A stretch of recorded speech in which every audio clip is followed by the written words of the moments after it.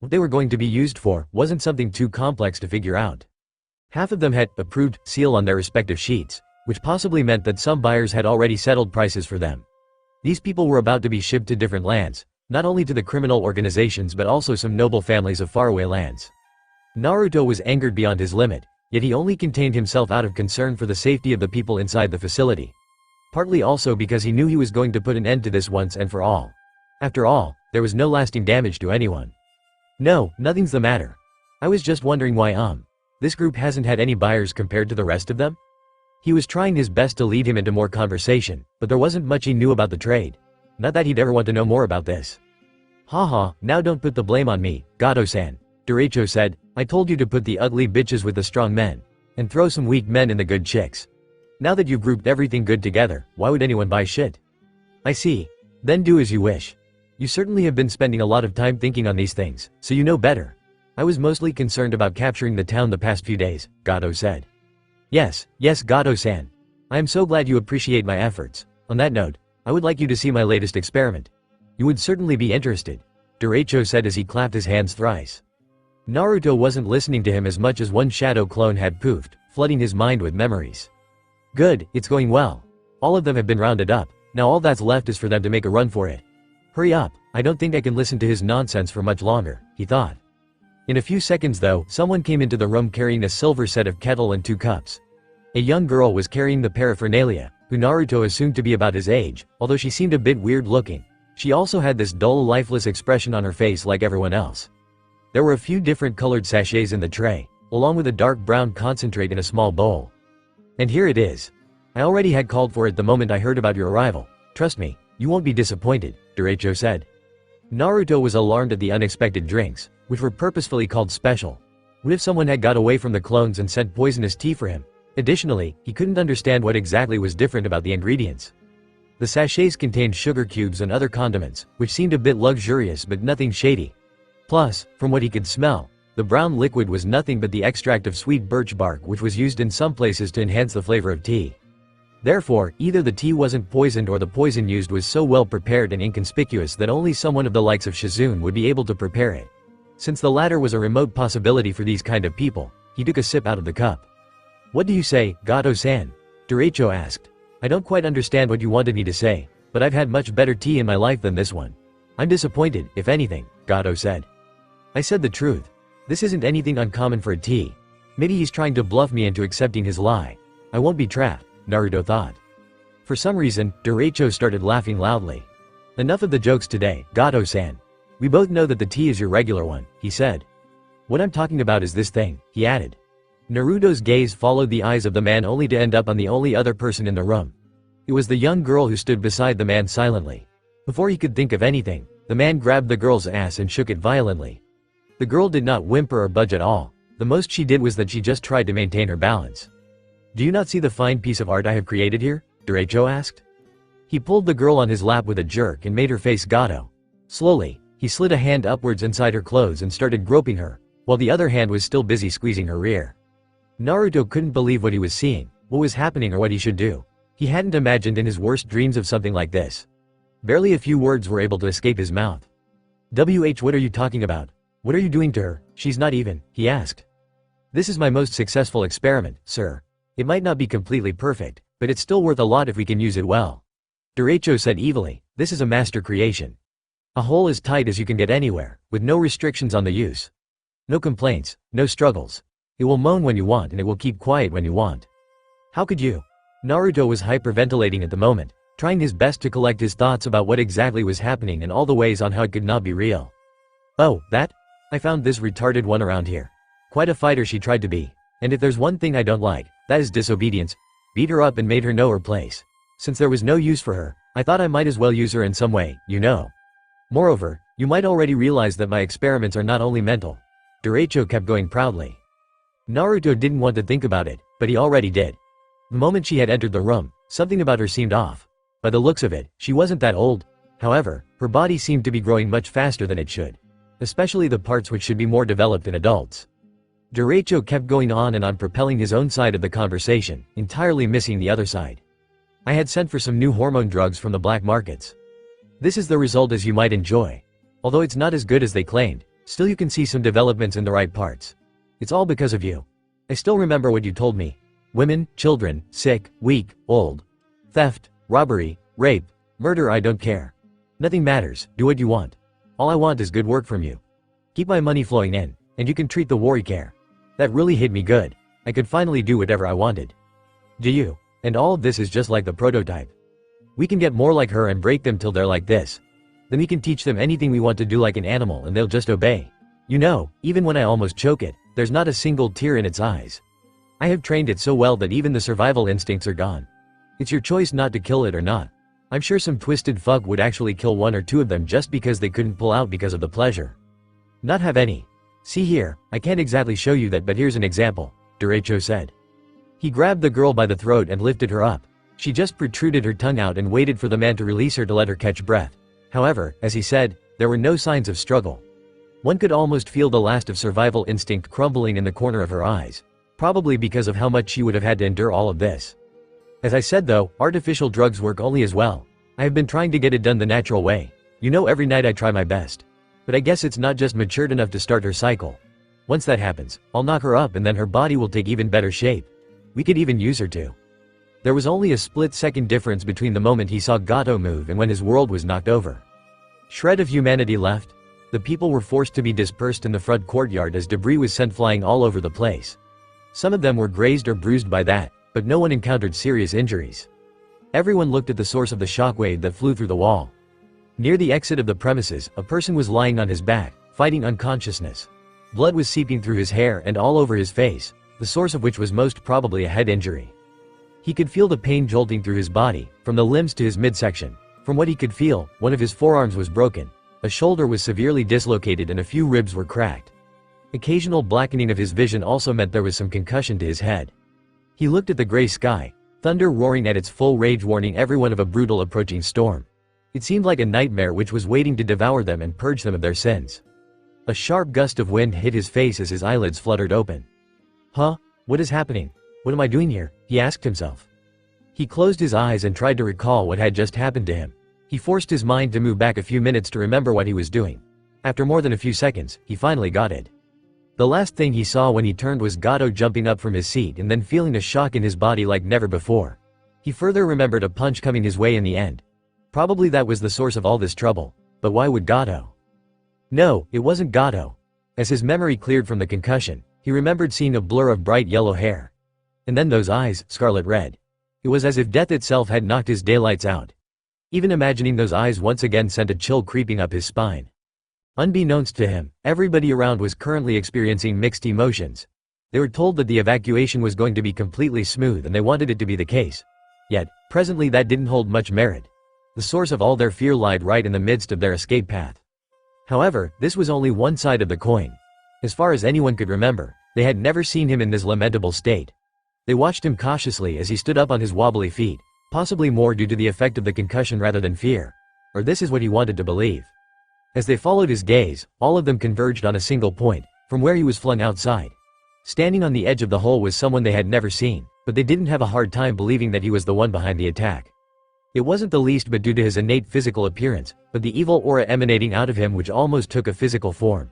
His eyes burned bright red, whiskers took a more beastly form and the edges of fangs could have been seen under his lips. Most of all was the killer intent radiating from his entire being, intimidating every single soul present there. Some could feel their heart throbbing, others took a few steps back and no one could meet eyes with him.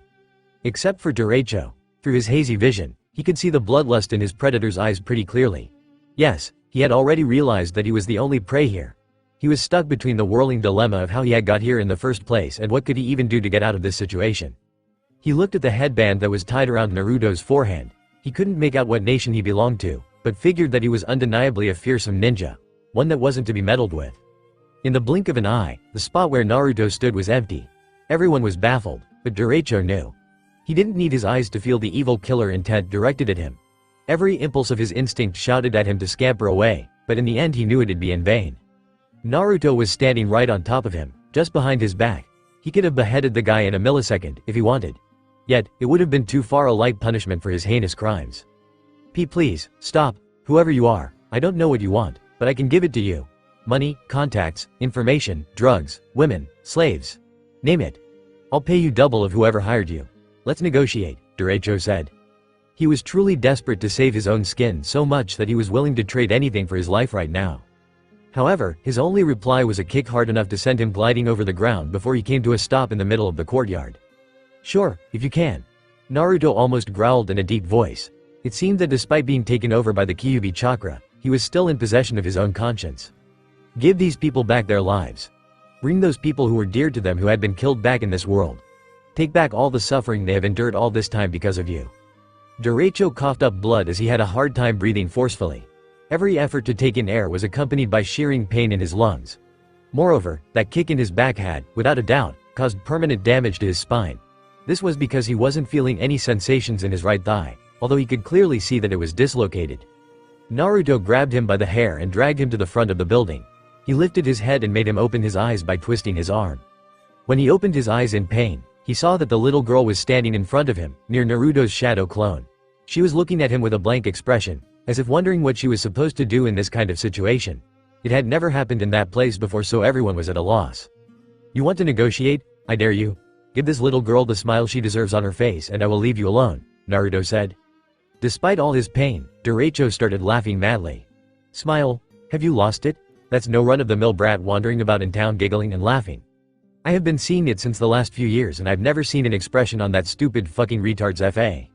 He suddenly shrieked in agony as Naruto lodged all his fingers into the ground with the use of senbon needles. Naruto shoved his head to the ground with his foot. Thought so. I don't need to hear another damn word from your mouth about her. And next time you refer the young girl as some object, will be the last sentence you ever speak, Naruto said. Everyone was quietly listening to the wails of them day and night. After all they had been through, nobody was particularly enthusiastic on enjoying any form of violence, but this had to be done. They knew hearing his cries was the only thing that would keep them from breaking cold sweats and nightmares in the future. It was necessary to know that he was as much flimsy a human as they were. I'm not going to kill you right away. You should stay here and repent the last moments of your life writhing in agony as you recall what barbarity you brought upon these innocent men and women, Naruto said. By this time, the red aura around him was dissipating into air. His facial features were turning back to normal and his eyes had once again taken the usual shade of blue. Jiraiya started laughing while coughing up blood at the same time due to his injuries as he said. Celebrate while you can. Gato-san is not so naive that he will fall into any of your traps. He has called up numerous notorious mercenaries to crush the wave reform once and for all. Even you will be powerless when you face them. You had me by surprise, otherwise I could have let you taste a bit of my own strength. Regardless, you should have gone to the town to save your people. Instead, you stumbled upon here to save these few useless shits. My brother would have taken control of the whole town by now. A deafening bolt of thunder roared across the sky. Naruto looked at the warning of the impending storm and calmly replied, Don't underestimate me. You're not the only one who's resourceful. Gato will get what's coming for him, and no power in the world can save him now. I have already been to the bridge, and everyone has been saved from the attack. You can't be serious. There's no way someone could do all of that in a single day, Jiraiya replied. Nevertheless, Naruto didn't have any change in his expression. Despite repeated cries of the trounced criminal, there was no changing the truth. In the end, the man had accepted defeat. All the eyes present there only held him in contempt, and nothing else. Naruto snapped his fingers and shouted, Show's over, Popol. Now scram like hell. There's no telling how bad this weather can get. It would be better to reach as close to home as possible before the downpour begins. When I reach back tomorrow, I expect every last one of you to be there. So watch out for each other until everyone's safe. A moment or two later, more or less everyone got the message. Naruto looked at the young girl, who was still blankly staring at the half-dead figure of her master. It's alright now. You can leave. You don't have to listen to him anymore, Naruto said. He took her hand and pulled her towards the people to hand her over. Come, everyone is here to help yo. He was stopped in his tracks when he felt a sting in his forearm. Looking back, he found the girl biting him in order to free herself. He immediately released her, to which she reacted by turning back and running to the building. What's up with her? He instinctively spoke aloud. She won't come with us, no matter what you try. He certainly wasn't expecting an answer, as he turned towards the source of the voice in surprise. It was a woman from the crowd, looking at the little girl. And why is that? For that you'll have to know about her. After that, you will realize it yourself, the woman said. Naruto looked at the darkening sky above him, yet, he was surprised with himself when he nodded without any hesitation. The woman smiled at him weakly before she started. It happened years ago, sometime after Gato had set foot on this island nation, and along with he had brought this menace. She said, looking at the man lying in a pool of blood, the girl's mother wasn't one of us. She was kidnapped from somewhere far away and made to work on board a ship that brought them all here. She managed to sneak her only child into the cargo, and even managed to keep her hidden in the facility in one room or the other. We knew about her and nobody gave away the slightest hint about any girl being there. Many a times people just went and played with her. Her smile made people hope to survive the next day. However, one day, he saw her mother stealing some food from her own meal and taking it somewhere. It's sad that the girl had to be mentally challenged, else she would have easily sent her to make a living for herself in town by doing menial jobs, even if it meant denying her heart. He found their secret, and he abused the mother in all possible ways one could think of. She took it all without fighting back, if it could mean saving her child. However, he had no intention of leaving the kid alone. She's clearly no use of us as labor with that weak body and stupid mind. Shall I throw her away with the trash or let's see, can I make some other use of her? I remember that's exactly what he said. Infuriated at his suggestion, her mother lost her composure and flung at him. The woman gulped a lump in her throat and started sobbing. I don't want to remember how it happened, but she was beaten to death right after. Watching her mother in a state like that, the girl started screaming and shouting in panic. He slapped her and dragged her alongside himself. Looks like I'll have to take care of this myself. That was the last thing we heard before he had taken her away. We were worried about the girl, but everyone was powerless to do anything. Since that day, she hasn't ever smiled. A drop of water ran down Naruto's cheek. He looked at the sky. It had started drizzling. Was it the rain, or was it him? But it doesn't end here. After that, a cheerful young woman had also been brought here to work. Hearing the girl's story moved her more than any of us. She had decided to get her out of the place even if it cost her life. Slowly but gradually, she befriended the girl enough to make her trust her. Nevertheless, that was also a trap. His men already informed him of their fishy behavior. On the night of her escape, he ambushed them and killed the woman on the spot. After that, he took the girl back to his room like nothing had ever happened. He's been conducting some sort of human psychological experiment on her since then. The girl doesn't take to anyone since then, and any attempt to make contact with her goes useless. The woman started crying. She's just too empty. It would be best if you would leave her somewhere in the forest and forget about her. That is probably what's best for her. Let's have her rest peacefully. Naruto clenched his fist as he said, so you're telling me to abandon her, just like that? After all you've seen, how can you say that? What's best for her? Bullshit. You just don't want to take responsibility. How could you just leave her to die? Because that's the only way to end her suffering, the woman shouted in rage. Naruto was taken aback by the statement. He realized that she didn't care about the girl any less than he himself did. The woman calmed down and said, we would like nothing more than her to live life as a normal child. But everyone knows it's not possible. We can't stand to watch her in agony. All she's ever known is now gone. Before long, she'll try to kill herself. Please, I beg you, take her away. Naruto placed a hand on her shoulder. If you think so, I can't change your mind. If you want to leave her here. Please evacuate as soon as possible. The weather could get worse any second. Before you leave though, I'd appreciate if you could tell me her name. Tsuki. The woman couldn't look at him in the eyes and cried loudly. Everyone else felt her emotions, as they too were of the same opinion. However, some of them understood the seriousness of the situation and started mobilizing everyone out. Hesitantly, everybody left the compound and the only people left there were the girl, Naruto and probably a corpse. Naruto put on a cheerful smile on his face as he approached the little girl. Hey, guess what, Tsuki-chan? There's this really good ice cream shop in town. If you come with me, we can try all the different varieties to come, or I'll take someone else to eat them all. So are you ready to get some really tasty snacks? The girl kept staring at him vacantly, as the rain started picking up the intensity. You really should say something. If you talk, I can help. If you don't tell me anything, what can I do? See, I know you might think that it's bad to leave, but there will be good people to take care of you there. This place is not meant for anyone anymore. Do you understand, Tsuki-chan? She nodded her head in response, however it didn't seem as convincing as he'd have liked. Still, anything was better than nothing. He extended a hand to prompt her to willingly decide to leave with him. However, merely wishing for optimism doesn't always mean one will get what they want. The girl ignored his request and followed with something quite unexpected. She approached him and started tugging down at his belt, as if trying to open it. Naruto was at a loss for words. He instinctively grabbed the girl's hands and stopped her, although she was still trying to get him to release her so that she could conduct what was supposedly her work. What are you? Were the only words that could escape his mouth. Suddenly, there was this sound of a laugh. It was not even loud enough to catch one's attention, just enough to be faintly heard through the echoing sound of the raindrops violently striking the ground. Naruto slowly turned his head towards the only other person present in the courtyard. He saw Jiraiya looking at them with a bleeding eye while his mouth showed a few broken teeth.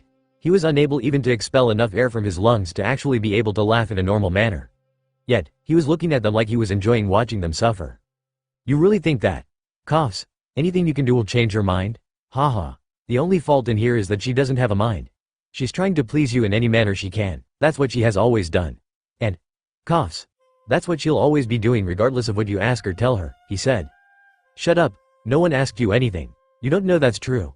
I can help her, she just needs to realize that. Naruto retorted. It wasn't just out of impatience that he didn't ignore the guy altogether because there was a feeling of doubt in his own mind. He had been trying to turn a blind eye to the assumption, but there was no running from the truth, whatsoever it may entail. Ha ha ha, exactly. If she could realize whatever the fuck you're talking about, she could have probably been helped. That's not a human though. It's an experiment. It's one of my successful creations. A mindless human robot that would listen to each and every command without any complaints. It's the perfect version of a slave. Watching you struggle in vain as you try to attempt something is outright hilarious. Ha ha ha ha. Naruto looked at the guy in disbelief, wondering how low can a human being fall. As he watched the man wriggle around supposedly having fun in his final moments, Naruto couldn't help but wish to get back at him. Do you remember I told you that I had already been to the bridge and the townspeople have been saved from the attack of mercenaries? Jiraiya wondered why he brought up the topic now but replied, so what, even if it's true, that doesn't make any difference. Even if the attack was repelled today, Gato-san will just multiply those numbers and vandalize the whole place with brutes later. How long will you stay to protect these people? Not forever. Weird, huh? Last time I checked, multiplying anything by 0 doesn't make a difference, Naruto replied. What do you mean by that? Do you mean to say that those puny townsmen killed everyone? Horseshit, like I believe that, Jiraiya said. Nope, the people didn't kill anyone, but still there's no one left alive. As for your brother, I'm sorry to break it to you but he's probably floating somewhere in the ocean with a knife in his gut. He was killed by the demon of the mist in cold blood. You believe that he can't do it too? The muscular guy was looking at him in disbelief. You're lying, aren't you? Shinobi have done nothing but deceived people since the beginning of time to fulfill their agendas. You just want to break my will, don't you? Naruto replied with silence. Liar. That can't be true. My brother must still be alive. He has been hurt many a times but always managed to survive. He can't die before me. There's no way he's gone. I have been doing all this so that we could both get money and power and everything we ever wanted. We can't. He can't. This can't be. After more whining and shouting and crying, Jiraiya came to terms with the fact that everything he had was snatched away in the blink of an eye, and that no one in this world was there to support him in this pitiful state. He just lied there drowning in his own emotions waiting for his last breath. For some reason, that didn't please Naruto at all. However, he was glad that he won't have to listen anything bad about the young girl. Tasuki-chan, say something. Do something. Smile, laugh, cry, shout, scream, run, jump, fight. Anything. Don't just stand there, lifeless. Naruto was completely in tears by now. He knew it wasn't just the rain. His eyes had started to hurt. Nothing he could do which could bring the girl back to being human. She was staring into oblivion as if she was able to look in a different reality. Judging by her look, it didn't seem she was living a life like anyone else, if at all. He knew. He had noticed from the beginning. For some reason, whenever the Kyuubi chakra flowed through his body, he was able to sense much more than just chakra. It was as if he could feel people's emotions. Love, anger, malice, fear, joy, anguish. Everyone had some sort of emotions going on in their head, no matter what the situation be. Only thing was, he couldn't feel anything from Tasuki. There was nothing going on inside of her. She stood there, as soulless as a doll, which existed only to obey her master's wishes. Neither did she feel joy at being saved from her tormentor. Not did she feel any sorrow at being abused for the longest time, be it verbally or physically. A shell was all that was left of her existence in this world. Naruto looked around in angst, addled at the situation in hand. He had worked hard all his life so that he wouldn't be helpless when the circumstances demanded. Yet, for all his ability and skill, there was nothing he could do to console the young girl. She was too far away to reach. He knew that it wasn't something you could ever train or learn to handle. Even if the Hokage himself was stuck in such a situation, what could he even do? He wondered. The pressure of searching for the right solution was slowly but surely reaching him. However, in the end he understood that there was no other way from the beginning. No one was there who could help her from this insuperable predicament. Her mind was subjected to torture and her body was violated so much it was virtually destroyed. For a moment, he remembered what the people had suggested him, that it would be best to leave the girl alone somewhere far away in the woods. Or rather just leave her at this very place. He realized why they chose that option. It wasn't because it was best for the girl, rather because of the fact that it was the best way to avoid responsibility. Everyone knew that there was no optimistic solution, and that is why no one wanted it on their conscience. Naruto had no doubt in his mind that he would not be able to go with that option. After all, if he turned back on her now, he'll be a coward in his own eyes for the rest of his life. His goal, his dream, the title of the Hokage. How could he wear the hat of the cage knowing that he could possibly turn his back on the village one day, just like he did back then? If he couldn't face the responsibility of a child, how could he be entrusted to shoulder the future of the entire village? He reached for his sword and pulled it out of the sheath. Never in his life so much while handling a blade. It wasn't easy, he wanted to let go of it every passing moment. Yet, he knew that it wasn't just possible. It had to be done, and no one was going to do it but him. The sound of the rain had ceased to reverberate in his ears. He looked at the mercenary mildly. At a glance it may have seemed he was dead, but he could still notice slight movement of his chest. The latter didn't have much time though, he was almost at the brink of death. As he looked around, he could notice the emptiness of nature around them. There was not a single bird or animal nearby, all having taken shelter under this cruel storm. He looked at the girl once again. There were only the two of them, staring at each other with emotionless expressions. Naruto lifted his sword at the young girl and aligned the tip at the center of her chest. As the tip of the blade made contact with her, she looked at him with a confused expression. She did not know what she was supposed to do. She stood there as calmly as she had ever been. On the other hand, Naruto felt palpitations in his chest. How ironical. He was losing his focus, hyperventilating out of his lungs and struggling to find balance. He couldn't accept the reality of what he was about to do. I don't know if it's the right or wrong thing to do. I don't know what I'm supposed to do. I don't even understand what and why I am doing in the first place. All I know is that I have decided to take action out of my own will and that I will have to take full responsibility. Naruto's voice cracked while completing the sentence, as he had to take a moment before he continued. You don't have to bear the burden. You were never wrong, Tasuki-chan. The world is what had wronged you. You were just a kind soul who had to bear the world's hatred. You have endured enough. And if I can do anything to relieve you of your suffering, I would gladly do so. So please, it's a request. You don't have to forgive anyone. You don't have to forgive me. I just ask of you one thing. Please. He clutched the sword with all his strength and drove it through her heart. He didn't think twice after saying these words, lest he could never go through with the ordeal. There was no going back. He had done it. He had never imagined that he would have to take an innocent person's life, let alone willingly. It broke his heart more than anything else. Yet, he believed that the price paid would be well worth if only she could. Rest in peace. The girl felt her chest suddenly contract as something just went through her body forcefully. She wasn't aware of the specifics, but it didn't feel alright. She was confused as to why it did happen, as she must have done something bad to get some punishment. Naruto pulled out the blood-soaked sword from her body and dropped it on the ground, as he looked at his hand which was covered in red. As soon as he had done that, a spurt of blood ejected from the wound and eventually stained all of her clothes crimson. Profuse bleeding started to occur through the wound as her heart was cut through on both sides. Consequentially, a sharp pain shot up to her brain which analyzed the sensation as one that would, without a doubt, lead to imminent death. All her survival instincts shut down as she processed her final moments free of any inhibitions. There was nothing that could keep her in shackles anymore, as she would be liberated by death itself. Her final moments were probably one of the most relieving time of her unfortunately short life. Nevertheless, she had yet to see something she always wished to. Something she had always kept locked up in the depths of her persona, shielded by the protective mechanisms her mind had adapted to survive.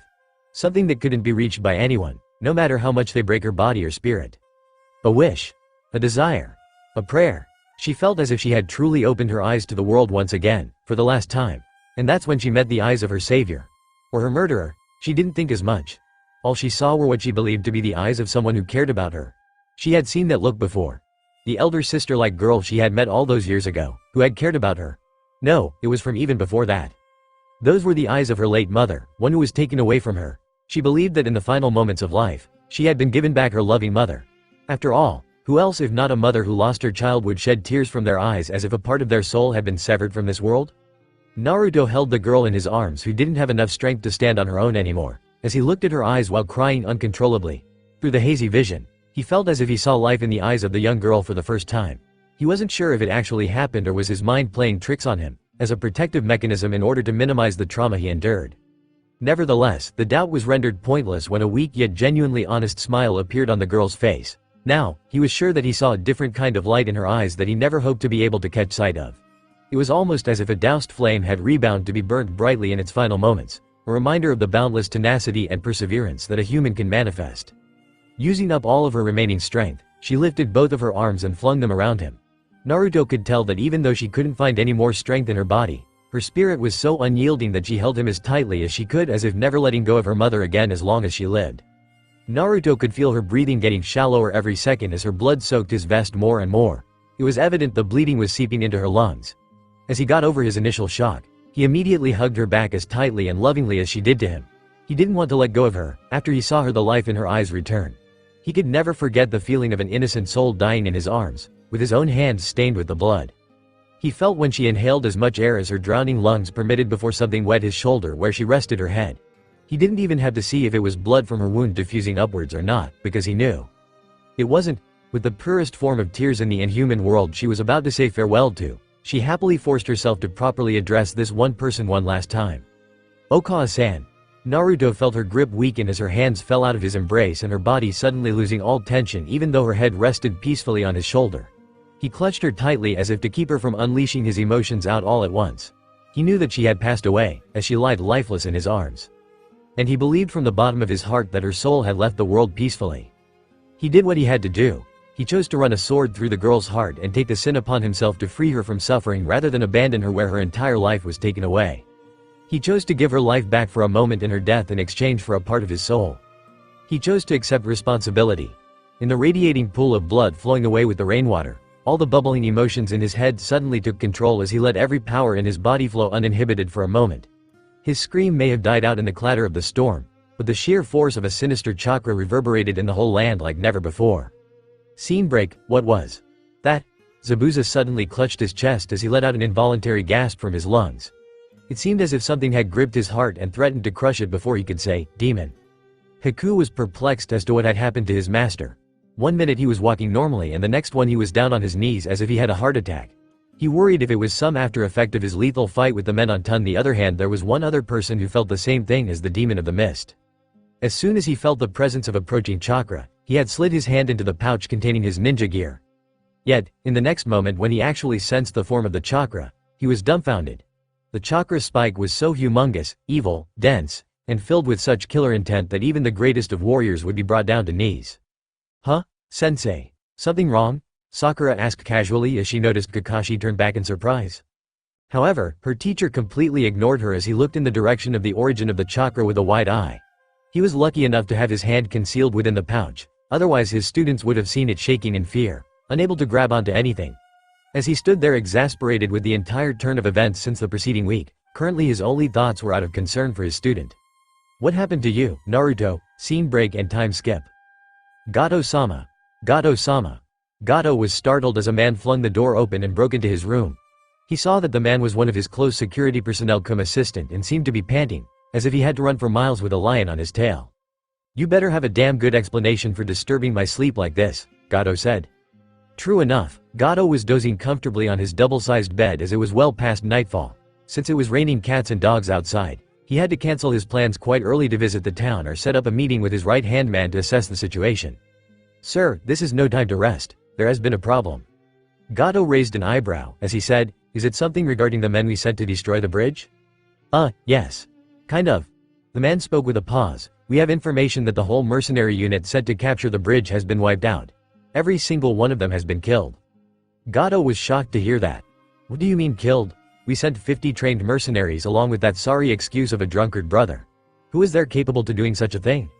The man replied, "We were informed that everyone was killed by the demon of the mist, along with Izquierdo.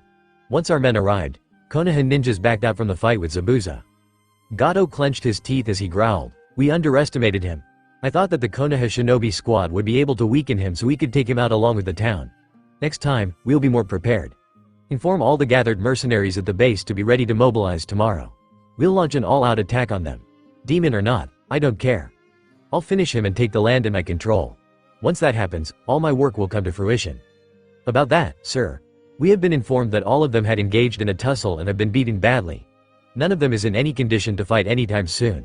Every captive from the mercenary base has been freed, and they have joined the townspeople." "What? Those stupid bastards. I pay them to work for me when I need it and that's when they have to engage in some infighting. Fuck those dumbasses," Gato said. "I believe there is some misunderstanding, Gato-sama. There was no infighting. All of them were supposedly defeated by shinobi from Konoha." "Konoha? Just how much is that village interfering into this matter? I left the land of waves nothing that could let them pay the shinobi village handsomely, so why are they sending so much reinforcements?" The guy flipped a page in the notebook he was holding in his hand and said, "Gato-sama, this might sound unbelievable but the reports state that there were no reinforcements. One of the ninjas who was present on the fight on the bridge infiltrated the base and defeated each and every one of the mercenaries." Gato was caught off guard by the statement. "A single shinobi? Are they sending their elite forces after us? This is just getting more and more puzzling. I shouldn't take any decision in a hurry. Call Jiraiya and fix up a meeting with him as soon as possible. Tell him that he should come here at once, after this storm passes. I hate the weather here. Once I've established control over the place, I'm leaving to live somewhere better. Although, I wonder if the bridge will even be able to handle this storm. Maybe it'll just crumble by itself, haha. The man dropped his head as if in regret more than disappointment as he said, that won't be possible either, Gato-sama. Further reports aren't very clear, but it seems that the shinobi hadn't stopped at the mercenary base. A worker from the operations base established contact with us just now. According to him, all of our men there were done for and nobody knew what had happened. He said that he was going to flee along with a few others who are still able to, because as per his eyewitness report, he saw the dead body of Jiraiya-san. He was lying in the rain out in a battered condition right outside in the front yard. Gato felt as if the earth had been pulled from beneath him. Wait, Jiraiya has been killed. But, how? What's happening out there? How can a single shinobi neutralize two of our entire base of operations and save the bridge on the same day? I don't believe it.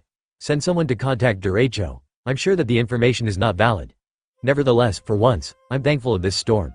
Otherwise, we'd have been at risk for an enemy attack today itself, judging by how the situation is being reported. About that, sir. Gato became too irritated by his constant holdups and shouted at him. What is it now? Don't dawdle around, get to the fucking point already. The man got scared as he said, well, actually I was in a hurry because it seems that the ninja has already entered our. Suddenly, the ground shook with such force that both Gato and his assistant lost their balance and hit the floor. It seemed at first that an earthquake might have been the cause for such an occurrence, however the shockwave with which the whole building shook insinuated that the cause was much more organic. Even with the sudden development, Gato had listened enough that he could make out what exactly was going on. He immediately stood up and ran towards the direction of the huge hall in the middle that could be seen openly from all the floors. His assistant took after him a second or two later. As Gato reached the parapet in a haste, he looked over to verify the cause of the circumstances that he was told. He didn't want to believe for a second that all that was happening was real in any sense. Maybe he was still sleeping and had a nightmare? That he would wake up the next day to find the bridge destroyed and the demon of the mist killed.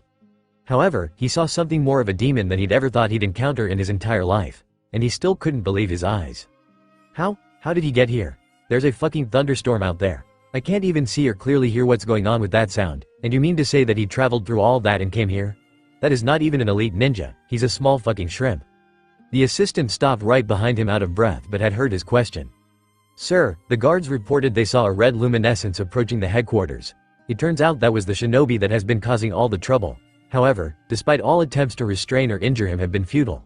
He has just been walking towards us without anyone being able to halt him.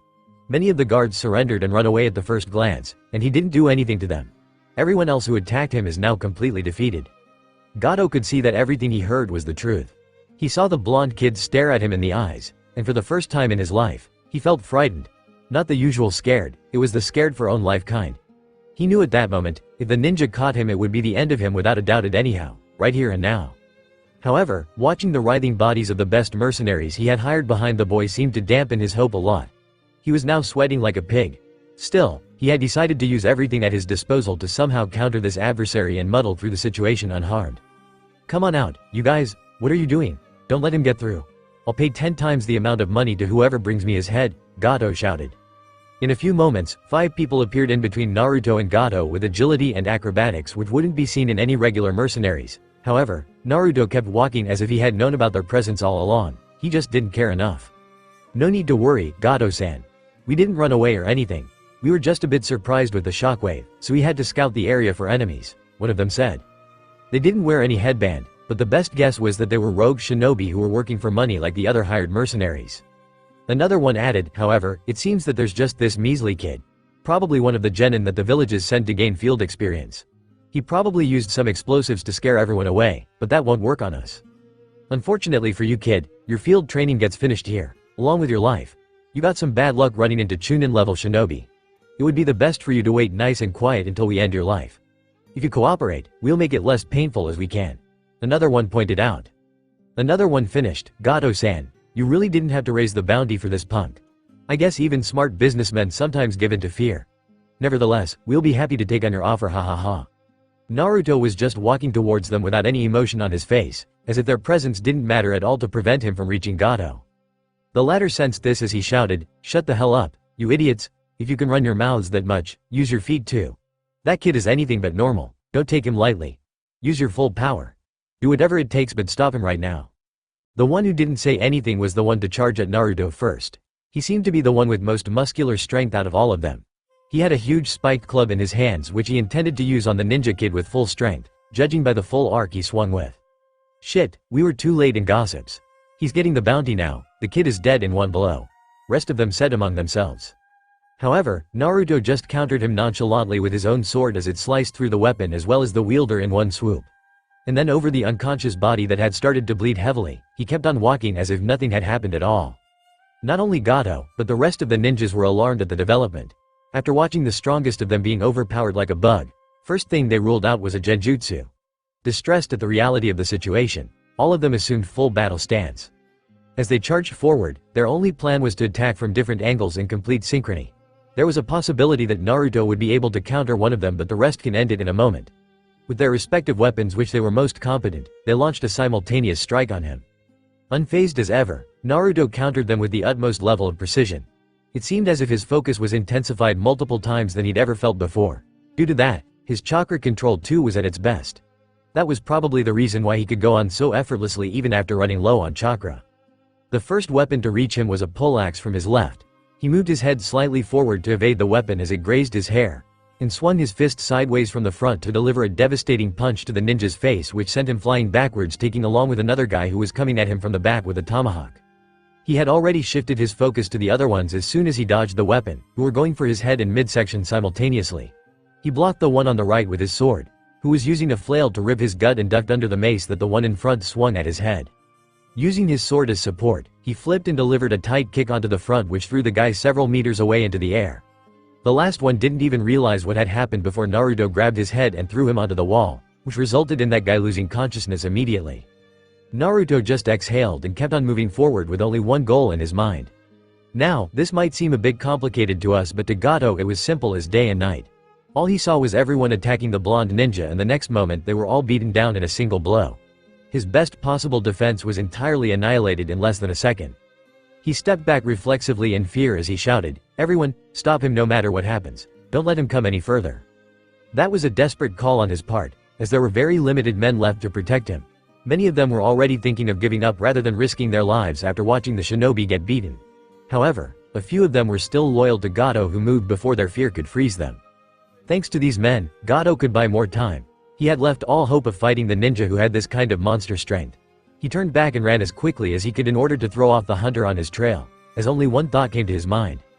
How the fuck did I even get in this situation? It was still some time until midnight, but the sky was darker than ever. The gale had brought in clouds which were pouring torrents after torrents, and one could only hope to find a suitable shelter until the storm passes away, before they themselves do. Amidst the downpour in the darkness, two faint lights could be seen moving slowly. On a closer look, there were two men holding lanterns in their hands who were moving into the woods. Since there would be no animals to hunt in this rainstorm, there was only one explanation. They were the prey. The short one looked back for a moment as he tried to move against the ample force of the wind, and said, "Hey, shouldn't we put off the lanterns? What if he sees the light and follows us?" "Gato-sama, we have no other choice. We won't be able to see even one step ahead if we don't use the lanterns. We don't have any moonlight to help us. It's pitch dark everywhere," his assistant shouted as his voice almost died down in the rain. "God damn it, how long until we reach there?" Gato asked impatiently. "Still a long way to go, Gato-sama. We can't locate the minor landmarks in this weather, so we'll have to move slow and cautious," the assistant replied. "Oh, fuck this. Damn it all." Gato was trying to get to a small ferry which was docked at a secret pier they had built for such an emergency situation. It was situated inside a cave-like enclosure which would help protect it from the weather directly and also cut off the intensity of the violent sea waves. Although there was a way through a dirt road which could be used with a horse carriage, the circumstances weren't normal to go for that option. Instead, they used the woods, which would not only guide them through a shorter path but also keep them cover from the enemy. However, Gato still wanted to run away and hide somewhere as safe as possible, because he knew that the shinobi would come after him sooner or later. That's why he couldn't help but look back over his own shoulder time and time again out of fear. "Look, Gato-sama, there's the halfway mark. We just have to turn around this tree like this and we'll see a boulder that..." He stopped talking and halted suddenly as Gato, who was looking back, didn't notice and crashed into him. "You moron, keep moving. We can't afford to rest, very one by now. If we don't hurry, he may catch up to us. Even though there's this weather, I can't help but fret that he might be onto us somehow." His aide didn't reply, but Gato saw his feet, which were shaking a lot. Wondering why was he acting like he had seen a ghost, Gato moved beside him as he was too short to look over his shoulder. All the color drained off his face just like his companion when he saw a familiar figure sitting on the boulder, with his hands resting lightly on the sword which was wedged slightly into the ground, as if waiting patiently for someone. The lantern he was holding dropped to the ground and was doused at the impact itself. Gato ran away without sparing a single moment to look at the beast who had come to take his life. He was far too scared to confront the enemy. If he was beheaded from the back while running away, then so be it. But he'd die of a heart attack first if he looked into the monster's eyes. His assistant took after him immediately after in fear of being caught first. However, Gato abruptly came to a stop when he saw the same person standing on a tree branch a few dozen meters in front of him. He changed his course again only to find the same guy blocking his way to escape. Desperately, he ran around in many directions but he could only find the same experience over and over. Frightened, he looked back only to find the woods occupied with the same person everywhere. And moreover, the most terrifying fact about them were their glowing red eyes. He ran away once again where he thought he could escape, as he didn't want to accept the reality of the inevitable confrontation. However, he felt hopeful for once when he saw a bit of light coming into the woods. He felt that it was the exit they had been looking for, and that there was still a chance to escape. Fortunately, he didn't encounter the boy this time and he didn't dare to look back to check anything. He felt relieved when he stepped out of the woods, but his blood ran cold when he realized that he had expected too much for it to be actually true. What he had found was merely a clearing at the edge of the forest which ended as a steep cliff adjoining the ocean. The sea came violently crashing into the rocks and it was plain as day that there was no way to escape into it. He heard a thud behind him and jumped in fear as he looked back reflexively. He sighed momentarily in relief when he only saw his aide who had fallen on the ground after he had stumbled on a tree root in the darkness. But as he was trying to get back up, a hand grabbed his leg and pulled him into the woods once again. All Gato could do was scramble backwards as he heard his only companion's voice die down slowly and cease to resound completely. Subsequently, emerged from the forest a figure that he had desperately attempted to evade yet failed miserably. The blonde ninja had advanced towards him all the same since the beginning, no matter what he threw in his path. In the end, Gato had also come to believe that he didn't have any possible way to run away from this situation. He was purposely led here by the ninja, and this was also no mere coincidence. But maybe there was a way to bribe his way out of here. Look, we can negotiate. I can give you everything I have. A deafening loud thunder roared as lightning cracked in the dark sky, illuminating all of the region for a brief moment. Gato had got only a glimpse of the ninja's face, but that was more than enough for him. Dealing in business since forever, and a shady one at that, he had developed a somewhat accurate sense of guessing the other person's state of mind by judging his expressions subconsciously. And he had no doubt, this was not a guy to negotiate with.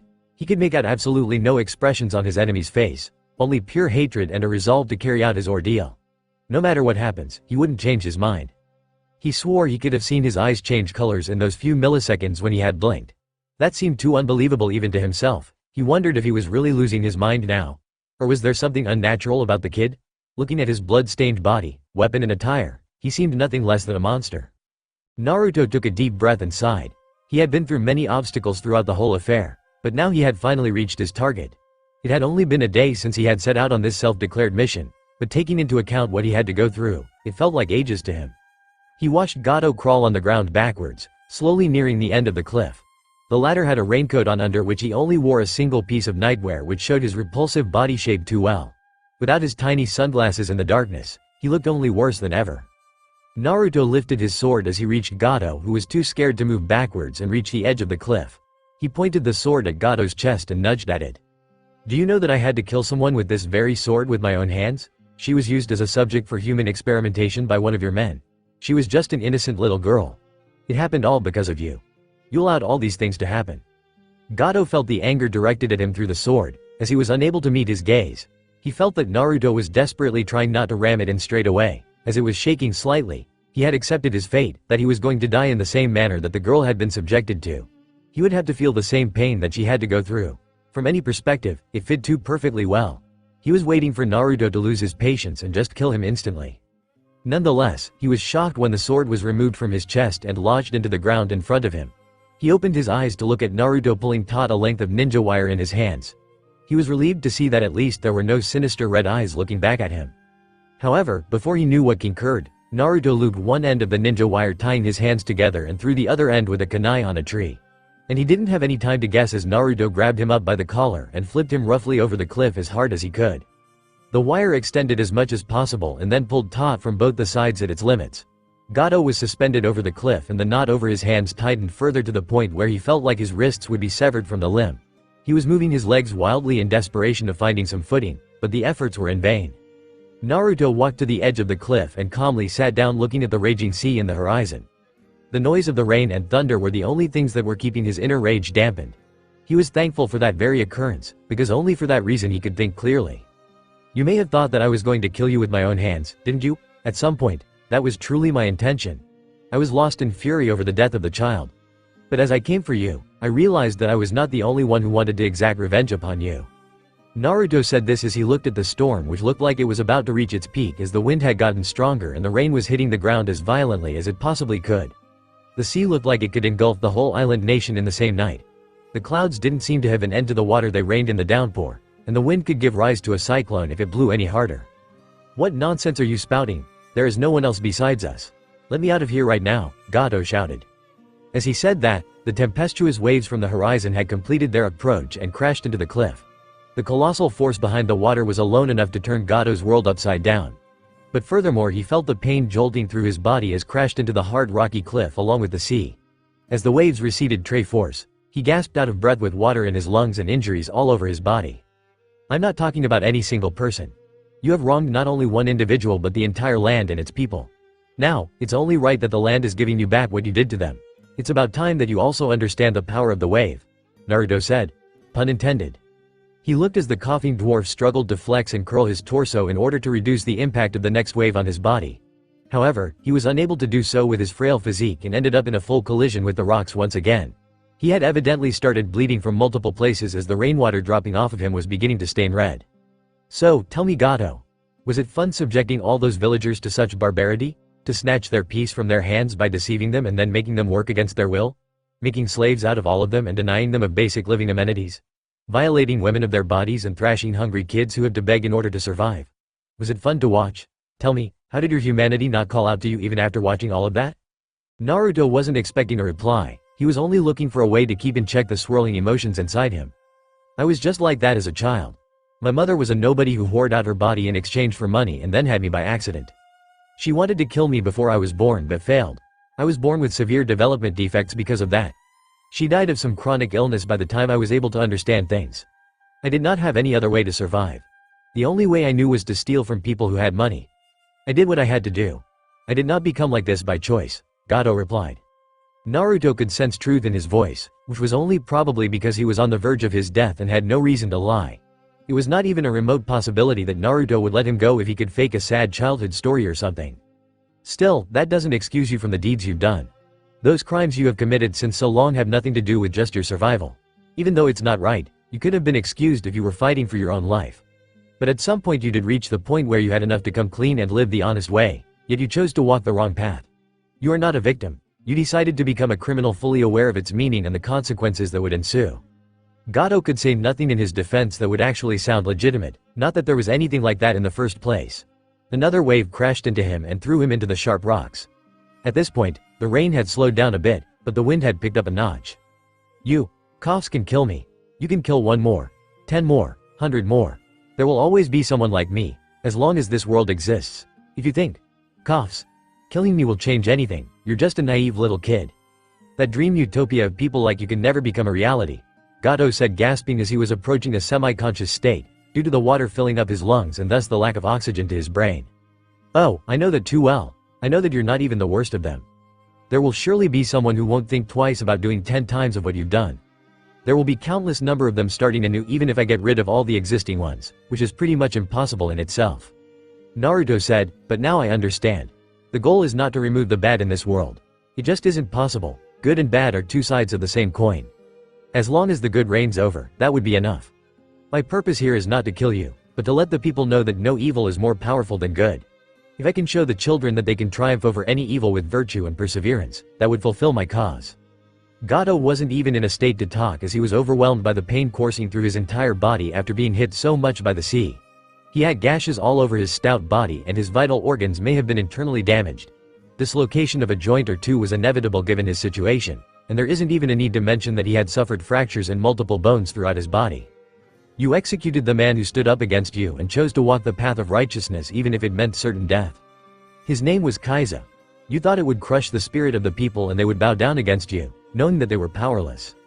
Naruto continued, however, you can never overconsider the resilience of us humans. The people stood up against you once again as they built the bridge even if it meant risking their lives. His death signified that no matter what happens, they won't give up again. Today, it wasn't me who defeated you. It was the perseverance of the souls of the people that consolidated into a force that swept you. He stood up and looked down at Gato, who was on the verge of losing consciousness. His movements had already been diminished to a minimum. It was only a matter of time before he would lose all sense of happening and be out of the count for good. I wanted to finish you off myself so badly. After what happened today, I will never hesitate to kill anyone if it means I can protect the ones who are precious to me. Nevertheless, your life is not mine to take. Your final judgment will be carried on this land itself. I am done with you. Your fate now rests with the spirit of the wave. Farewell. I hope we never cross paths in this life. He turned back and walked away from the cliff after taking his sword and finally putting it back in the sheath. Since he had accomplished here what he came to do, his body started showing signs of fatigue that weren't being noticed anywhere earlier. With the wind blowing hard against his face and the rain obscuring most of his vision, he felt his body losing strength. He wanted to lie down on the ground and close his eyes, letting his body recover all the lost strength. No, I can't. I promised. Kakashi-sensei. Everyone, they're waiting for me. Yet, he found the strength to take one more step, and then another, and yet another. He had swore to the people that he would return by dawn, and he wasn't the one to go back on his word, no matter what. Therefore, withdrawing strength from pure determination, he set out to reach his comrades. He set out to reach the bridge, he set out to reach the people. Back on the cliff, Gato was hanging on the brink of unconsciousness. He wanted to believe that it was all a dream, and that he'd wake up in his bed from this nightmare. Although, he suddenly felt as if death had approached him. He forced his eyes open to see if it were really true, and unfortunately his instinct was right on spot. The last thing he saw was the most humongous wave he had ever seen in his life, and it was right on top of him. The wave crashed as high as almost up to the top of the cliff, and the whole ground shook courtesy of its absolute sheer force. It was enough to wipe away any blot on the land of waves and wash off any number of sins that had to be swept away. As the wave receded, there was no sign of any life form anywhere on the entire cliff. The sea had engulfed all of the evil. A new beginning could now be created in the chapters of Nami no Kuni. Scene break and time skip. Naruto was at his limit. He had traveled back to the bridge after he somehow found the small ferry that Gato was planning to use to escape the land. He had to do that because he knew there was no way he could go back on foot. It was plainly impossible. He remembered the directions fairly well and managed to reach the bridge by dawn. Fortune favored him quite well, as the storm had slowed down considerably by the time he reached the ferry. Otherwise, it'd have been impossible to navigate the waters in the violent storm. Currently thought a sign that there had been a storm last night. He had docked the ferry by the bridge and walked up to the land in hopes of meeting everyone else. When he reached the dirt trail though, he was quite shocked. It showed the directions to reach certain places which were located on the mainland. This was important because it would mean he had reached the wrong side of the bridge, and set foot on the mainland instead of the land of waves. Exasperated, he was almost about to leave hope and settle down somewhere around to rest when he caught sight of something he couldn't believe. I thought I saw the bridge and that's why I turned towards this side. Since I reached the mainland, I thought my mind was playing tricks on me before. But what's this? No way, it doesn't seem real, Naruto thought. As the morning fog cleared up a bit, he saw the outline of the bridge on this side of the land. Unable to believe his eyes, he walked in the direction of the image. However, no matter how close he got, it seemed less and less of a genjutsu. He had reached the end of the path and the bridge had commenced right afterwards. He took a calm breath and set foot on the bridge. The foothold was sturdy as anything. He took another step and then another. It was real, all of it, but the question still remained. How? Just yesterday morning he had left the thing in a different condition. While he stood there perplexed, the sun cleared up all of his doubts. The first rays of sunlight in the morning pierced the mist and started to illuminate the land and the sea. He could make out the whole length of the bridge starting to be visible as it stretched across the waters. However, what was more surprising and uplifting at the same time was the scene that played before him. He saw all of the people of the town present on the bridge, along with his superior and his teammates. Tsunami was offering drinks to her father Tazuna, who looked quite exhausted, while Inari was running around playing with some kids. Everyone looked almost as fatigued as him, but they had a smile on their faces which stemmed from a genuine sense of accomplishment. Kakashi was the first one to notice him, as he started walking towards them. He could see the people taking notice of him one by one, and the crowd didn't seem to cease getting louder and louder. He was on his last legs, but that was the last thing on his mind right now. He could even catch sight of some of the people that he had rescued from Gato's direct subjugation. After a comfortable while, the noise had died down. There was just a tranquil understanding between the people and Naruto. Both of the sides had successfully and diligently fulfilled their roles. Despite the harshest circumstances, they didn't give up and muddled through to achieve their goal. The people had decided to show him their resolve as he risked his life to save him from the misery, and Naruto was pleasantly overjoyed at the revelation, which was evident just by a look at the smile on his face. As the sun shone brightly upon the land, he formed a fist and raised it high up in the air, signifying their victory. Everyone replicated the gesture in affirmation. They had won. Scene break and time skip. His eyes fluttered open as sunlight shone through the window and onto his face. He had woke up a few minutes ago, but the drowsiness had still not left his eyes as he preferred to keep them shut until now. He felt comfortable within the comfortable futon and the sheets, and then there was this presence in the room which was so peaceful. Finally woke up sleepyhead. Naruto sat upright while he looked at none other than Tsunami, who looked like she was knitting something before he had come out of his sleep. She looked far more happy and content than she had looked back then. Wait, how much time it has even been? Good morning, Tsunami-san. I suppose I've been out for some time now. How long has it been since then? He asked. Good morning to you too, Naruto-kun. Right away with the questions the moment you wake up, just like a proper soldier. You shouldn't worry about it though, that was just the day before yesterday. Tsunami said, your friends and teacher are also here, waiting for you to wake up. You should probably apologize to Kakashi-san though, he was worried the most when he saw you in that condition. Before Naruto could reply, Kakashi himself walked into the room followed by his teammates. Naruto, up and about, how are you feeling? He asked. Naruto stood up and stretched his body. Never felt better. I'm back to 100%.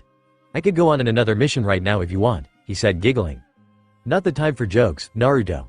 You have to rest your body and mind, or you'll wear yourself out pretty fast, Kakashi replied. Tsunami felt that there was some official business they might have to attend to, so she took her leave after uttering an, if you'll excuse me, I have to make some preparations for breakfast. Yeah, no kidding. I'm fine though, thanks for the concern. But you don't need to worry about me. I don't feel anything wrong anywhere at all, Naruto said as he watched Tsunami walk away from the room. That's good to hear, Kakashi said. Also, if you're well enough, I suppose you can tell us what happened. Naruto observed that even though Kakashi had put up the question, both of his teammates were equally inquisitive about the events that had transpired in their absence. Nothing much, Naruto said, not knowing what to tell them. All of them were surprised at his answer. They were expecting something or the other but nothing. Sakura was the first to express her opinion. You can't be serious. All of us saw you fall unconscious as soon as you reached the bridge and your clothes were in such a mess that you could squeeze blood out of them. Something ought to have happened. Naruto felt nauseated as he felt the recollection of memories associated with the previous day surface in his mind, but pushed it back forcefully. That didn't go unnoticed by Kakashi, but he chose not to force anything on his student. Well, I managed to rescue everyone that was held captive at Gato's hubs of operation. They were distributed at various places, so it was a tiring job. I fought a lot of guys, so don't make that big a deal of that blood.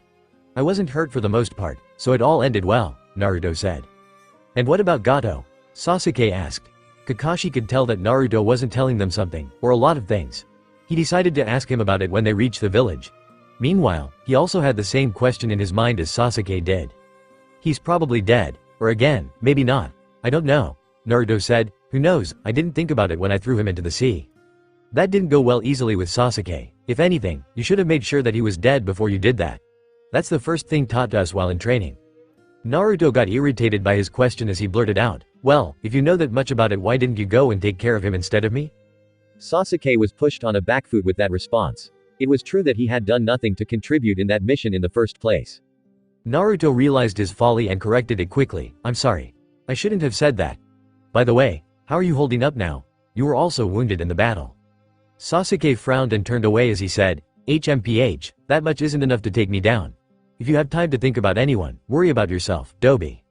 Naruto saw that even though Sasuke tried to sound condescending, he was just embarrassed a bit to admit his loss in the Battle of the Bridge. He left the room after saying that and was followed by none other than Sakura. So, what about this mission? We have taken quite a lot of our sweet time here. I think Gigi would be concerned. Shouldn't we go back as soon as possible? Naruto asked. Don't worry, I've contacted Lord Hokage and made him aware of all the details. He also offered to send a backup squad, but I refused time for them to reach this place before everything happened, so they would have been useless. I have been ordered that we can leave at our own discretion, so we'll do whenever I think you are well enough to travel back, Kakashi informed. That's good. Are Zabuza and Haku still here? Naruto asked out of curiosity. They didn't leave until you came back. The kid was very concerned about you. However, as soon as it was confirmed that you didn't have any major wounds or mortal injuries, Zabuza decided to leave along with him. According to him, they were still being followed by Hunter Nin and it was risky for them to stay at one place after exposing their identity in public.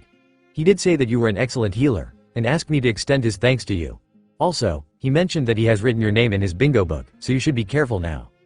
Naruto had just nodded in acknowledgement and laughed for some reason when Inari suddenly barged into the room. "Hey, you're really awake. I thought mom was just joking. I'll go and tell everyone." He didn't even stop to listen to Naruto, whose sweat dropped before he took off as fast as he had dropped by. Kakashi and Naruto looked at each other before the former said, "Looks like things are soon going to be lively around here." Scene break and time skip. A night of celebration was the one thing that everyone in the land unanimously wished for, and it was the evening. All of the people of the town had gathered at the square in front of the town hall. There wasn't probably a single soul who wouldn't have wanted to join the whole town in the night of the celebrations.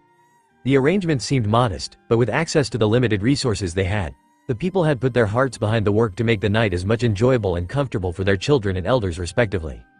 The shinobi from Konoha had been invited as honored guests to be present at the occasion, although everyone's prime focus was their hero, Naruto. They were escorted to the venue by Tsunade and his family, where everyone hogged around Naruto to talk to him, much to the annoyance of his teammates. The Konoha shinobi were seated in the front while the family of the bridge builder had also been invited to take seats beside them. "Ahem, your attention please, ladies and gentlemen." Everyone turned to the source of the voice, which was directed from a makeshift stage. The anchor was a middle-aged man who seemed to be one of the lively ones. Excited to hear the opening ceremony, the crowd quietened down real quick. "I humbly welcome all of you on this joyous occasion, when we have finally achieved complete freedom of our nation. For years and years, the tyrant Gato had been exploiting the land and its people mercilessly, and we were powerless to do anything about it. The bridge that would connect us to the mainland was our only hope, and I would like to thank Tsunade-san, the bridge builder as we all know, who worked tirelessly day and night to fulfill the dream that we all wished would come to fruition one day." A round of applause echoed through the crowd as the anchor bowed to him out of respect. Tsunade just waved his hand off lightly when the anchor offered him to say a few words, in an attempt to show some modesty. "However, it would be a lie if I say that it would have been possible with only with our strength. At the time of crisis, we sought aid from Konoha. Despite knowing that we had deceived them and they would be in grave danger once they set foot on our land, all of them risked their lives and decided to help us in an act of humanity. I would like everyone to applaud the shinobi from Konoha who came to us in the form of our saviors in this dire situation." A loud applause was heard and a few enthusiastic cheers arose from the crowd. Having said that, we all know that there was one among them whose contribution in liberating our homeland and rescuing our people was second to none. I don't have any doubts over the fact that no one will have any reservations even if I say that we owe him our lives and nothing less than that. He said in an ever-increasing loud voice. Even after crossing blades with the demon of the mist, he chose to shake off any concern over his own well-being and ran off to rescue those in need without a second thought. Each and every person in our land, be it children or the elderly, he gave them back their families and thus their happiness. We will forever be indebted to him, and we are grateful for that. A true hero, in all manners. I would like to have the honor to present to you our savior, our Lionheart, our paragon. Please welcome with your cheers, the one and only, Naruto Uzumaki. The crowd erupted into cheers and claps and howls like never before, and all of them were chanting in unison. Naruto, Naruto, Naruto, Naruto, Naruto, Naruto. Naruto was rubbing the back of his head sheepishly as he looked at Kakashi. The latter gestured slightly in affirmation as he allowed Naruto to take the stage and address the audience who was crazy over the blonde ninja. As he looked at Naruto walking to the stage, he had only one thought: I have a feeling that he isn't just going to utter a thanks and come back. This should be interesting. Naruto confidently walked up as the anchor happily handed over the stage to him and joined the audience. A very good evening to all the citizens of the Land of Waves. I would have liked to say, let's get this party started already, but unfortunately for you guys I'm going to take my sweet time today, he said. A few chuckles were heard from the audience. No one was impatient today. All of them wanted to hear him say whatever you wanted for as long as he did. First of all, I can't thank you enough for having us here invited to this occasion and giving me so much love. I'm overwhelmed right now. It wasn't just me who helped for the cause of making this nation sovereign and drive back the people who wanted to rob you of your freedom. Each and every person came out courageously to defend their homeland from a foe which was far more stronger than them, and that is the only reason why we're standing here today with our fate in our own hands. If anyone should get the credit, it ought to be the builder Tsunade-san. He undertook the mammoth task of constructing the bridge that would mark the first step of retaliation against the tyrant businessman as his own responsibility and worked extensively and diligently at the risk of his own life at such age, so that the countless children of his country like his own grandson could live with their heads raised in pride. At the threat of the enemies, he took the journey to Konoha alone so that the hopes of the people who had put their faith in the bridge would not get crushed. You have done a great service to your nation, Tsunade-san. Everyone is proud of you. I never thought that I would have to hear that from a child, but oh well. I guess it's okay this time. Tsunade thought with a chuckle. Now, coming to my focus of this talk, I would like to ask all the people something. Naruto said as everyone kept a pin-drop silence in order to listen to him. What is going to prevent such a tragedy from befalling this land once again? The people were confused at the question and the brief manner in which it was presented. The anchor was the first to become the voice from the crowd as he said, "I'm afraid we didn't get the question, Naruto-san. We thought that Gato was already done for, and he will fight again if we have to." Sensing how the guy had trailed off in the end, Naruto knew he had to prompt the answers himself. Gato wasn't the only bad person in the world, as I'm sure you all know. However, I would like to ask you, how would you fight off the enemy if it happens again? Take all of your farm equipments and utensils to the bridge in order to fight trained mercenaries? Struggle for years to fulfill a single hope such as the bridge and live a life of misery until date somehow grants you the freedom you deserve? Everyone was still silencers. True, they were going to celebrate the freedom they had achieved after such a long time, but no one had taken a single moment to worry about the future. Everyone knew it was inevitable, but no one had the courage to voice their thoughts. The fact that you have achieved complete freedom right now is nothing more than a fluke. Also, it's so transient that someone or the other like Gato would probably already be planning to take up his place, and by the time we're done with these celebrations they would be on our doorstep. Gato was totally caught by surprise, and all of his hierarchy and organization was demolished in a single day. That was the only reason he lost. But it was a fortunate incident for us, because in real life that doesn't happen a lot, if at all. Warfare is never only physical, especially on such a large scale. In a long-drawn conflict, the masses are the ones who suffer the most. I heard that even Gato hadn't used force to capture this town initially. He was strategically building up his connections and contacts to cover the entire region. Tell me, who is the one that gave him access to the ports where he docked his ships, or the community houses where he filled up his subordinates, or even the minor pieces of land distributed throughout the region where he built his offices and supply houses? The people were silent at first, but Naruto didn't proceed. He wanted to hear something. This was an interaction and not a seminar. The anchor once again voiced the public as he gulped and said, "We have a municipal corporation that leases the ports and community centers. Since we're a port town and this land is a prime hub for transport, we were delighted to accept the generous amount of money we got in exchange for that. As for the lands, Gato bought them from the people at such a handsome price that no one had any reason to refuse. How could we have known that it was a trap to lay siege on our land?" "You proved the point pretty well, thank you." Gato played with his mind. He knew that nobody was looking even if some places were under his control precisely because this place is just a bunch of peace-loving people who think that the world is as naive and pacific as them. And the bigger point is, even if someone or the other noticed, what would they even be able to do by themselves? It isn't common that everyone gathered together and listened to a single person with such interest as fortunate as me today. So, tell me what you would do to protect the peace you have fought so hard to achieve? Everyone looked at one another but no reasonable explanation or plan came to their mind.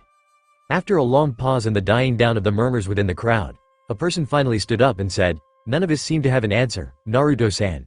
You have helped us a lot already and we certainly don't expect more from you, but if you have a solution, we humbly request that you enlighten us." All of them nodded in acknowledgement. If the ninja had posed such a question to them quite elaborately and yet in simple terms, he would surely have a proper solution to the dilemma too. Despite many of you who may believe that there's too many alternatives to choose correctly from, that's apparently not the right way to approach at it. Naruto said as he gave them all a glance, "Elect a leader. That is the only solution." There was a commotion in the crowd as the babble of conversations didn't make anything properly or clearly audible, yet the uproar caused a disturbance in the quiet atmosphere of the place. Naruto raised one of his palms in the air and that was enough to silence the crowd. Everyone looked at him once again in order to learn more about the reason behind this suggestion. After all, they were sure that something like this would have never ever crossed their minds, given how much radical the idea was. I'm sure many of you would want the system to somehow work smoothly as it has been for long, because that would give every individual the right to do whatever they would want to, without being under the condition of serving or bowing to anyone. He said, however, being subject to a government would instead enforce law and order in the land and show everyone that all of the people are united under a single body. That would actually help to keep in check any outside influence that would threaten the peace and freedom of the people. Also, the government being formed by the people of this country itself would have no other propaganda except for the welfare of the people and the progress of this country. Therefore, the autonomy of the individual would not be hindered in any way, except for restraining the unruly elements who would be punished under the rule of law. I feel like I am over-explaining a bit, but if this helps you understand the importance to governance then it's fine. This is nothing new. Every other land which has been involved in dealings with other nations have their own forms of governments, efficient or not. Even the shinobi village I come from, Konohagakure no Sato, is presided over by a man named as the Hokage. Wonder what'll happen if every ninja is left on their own to do whatever they want. Anarchy is the ideal form of functioning of society in a utopian world. On the other hand, it is undisputedly the worst form in this real world we live in today. Hence, with everyone gathered here today for a single cause, that is to celebrate the freedom of the nation, I put forward the suggestion that you choose a leader that would govern over the land of waves and its people. Everyone was captivated by the young man's sagacity and grasp over the workings of the geopolitical and administrative systems of a state. Even the kids were impressed with him, because he had explained it to the people in a brief and understandable manner. They had been made aware of the dire need to form a body of governance which would rule their land. A young woman from the crowd made a suggestion. If we're talking about governance, democracy would be the best option to choose. It is not common around, but it seems like the perfect one. Naruto smiled at the woman, who blushed reflexively in response. I'm glad that the people are starting to think about all this. Their participation in this matter is the key to getting them where I want this discussion to end, he thought. Theoretically, yes. A democracy is the government of the people, for the people and by the people. The leaders would be chosen by the people for a term, and then they would have to be re-elected after a certain amount of time. This would ensure that they have to constantly work for the welfare of the community, or the people will remove them from a state of power, he said. The woman got a few pats on the back from her friends and some acknowledgement from the people. However, Miss, I'm afraid to say that this would also not be the best course of action to take. Re-elections after a certain period of time need a lot of infrastructure and workforce to be conducted properly. It isn't like all of you will gather here again after a few years to choose another leader with a unanimous opinion. There are factions and then there are conflicts, even riots for political power. Even if everything goes peacefully, the elected leaders would always be trying to insensitivize the people to stay on their good side rather than focus on actual growth and development. These are the major drawbacks of this type of a system. As I said, in theory a democratic government would be great, but that would probably take a lot of time, maybe generations, before we can implement it correctly and plug the loopholes of its flaws. In this era we live in, there is little merit in adopting such kind of a system. The people understood his point as they discussed among themselves what could be the best approach to find the right solution. Naruto stood there quietly as he waited for the populace to come up with a suggestion. An old man stood up from his seat and said, "Why must we look for alternatives right now? We are a much poorer and backward nation right now as countries. Rather than to experiment with unseen systems, we should adopt the system followed by virtually all of the other nations." The people were about to raise questions on the issue, but Naruto beat them to it. Bingo! That's some real-life experience right there. He's absolutely right. I too am of the opinion that this land should adopt the system used by every other nation. In short, the head of the land should be the feudal lord, or as we know them, the daimyo. The anchor immediately cross-questioned him. But the title of daimyo has been passed on to the royal family members of every nation since time immemorial. They are not elected by the people, but only rule them. How can we just start electing them and then not call it a democracy? Naruto knew this would need a little bit more explanation. I gave a warning in the opening author's note that there was going to be a social science lecture. But I can already hear people cursing at me from the future. Okay. I'll try to keep it short. XD. You can't re-elect anyone here, that is the difference. To keep it simple, I want you all to make someone your ruler in a standing decision and then follow or obey them for the rest of your life. The next time a ruler will be decided will either be at the will of the current one or the people once again, if he is no more. This is not just a decision you can overturn in a matter of some time, so make a choice like your life depends on it. Thank you very much for listening to me. That is the end of this monologue, he explained. All of them looked at each other with blank faces, as if unsure of what to do. Neither had anyone ever formed connections with the people at such a large scale that they could claim to lead the whole country, nor anyone knew of a political leader that they could vouch for. On top of that, they had just been told that it wasn't something to be taken lightly. Unsure of the answer herself, one of the women asked her child playfully, "What do you say, dear? If you had to listen to someone else except mom and dad for your whole life, who would you choose?" No one expected the first response to be as quick and easy, and the mother was surprised too, as she didn't expect an answer at all. The child had raised his finger and pointed it in a certain direction, as if the answer was clear as day. All of the people who had noticed the seemingly insignificant occurrence smiled as they instantly got their answer. Many more fingers were pointed, and in a matter of few seconds everyone had formed their opinion. Naruto was visibly shocked as the whole of town square pointed his fingers at him, and he didn't even realize initially as to what was going on. He had certainly not expected this kind of development to occur, that's for sure. He looked left and right, and everywhere he saw the fingers pointing at him. The anchor jumped up his seat excitedly. "So what will you do now, Naruto-san? The people have chosen their leader as you have asked.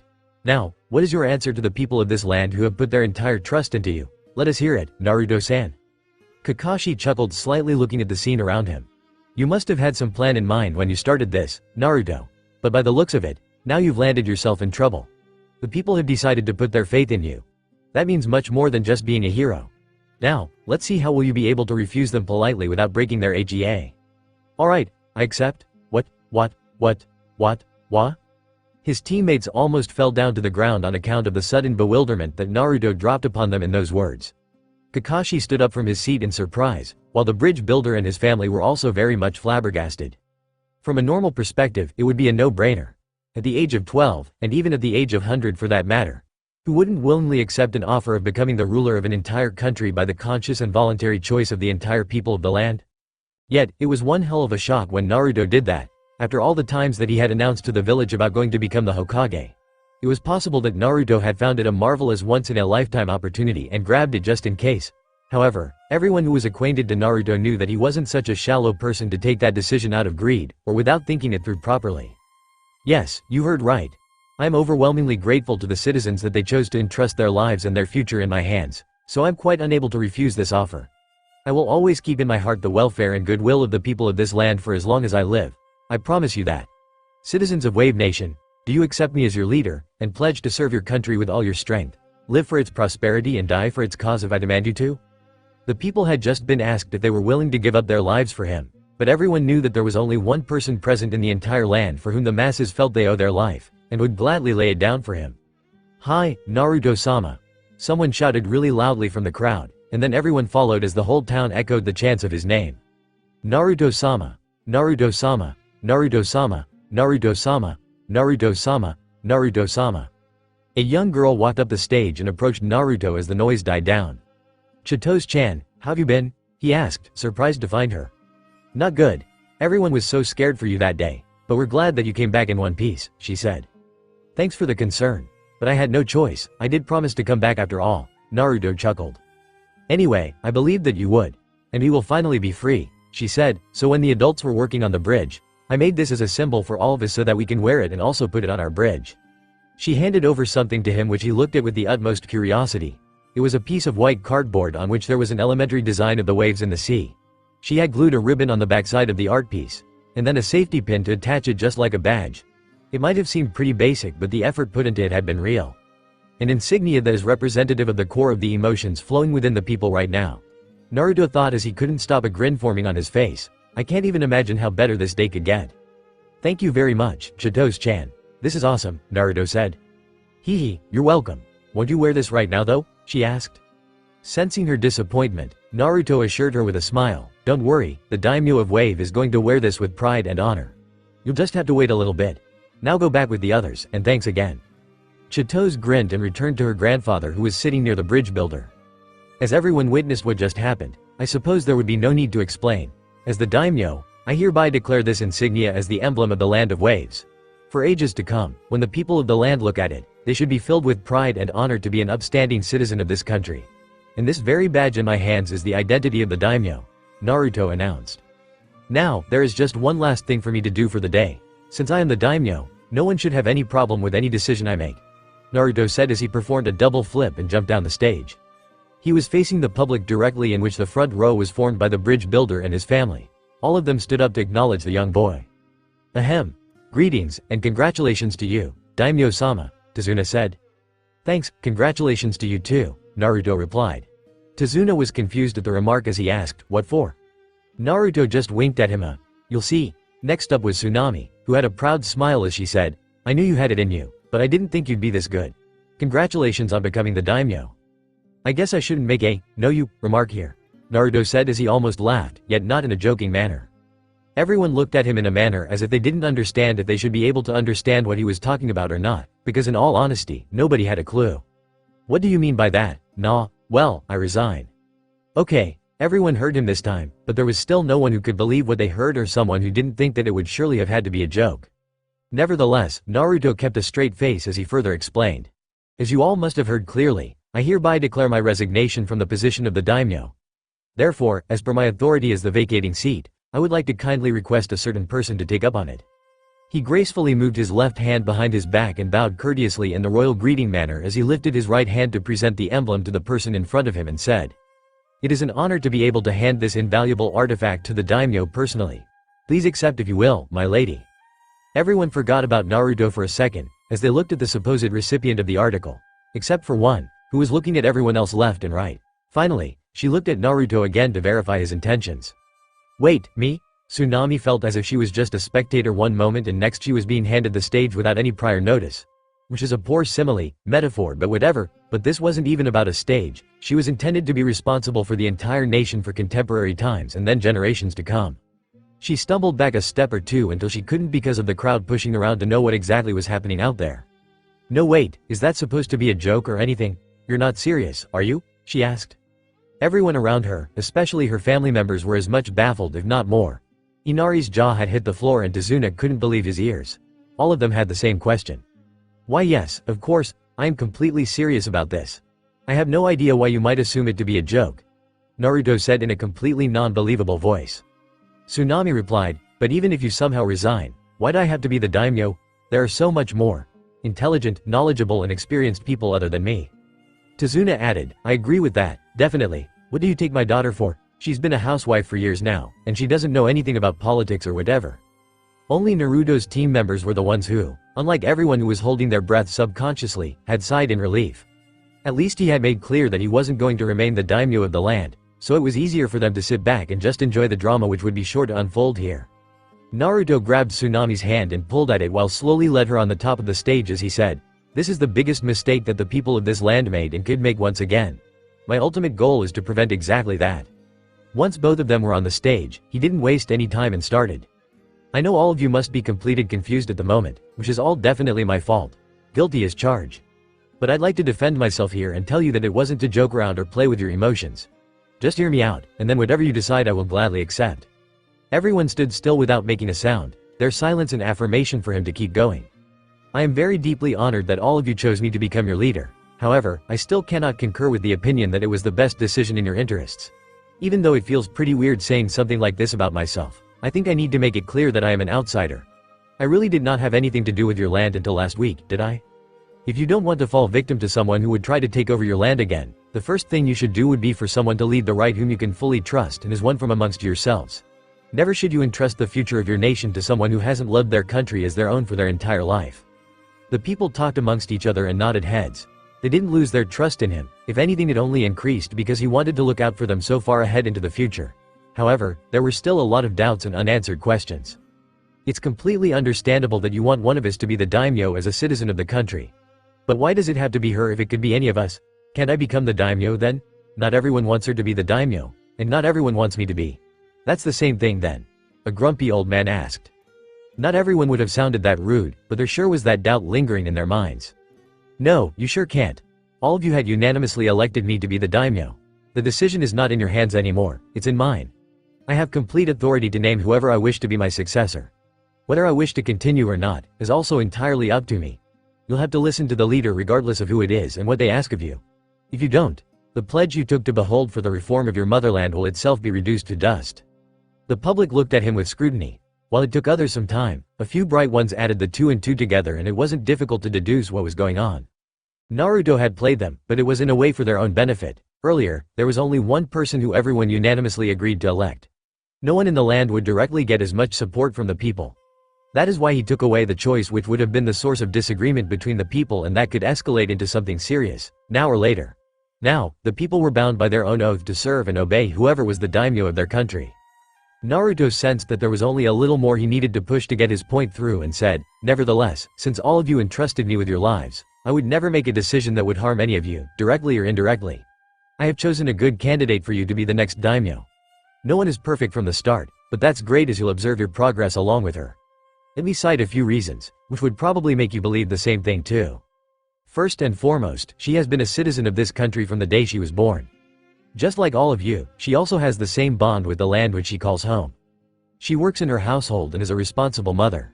Who better to take care of the sobbing child that is the people than a mother who has been working hard for the future of her own child tirelessly for years.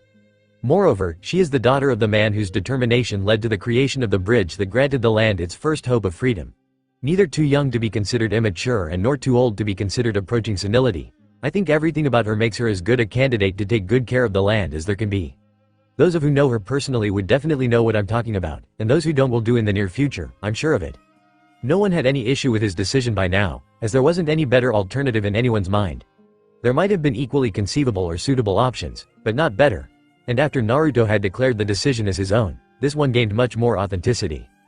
However, the most troubled person there couldn't refrain from making an argument. But as I said, like you there are many knowledge. Naruto cut off her claim in the middle as he said, that's actually the least logical reason for you or anyone to express any dissent over the matter, no offense. Gato, for example, was much more shrewd, intelligent, cunning, knowledgeable and clever of a person than any of you might probably be. That wouldn't change the situation at all, if they exploit the people and the land for their own agendas or benefits. What the people need is someone who they can blindly trust and follow, someone whose word is the voice of the people themselves. Your heart is what should be one with the spirit of the wave. It's not the knowledge or experience, but the unyielding power of love for one's nation should be within you. If the people are with you, you can do anything to protect your nation. Tsunami was surprised how mature the young ninja seemed to look right now. The whole populace was spellbound and enchanted by the weight of each word that carried with itself as it left his mouth. Naruto's charisma had completely captivated the crowd. So, I'll ask again. Naruto said as he had already taken up the bowing pose, would you be willing to take up the responsibility to rule this country and its people and pledge to lead them to a bright future? Tsunami looked around only to find everyone expecting an answer from her. Whether they wanted a positive response or a negative one, she couldn't tell from the distance. Nonetheless, she had to give a reply of her own accord regardless of anyone else's opinion. It was almost nightfall and yet the celebration was due. She felt a spark of patriotism from within when she looked at the endless crowd of commonalty like her own self in the town. She was given a chance to lead her people out of misery and alleviate their pain. It was also a responsibility to keep true to her intentions of making the land a better place for her own son and the children alike. Moreover, Naruto had shown belief in her and placed his trust to protect the land he had risked his life to save. I do accept. It's an honor, Tsunami said. The crowd was just waiting for her to say these words anxiously before it erupted into cheers. Men, women and children alike were roaring with excitement and lauds and hollers. The whole land of waves was exhilarated at the coronation of their new ruler. Tsunami watched as someone suddenly appeared beside Naruto from the crowd. Apparently the latter had gestured for her to come up on the stage.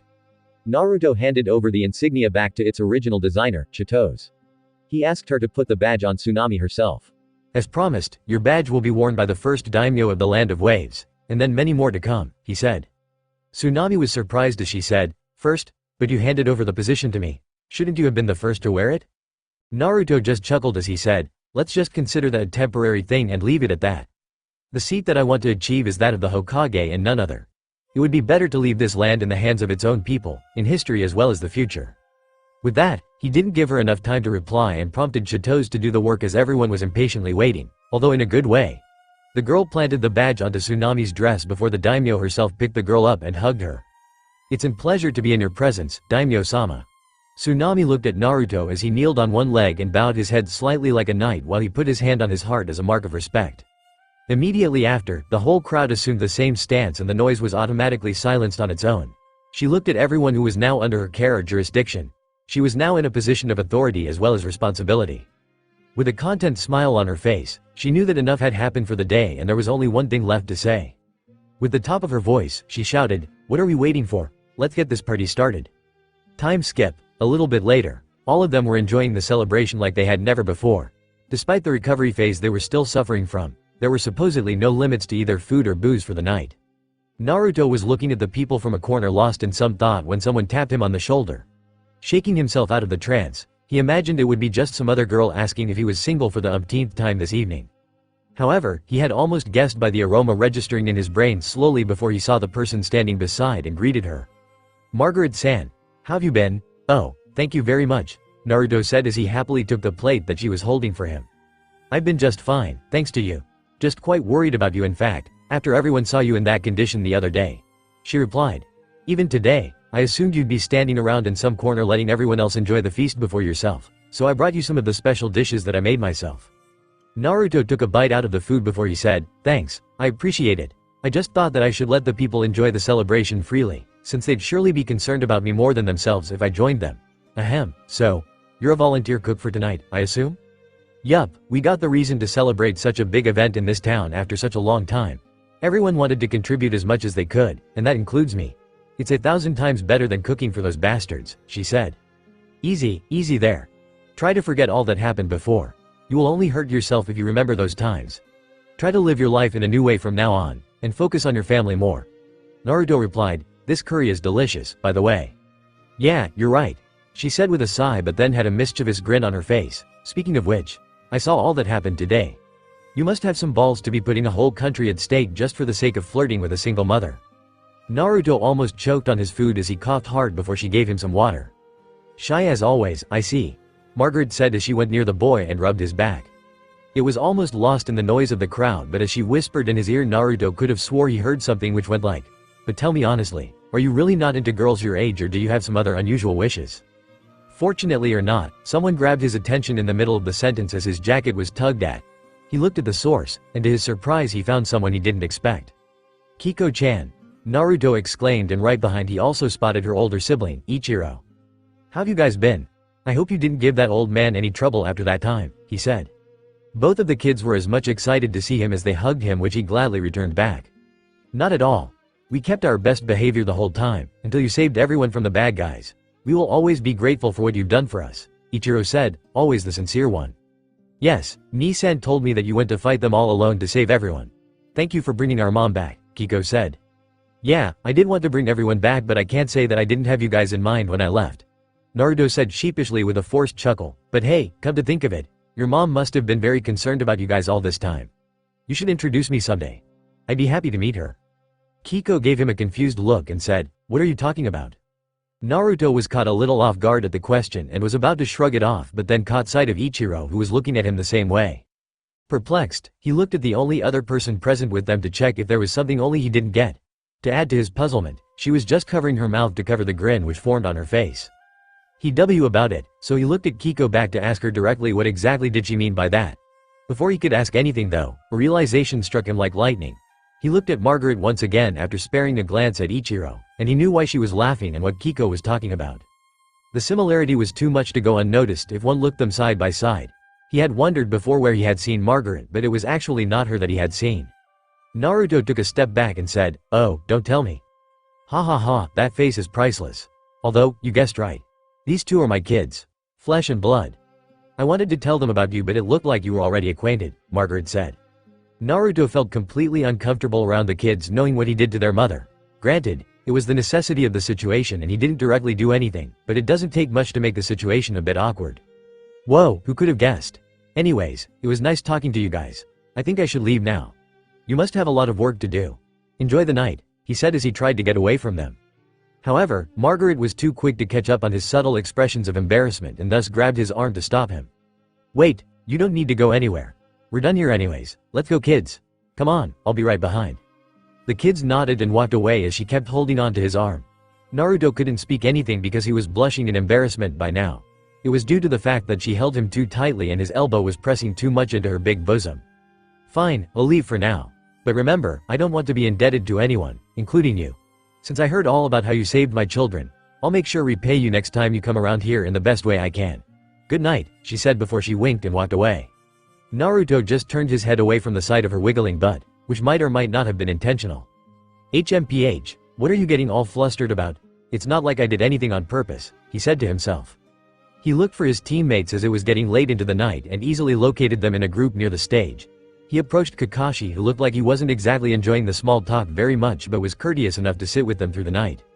"Welcome, Naruto. Everyone's been talking about you and you weren't seen around very much. Come join us," Kakashi said. Naruto instantly perceived his intentions, though. "Oh really, Kakashi-sensei? You want to make me sit here so that all attention is diverted to me and you can slip by easily? Not happening," he thought.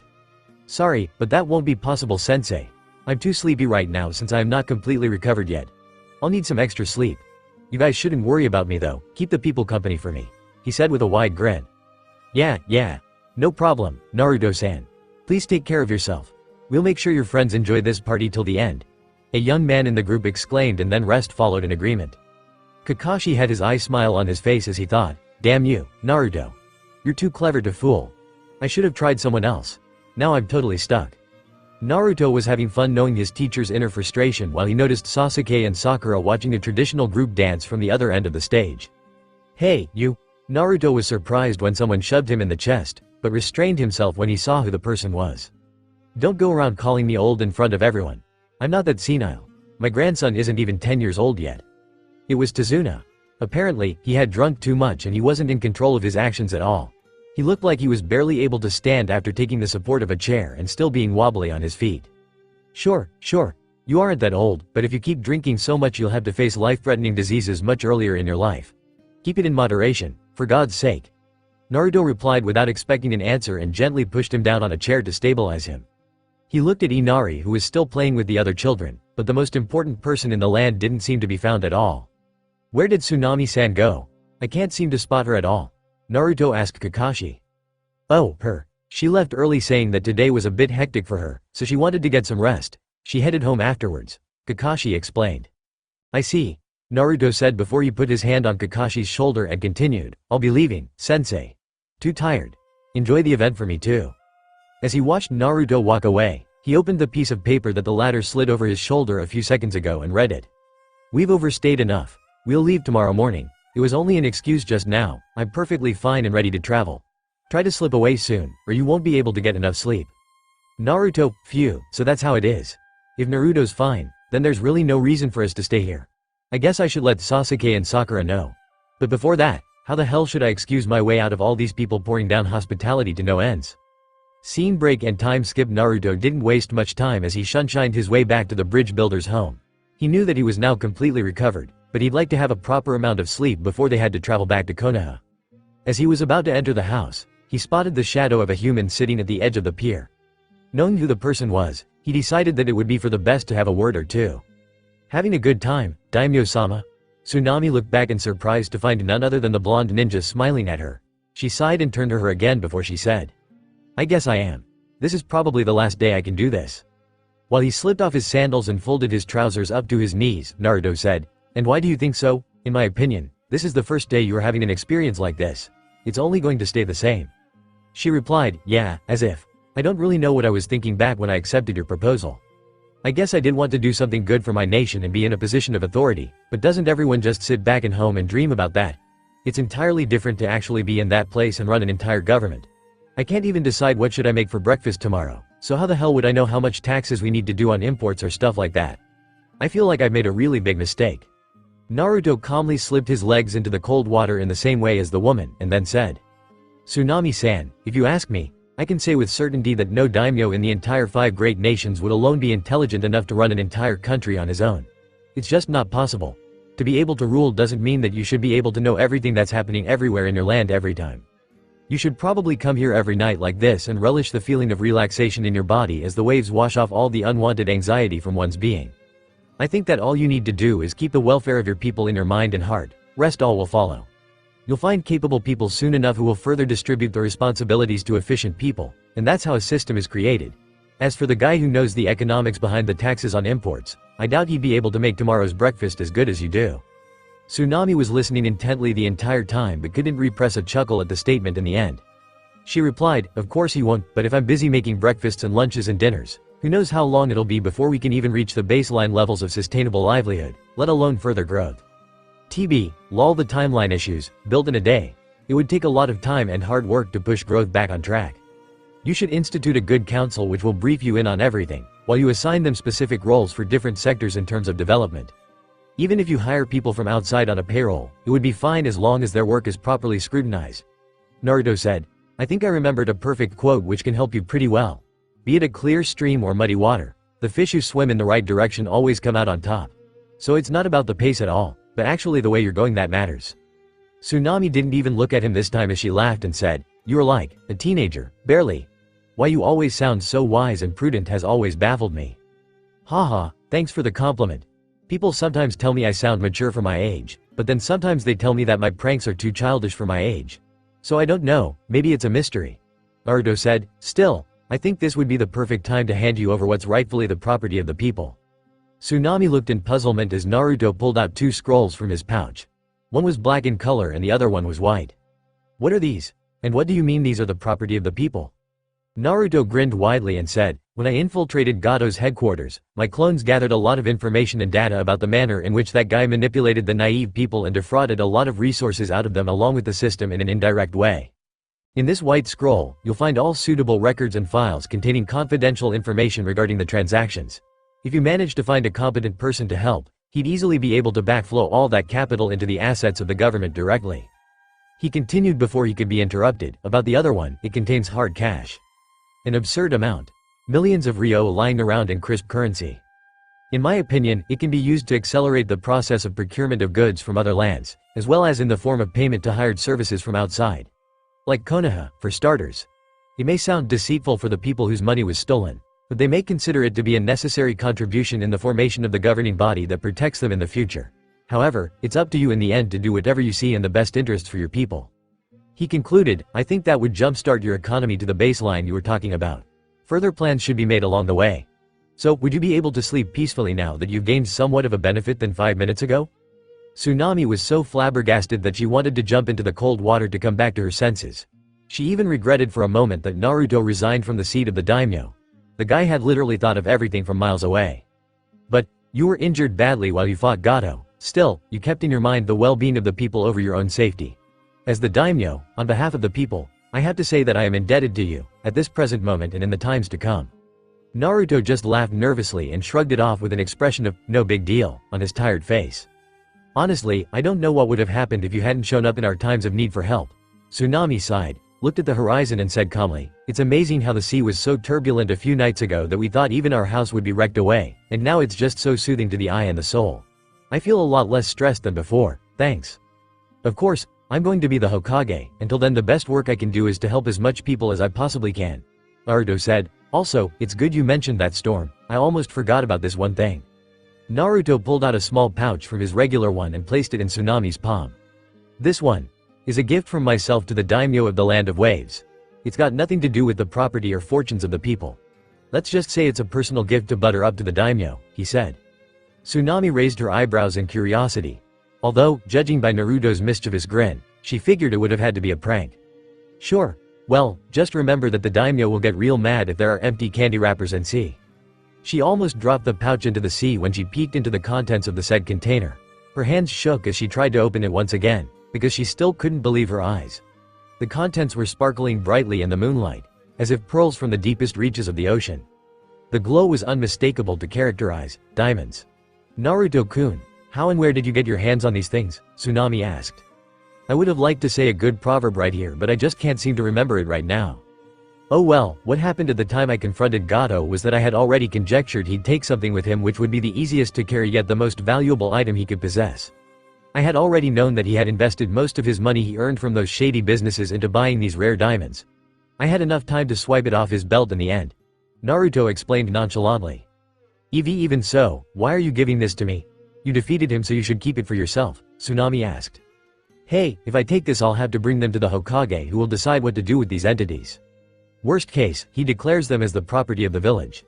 Best case, I get to have some share of the money that would be earned after auctioning these things off.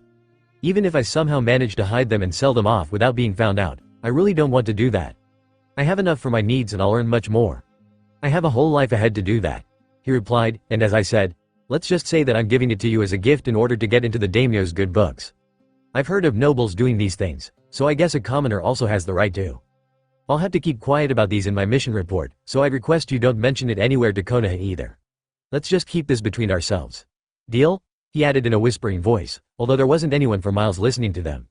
What do you mean, a gift? Isn't this supposed to be for the benefit of the people, or maybe for those whom Gato had wronged even before? Tsunami asked. I don't even care if you throw it into the sea right now. Naruto said in the most nonchalant way possible, I already told you, it doesn't matter now where these came from. I defeated Gato and took them from him. Finders, keepers. And from my own choice, I have given them to you as a present, out of goodwill. What you choose to do with them is none of my business. Not every interaction is professional. You'll need to learn that as you handle your work as the daimyo or you'll lose sense of yourself as an individual. Live life in every moment. Tsunami couldn't restrain herself as she lunged over Naruto and embraced him in a tight hug. I don't even know what to say to you anymore, she said. I wanted to ask one thing though, why'd you choose me to be at the top? And don't give me that explanation from before, you could have had other options. Well, what can I say? It's just that the biggest wave I have ever heard of is a tsunami. Simple enough, he said and laughed. Tsunami also laughed with him as she now knew he didn't have any particular reason to choose her, except for the fact that he appreciated her enough to give her the responsibility. Thank you very much, you certainly are in my good books now. Initially, Naruto was happy about the embrace being merely a show of gratitude, but soon enough his cheeks were burning up. He really hadn't noticed until then how much CED in her nightwear, and with the close proximity, don't get started on the tautology, grammar freak's smiley face, it's commonly used, they were sharing right now, he was more than flustered. It's late into night.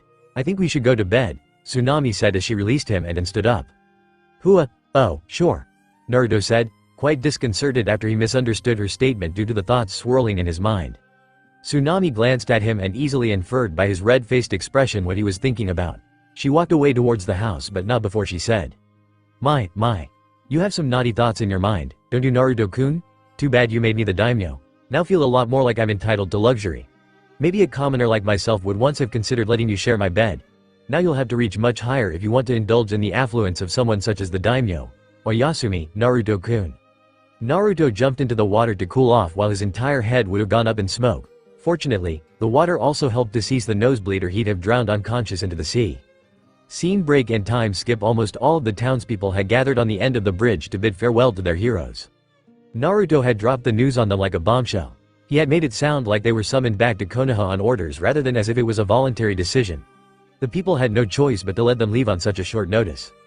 Just last night you seemed to be enjoying so much. We thought that you were happy with our hospitality. I suppose we were wrong. An old man spoke. Naruto stepped forward and replied, in all honesty, I have been overwhelmed by the love shown by the people of this land. It's not about the hospitality at all, but the fact that we've been on this mission for quite longer than we expected. It's about time we'll have to go back to our home. Everyone was sad but they wanted to say their goodbyes with a smile on their face. Will you come back to meet us, Ni-san? Naruto saw that it was a kid among the crowd who had put up the innocent question. He gave his signature grin and made a victory pose as he shouted, you shouldn't have any doubt about that. Datbeo, I'll surely come back, that's a promise, but for now, goodbye everyone.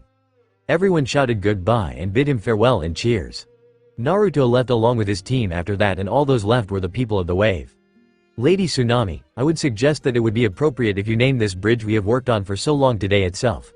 It's your first day in our land as the daimyo, so the occasion is as good as any other, another old man said.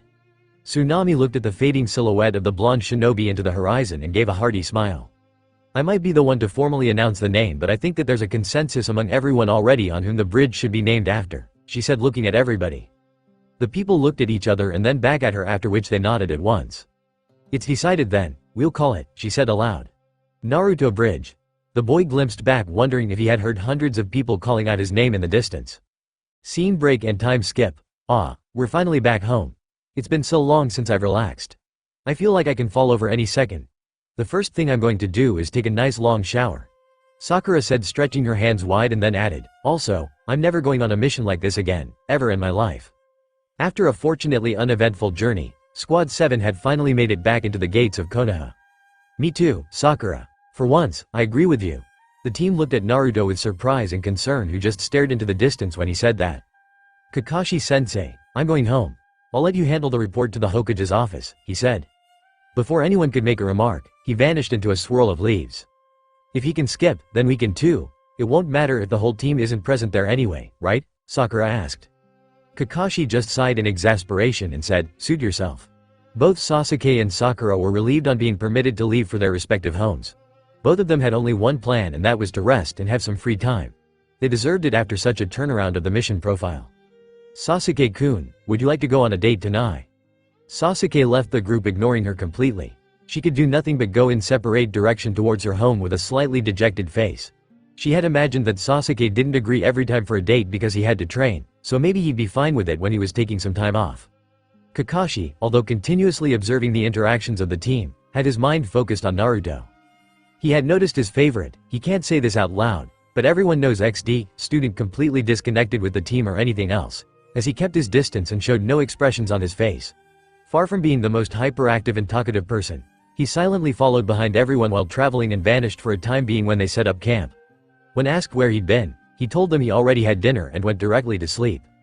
There was something wrong for sure. The fact that it wasn't even inconspicuous made Kakashi feel even worse. He wanted to do something for his student, but Naruto never even gave him a chance. Setting aside the worry from his mind, and in the hope that the blonde will come around to his natural personality, he departed to check in their arrival to the headquarters. Scene break and time skip. Hokage's office. Welcome back, Kakashi. I heard you arrived in Konoha yesterday. I hope your students are safe and sound, the Hokage asked. Yes, sir. They have sustained minor injuries, a lot of them in fact. However, there is no lasting damage. They're strong shinobi, so they'll pull through in no time, Kakashi replied. I suppose that's why you're alone here today, without your squad, the Hokage said. Yes, sir. I thought it was best to let them rest and recuperate after they've been through such a nightmare, Kakashi replied. That's fine by me. You here to fill in the mission report? The Hokage asked. I have finished up the report, Lord Hokage, but there is a problem, Kakashi said. The Hokage inhaled a huge puff from his cigar and then exhaled it out in a cloud of smoke. Let's see, it's Naruto, isn't it? He asked. Kakashi blinked twice before he replied, yes, but how did you know? The Hokage pulled his drawer open and took out a headband. He tossed it to Kakashi, who was confused at first, but opened his eyes wide when he inspected it. This is Naruto's. Did he drop by to see you yesterday? He asked. The Hokage said, apparently he did drop by, although it wasn't to see me. Quite unusual, since he's always eager to barge in on my office and announce his presence in the most loudest way possible. An ambu guard stationed in the office said that he walked in through the window, removed his headband to put it right here and then made his way out as quietly. I was actually wondering if you would know something about that. Unfortunately, no, I've been noticing him getting distant since we left the land of waves, but always shrugged it off, telling myself that he'd come around. Kakashi looked even more worried now as he said, also, I've been trying to reach him since this morning, but there's no trace of him anywhere. You may not believe it, but I asked at Ichiraku's ramen and they told me that there's no way Naruto's back in town because the first thing he'd have done is to eat his beloved ramen. Why were you looking for him, by the way? You just said you wanted to let them all rest, the Hokage asked. The mission report, sir. I have prepared what I could and observed, but something major happened while I wasn't there. Neither were the other two. Naruto infiltrated the enemy out the captives and only when he returned we got the news that Gato was apparently dead. Kakashi said, I have no idea what could have happened, and Naruto's evasion on this subject made me feel that I shouldn't pressure him too much. I see. It's not something we should ignore, the Hokage said, all the more if he had a reason to skip ramen. Kakashi said, yes, of course, but where would we start to look for him? The Hokage put on his hat and gestured the masked ninja to follow him. Sometimes, you'd find the answers in the most unexpected places. Scene break and time skip. The duo was standing in a corridor which opened into many doors. Kakashi wanted to knock but the Hokage opened one of them without any prior heads up and entered the apartment. Kakashi couldn't hide the discomfort on his face for a moment when the smell of old dust stirred up in the air. He wondered what the Hokage was thinking, although he had a good idea already. Both of them walked through the dark and damp way that led to the center of the house. Kakashi wanted to find his student as soon as possible, but even he wished that they don't find him in such a despicable place such as this one. However, he was proved wrong as they found the boy in a corner, sitting near the bed. He didn't pick up anything in his surroundings, and just sat there staring deep into space like a doll. It was only when the Hokage approached him that he realized and reacted. Hey, Naruto. Not feeling well today? Huh? Oh, Gigi. And Sensei. Please sit down and have some water. Or whatever. I don't have anything else here at the moment. Kakashi looked at him lamentably, while he observed that his student was in fact wearing exactly the same clothes he had been wearing the day before. It seemed that he didn't bother to go anywhere else but here, maybe only taking water and not even food. It looked as if he had cooped himself in a lonely corner at this miserable place, giving up his meals and sleep in exchange for crying his eyes out going by the state of his face. The Hokage too noticed everything right away, but tried to tackle the situation in a friendly manner. Naruto, I suppose you should take a good shower and then we can sit down and talk over some RAM. Enough of that. I know what you want to ask of me. Both of the veteran shinobi were surprised at how calm yet hostile that statement sounded. They spared a look at each other and agreed in the fact that it was best to let Naruto speak whatever was on his mind. Initially expecting some sort of an argument, Naruto let out a sigh when he didn't get one. He grabbed an open notepad that was lying on the desk with a pen on top of it, which the guests just noticed. Naruto offered it to the Hokage as he said, here's everything you wish to know. All of it. I wrote that down because I don't think I can speak about that.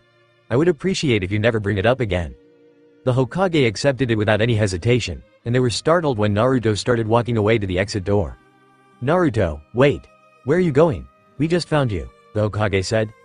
Naruto halted and replied, I suppose you would be curious enough by now to read it right now, and I really don't want to hear any discussion about it. What happened, happened. I don't think I have the heart to go through it ever again. Kakashi was the one who lost his composure as he impatiently asked, what does that mean, Naruto? I don't like the sound of it. You even left your headband with Lord Hokage. Don't you know that a headband is the pride of a ninja and you should never part with it? Naruto chuckled slightly and then suddenly laughed loudly, the reason for which even he couldn't explain. I don't think this needs any beating around the bush. It's precisely what it looks like. I'm done with being a ninja. I knew that the path to being a shinobi was cruel, but I guess I couldn't fathom the depth of it. I drowned in that apparently shallow stream of fantasy of mine, which was in actuality a deep and dark lake. He said, it was fun being with you. Even Sasuke and Sakura. I wish I would have just kept doing D-rank missions all my life. He slowly walked up to the very exit and stood there once again, before he quietly said, "Gigi, I think that the people were right all along. I'm not fit to be a shinobi. Perhaps I took the responsibility of being a soldier far too lightly in my childish foolishness. I'll be better off thrown into a cell in some dungeon of Konoha, and chained up like the monster should be. That way, at least I could be some use to the village. Even if I don't become the Hokage, if I can contribute something just by survival, I'll be content." The Hokage opened his mouth to deny him of his opinions, but he figured every word said would just be empty reassurances unless he gets to the reason behind his former students' sudden and irrational change in behavior.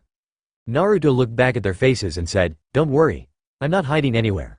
I'll go take a shower and then maybe get some fresh air outside in the village. You'll be able to find me easily, should you wish to." With that, he disappeared into a swirl of leaves.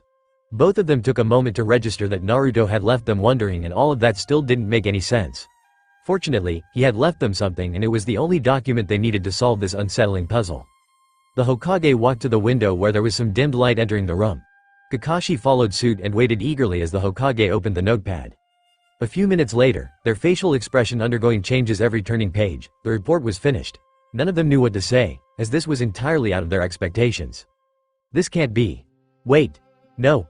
Kakashi was now hyperventilating as he had enough of killing girls with blades through their hearts. LMAOXD. And it didn't take much for his mind to replay that particular scene back to him from long ago. The Hokage gulped down and put the report in his robes. He looked at one of his most trusted shinobi as he said, "You know, Kakashi, I suppose I was quite more perplexed at Naruto's behavior than I wanted to show. It was because I did not believe that there could be a reason good enough to display this kind of cowardly behavior. I did wonder what could have happened which would intimidate such an ambitious child." The Hokage said sadly, "I must painfully admit that I was wrong to doubt the boy. What he must have gone through alone. And yet despite all of that, he still has the composure to maintain the dignity of a shinobi. Any other person would have been broken and gone insane beyond reach. It is not his weakness but his strength that can suffer through all of that and still remain loyal to Konoha's well-being over his own." Kakashi placed his palm on his forehead in frustration and said, "I am equally at fault. I never should have left him alone. What was I thinking? He always leaves such an impression on me that I can't help but believe that he could do everything right, but he's just a kid. It never occurred to me what could happen to him in order to fulfill his mission." His voice turned to sadness as he said, "You're wrong, Lord Hokage. That's not strength. That's not tolerance. That's not willpower. No matter which way he goes, it will only get worse if we don't do anything about it. Lord Hokage, please let me talk to him. I have gone th. I know, Kakashi. Did you think I just forget about that? You had to go through something like that. It didn't end up well for you until a long time, did it? Anyway, I've learned from my mistakes too. I don't plan to leave the boy in ignorance." The Hokage said, "I hope you don't take it the wrong way, but I'm not going to let you handle this. I think I have a better person in mind. If this person can't get the message across, I don't think anyone will." Kakashi couldn't bring himself to look at the Hokage with a guilty expression. "Now, after all I've said, there is one thing I'm sure of. I've known the boy Forse, so I know him better than anyone. He may be a bit lost under the clouds, but his goal of achieving greatness can't be left that easily. We just need to shed some light upon it." Kakashi looked at the Hokage as soon as he heard these words, who was gazing at the sky as the sunlight breached through the clouds and shone brightly upon the land. With a smile on his face, he finished, "He'll come around." Scene break and time skip. It was just another random night as the streets were bustling with people. The shops and markets had turned on the usual decorative lights to lure in the customers with their dazzle. However, all of the colors seemed so very dull to one person among the crowd, more than anyone else. Someone who was usually in a festive mood even without having a reason to remain exultant. He had reached his home unnoticed by anyone, and cleaned himself up well. Not wishing to go outside in broad daylight, he had drawn the blinds and waited out the day looking at the ceiling of his room. Finally, he couldn't get away with the suffocation that was slowly beginning to manifest physically, that he decided to leave in order to get some fresh air. He wondered if the proximity to the people enjoying the evening in the village would elevate his mood somehow, but it didn't seem to work a bit. At the moment, he couldn't imagine what it was like to have fun or enjoy anything. His mind was oriented in a completely different manner in the present. Gradually, as he passed through places which were crowded with people, he felt more and more suffocated than he ever did. He felt as if he'll pass out from the dizziness he had ignored for some time now, if he did not do something quickly. Therefore, he left the place promptly and found himself on some empty road in the outskirts of the village. He felt minutely better than he did a few minutes ago, but still he couldn't say that he was relieved now. However, he kept walking in order to distract himself somehow from this pain. For the first time, he was scared of the pain that arose from within him and he didn't know how to go about dealing with it. If he didn't, it would be only a matter of time before he'd go to sleep one day and never wake up to witness the next morning. While he was sulking, he was surprised by the loud shriek that pierced his ears. "No, Mom. Please, you got me one of the big ones. We won't find another one like that. I want it back, bring my balloon back." Naruto looked at a young girl in the gates of a park who was crying in front of her mother, while the latter was trying to pacify her, although mostly in vain. Apparently, the girl had lost her balloon which got stuck in one of the trees. "That's enough, dear. You know we've tried to reach it but it's too high. I'll get you a new one later, but now we need to get home. It's getting late and you need to go to bed." The mother told her off as she dragged her daughter away, who was reluctant to leave her newfound toy but complied nonetheless. As they were walking towards their home, the girl was trying hard to control her tears, but she couldn't forget about her plaything. Her mother wasn't exactly unconcerned, but there was nothing she could do in the given situation. Once they turned around the final corner before reaching their home, the girl and her mother alike were surprised to find a balloon tied to the branch of one of the nearby shrubs. The girl ran towards the balloon and carefully pulled out the thread from the shrub. "Mom, look, my balloon. It came here looking for me. Now I can play with it tomorrow," she exclaimed happily. The mother smiled at the pleasant coincidence which would save her the trouble of looking for a way to soothe her daughter and also make the latter happy. "That's great, dear. It looks like Kami-sama looked out for her cute little child and sent someone's balloon to you. Now let's hope your balloon makes its way to some other child so that everyone is happy," the mother said. "No, Mom. This isn't anyone else's. It's the one I lost at the park. See, here's the cute puppy design on it," the girl said. You're right. It does have the same pattern. Still, there's no way it came here on its own. Probably a lot of balloons of the same pattern are being sold these days. Anyway, as long as you're happy, I'm happy. Now let's go, it's bedtime," the mother said. The little girl looked at her mother merrily and nodded before they walked away hand in hand. Unbeknownst to them, a person was watching them sitting on the branch of a nearby tree. He had been the one who was responsible for leaving the balloon here for them to find. It had seemed so long since he returned home, and it was for the first time that he felt something other than emptiness. It was only for a fleeting moment, but he felt a genuine spark of joy in his heart when he saw the little girl's smile. Only in that instant did he feel as alive as he had been his entire life, attempting to hold on to hope. Nevertheless, an image of the young girl with a smile while spitting out blood flashed in his mind, while the sword that pierced her heart held tight in his hands. He found a sudden retch in his gut, while his breath had stopped for a moment. Losing his balance, he fell from the tree branch, which was fortunately not too high. He couldn't suppress the urge as he threw up right then and there for a good whole minute. Luckily or not, he hadn't eaten anything as of yet, so there wasn't much of a content. It was evident that his problem arose more from a psychological origin rather than any other etiology. Heaving himself away, he trudged along a dirt path which would lead to some place away from people in general. In the end, he didn't even have the strength left to go any further and dropped down on the grass near the road. The place was at a higher altitude as compared to the center of the village and a good distance away from it too. He was glad that at least people wouldn't be here to make him uncomfortable. Closing his eyes, he lied down and wondered what he was going to do now. He knew he'd told the Hokage to throw him into a prison cell somewhere, but he was sure the Hokage would never actually agree to that. Also, he didn't want to just rot away waiting for senility or death to eat him up. It wasn't often that Naruto was plagued by questions he couldn't guess the answer of, but this situation was one of them. He felt as if he was having a migraine attack with his whole head pulsing wildly, which could explode any mo.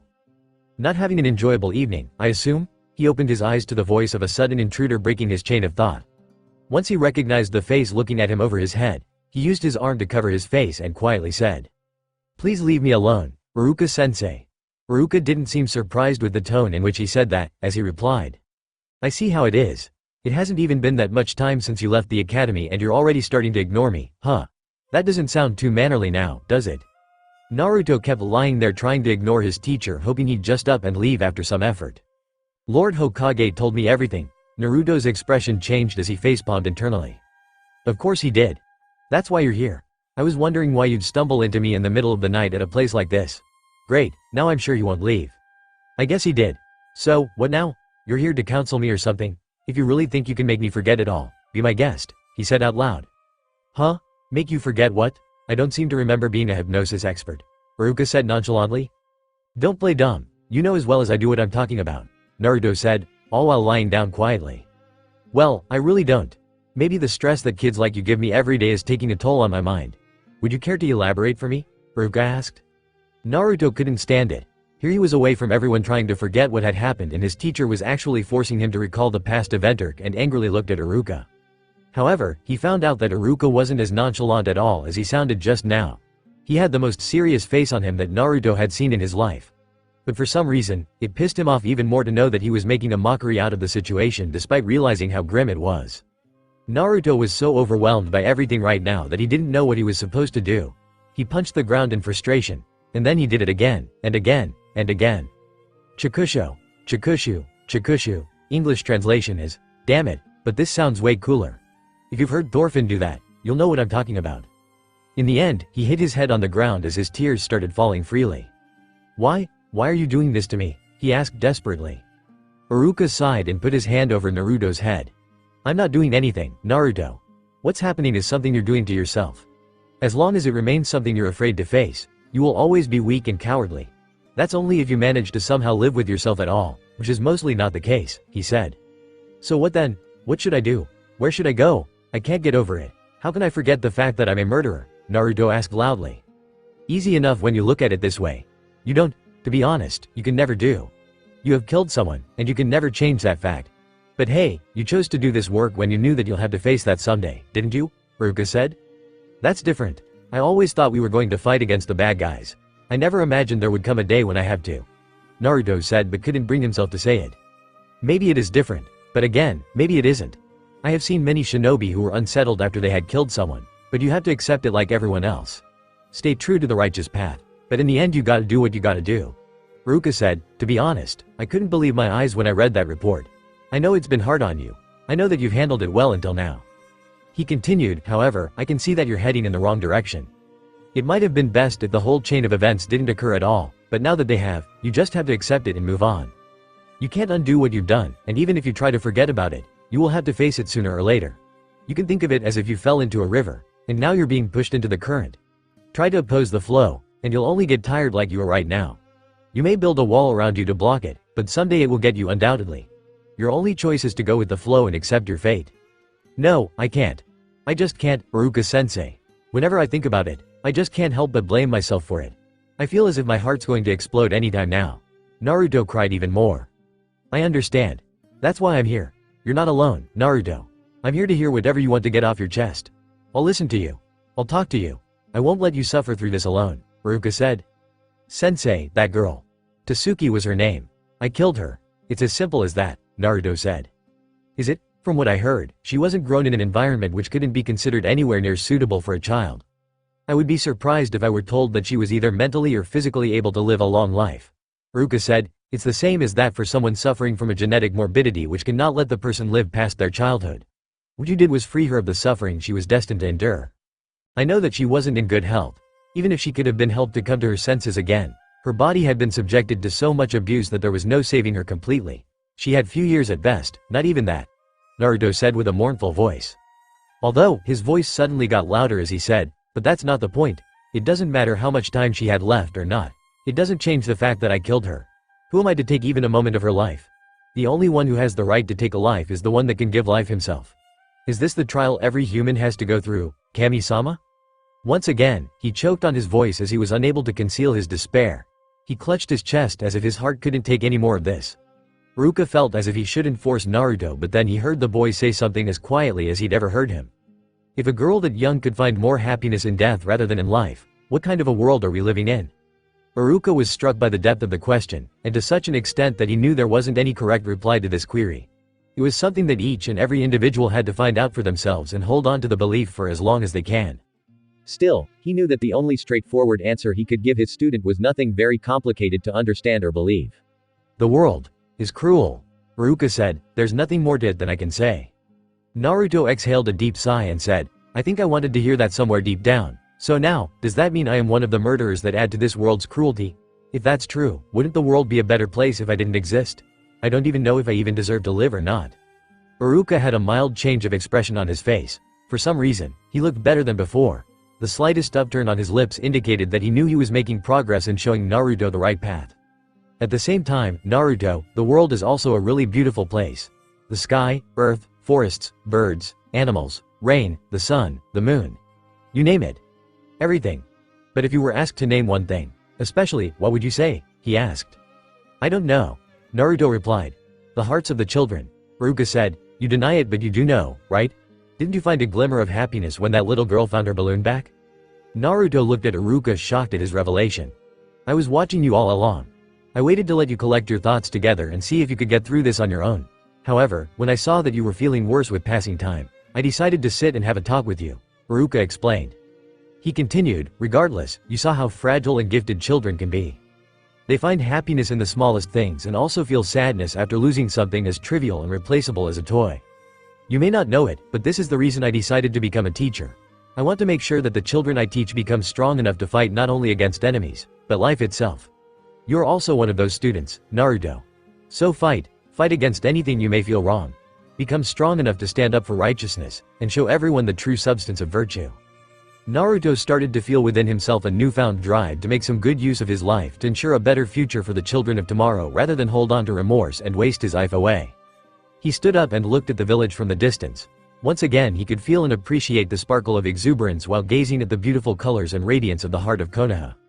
Your life isn't just composed of yourself, Naruto. A lot of people are concerned with your life.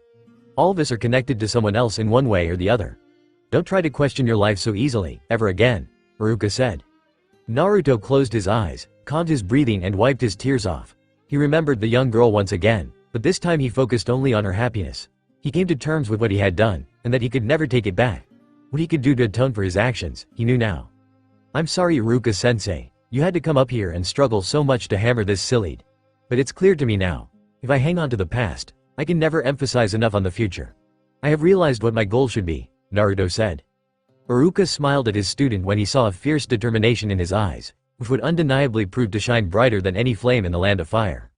I will create a world where no child will have a reason to cry ever again. Chapter 18.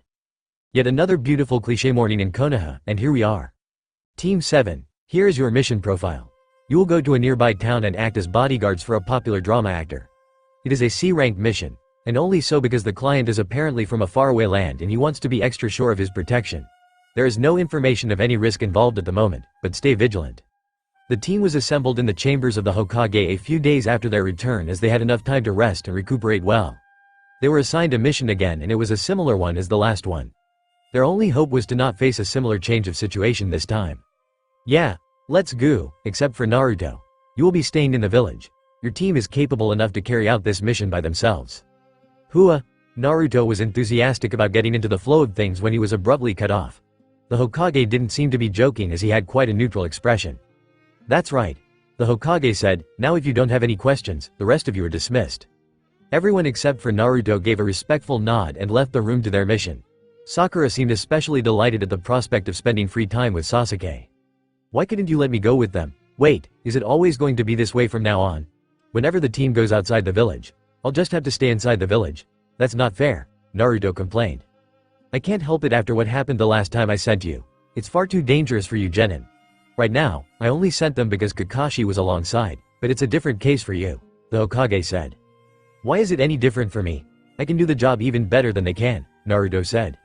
I know, precisely why I don't want to send you there. You have pushed beyond your limits constantly, but there should also be time for you mind and body to relax and stay away from the rush of battle. After what happened to you last time, I can't say I'm completely sure that you're fit enough right now, the Hokage said. That won't be a problem at all. If you want, I can show you that I'm already back at my top game. Give me a chance to prove it, Dabbeo, Naruto said. The Hokage showed a knowing smile on his face. Well, in that case, I already have something planned for you. You could say this was partly the reason I held you back from the mission, as it would have normally been a headache to find something useful for you to do in the village itself, the Hokage said. Oh, really? What is it? Spill the beans already, old man, Naruto said in anticipation. There's someone who had actually heard a lot of puffery around you, and now I am being pestered to let you prove it right. He has been asking me about it since after the day of your test with Kakashi, but I didn't get enough opportunity until now. This seems like a good time, the Hokage said. Wait, about me? Naruto blinked twice and asked, who is this someone, exactly? As if on cue, the door to the office opened and a well-built figure entered the room. Yo, how's it been, old man? I figured you'd be calling me for another mission, but what a surprise. You finally got the boy out of doing menial chores, did you? Anyway, it's nice to meet you, Naruto Uzumaki. The Hokage took a puff from his cigar and exhaled a ring of smoke. Yeah, whatever. I did free up his busy schedule for you. Now, I don't want you on my tail all the time. He's yours for the day, he said. It didn't seem like the Hokage was really annoyed, but he did try to look so in front of the visitor. Naruto recognized the voice from somewhere, but he was still surprised when he turned and looked at the man. Asuma-sensei. Scene break and time skip. An unusual duo was seen strolling around through the village streets today. So, I still don't get it.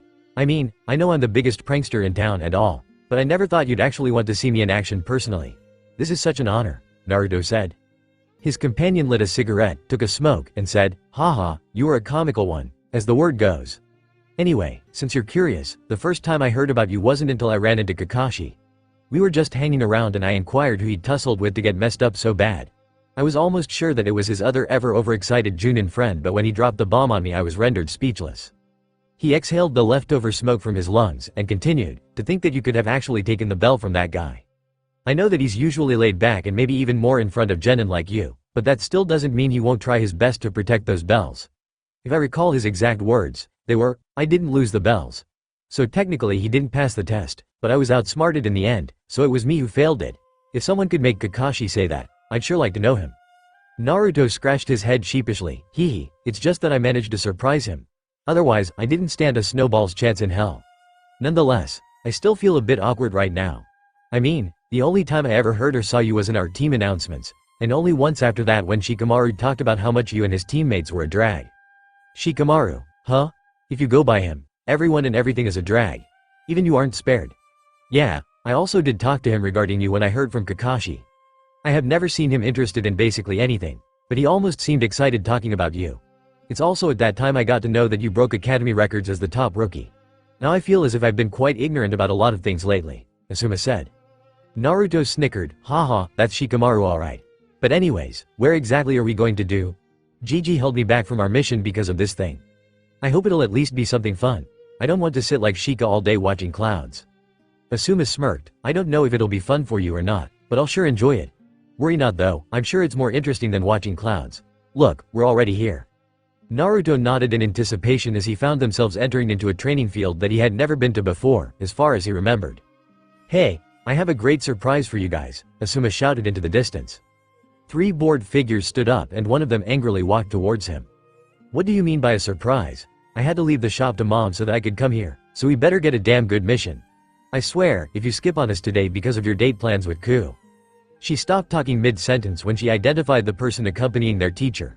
Rather, she was too much surprised to actually be able to form words in her mouth. Enna Naruto. The blonde guy just gave her his trademark grin as he said, hey there, Ino, how's it going?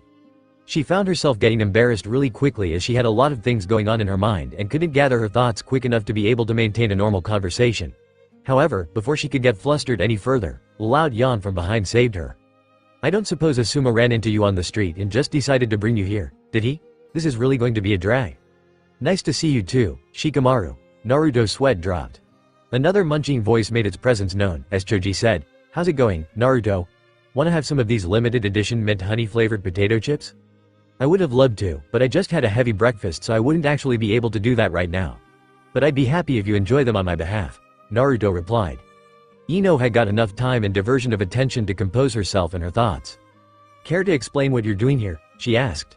Who, me? Oh, Asuma-sensei said that you were thinking about me all day and night so he here. Naruto replied. Ino's face flushed even further momentarily and anybody could make out the contrast with the light blonde hair and fair skin of hers. Of course she knew that Naruto was joking around. Her sensei wouldn't take an action like that even if he knew something, which wasn't possible either because she was the one from the Mind Reader's clan, not the other way round. Apparently, she did think of Naruto a lot ever since he transformed from the knucklehead she remembered to an entirely different persona. Even though she couldn't read his mind yet, his body language and personality oozed of confidence and strength. There was this element of mystery associated with him that she just couldn't ignore.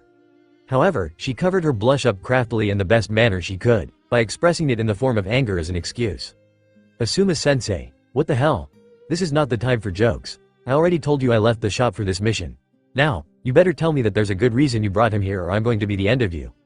Asuma pulled out the smoked cigarette butt from his mouth and threw it away. Calm down, I have been looking for an opportunity to bring this guy here for some time now. It's got nothing to do with you in specific, he's just pulling your leg. You've been for years with him in the Ninja Academy, and you still can't see that much, he said. Ino didn't have any reply to that question due to a variety of reasons. Naruto had a goofy personality since as far as she remembered, but he never showed anything else except for being a knucklehead. Therefore, she never actually tried to talk to him or thought anything of him at all. It was partly Naruto's fault but again, she wasn't not to blame either. HMPH, anyways what is the mission today? Let's just get done with it and go back home, she asked. There is no mission today, Asuma replied. All of them were surprised at the answer and just looked at him with a questioning expression. You might not feel it, but from what I see you people are getting too relaxed with yourselves and the missions. Get done with it and go home, is not the kind of attitude which will keep you alive in the outside world. Asuma said, going for menial D-rank missions has made you too indifferent towards the job.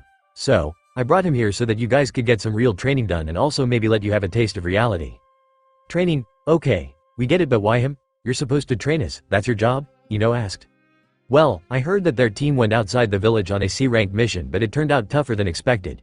He has had some real experience out there, I can tell by looking in his eyes. Asuma said, also, he's about your age, isn't he? It would be way better to hammer this thing into your head when you don't have the excuse of having a Junin as a comparison factor. Ino was about to make another remark, but Asuma cut her off. Now, enough about that. I want you to spar against Naruto, one by one. Whoever wins gets to go home right then. Whoever can't will have to listen to what I say from now on. I think that's fair enough. Get ready to fight, who's up first? There was a prompt response, however it didn't come from any of his students. Wait, Asuma-sensei. That's too boring. I'm not going to fight them like that. If you really want to give them a chance, I'd suggest your whole team come for me at once. Naruto said with an excited grin on his face, as he banged his fist and palm together.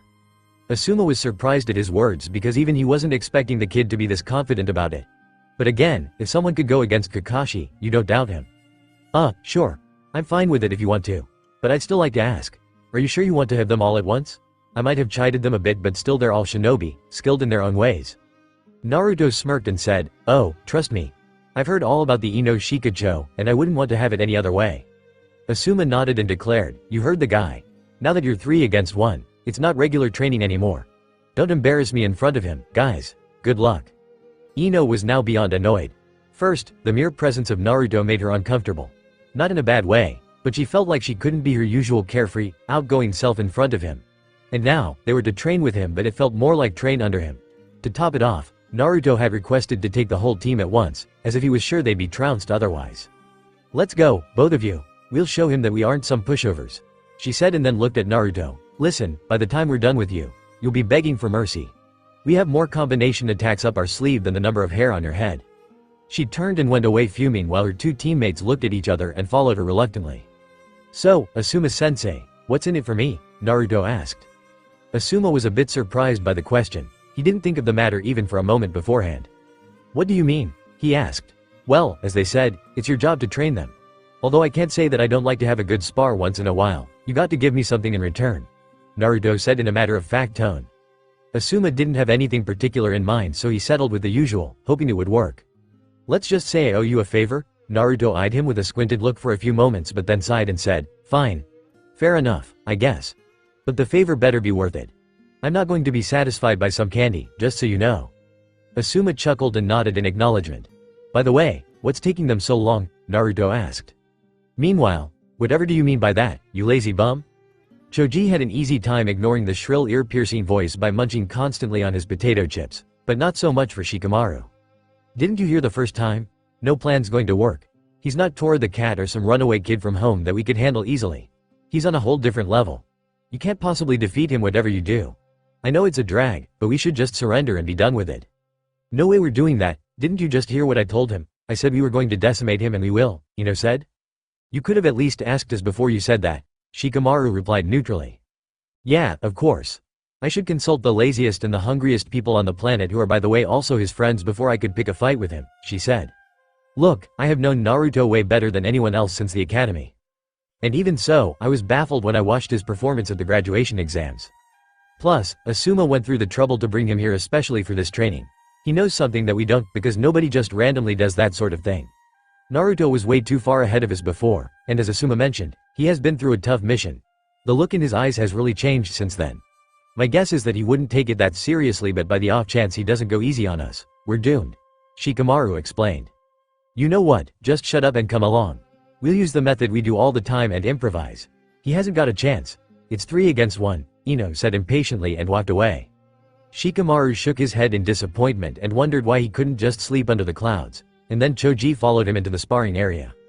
On the other hand, Naruto was patiently waiting for them with a restless expression on his face. Once both of the sides were lined up, Asuma stood between them. Will be a sparring match. You'll win if the opponent gives up or is unable to fight any longer. No lethal attacks can be used and the same goes for permanent debilitation. That is all. Start. He vanished from there and took his seat under a nearby tree. Okay.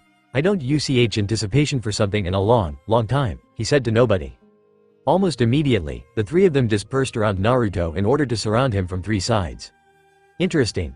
So who's gonna go at me first? Or should I be the one to start the process? Naruto asked. All of them looked at each other and nodded silently. After that, a crumpling sound was heard as if someone threw away a plastic bag. Whom and boulder.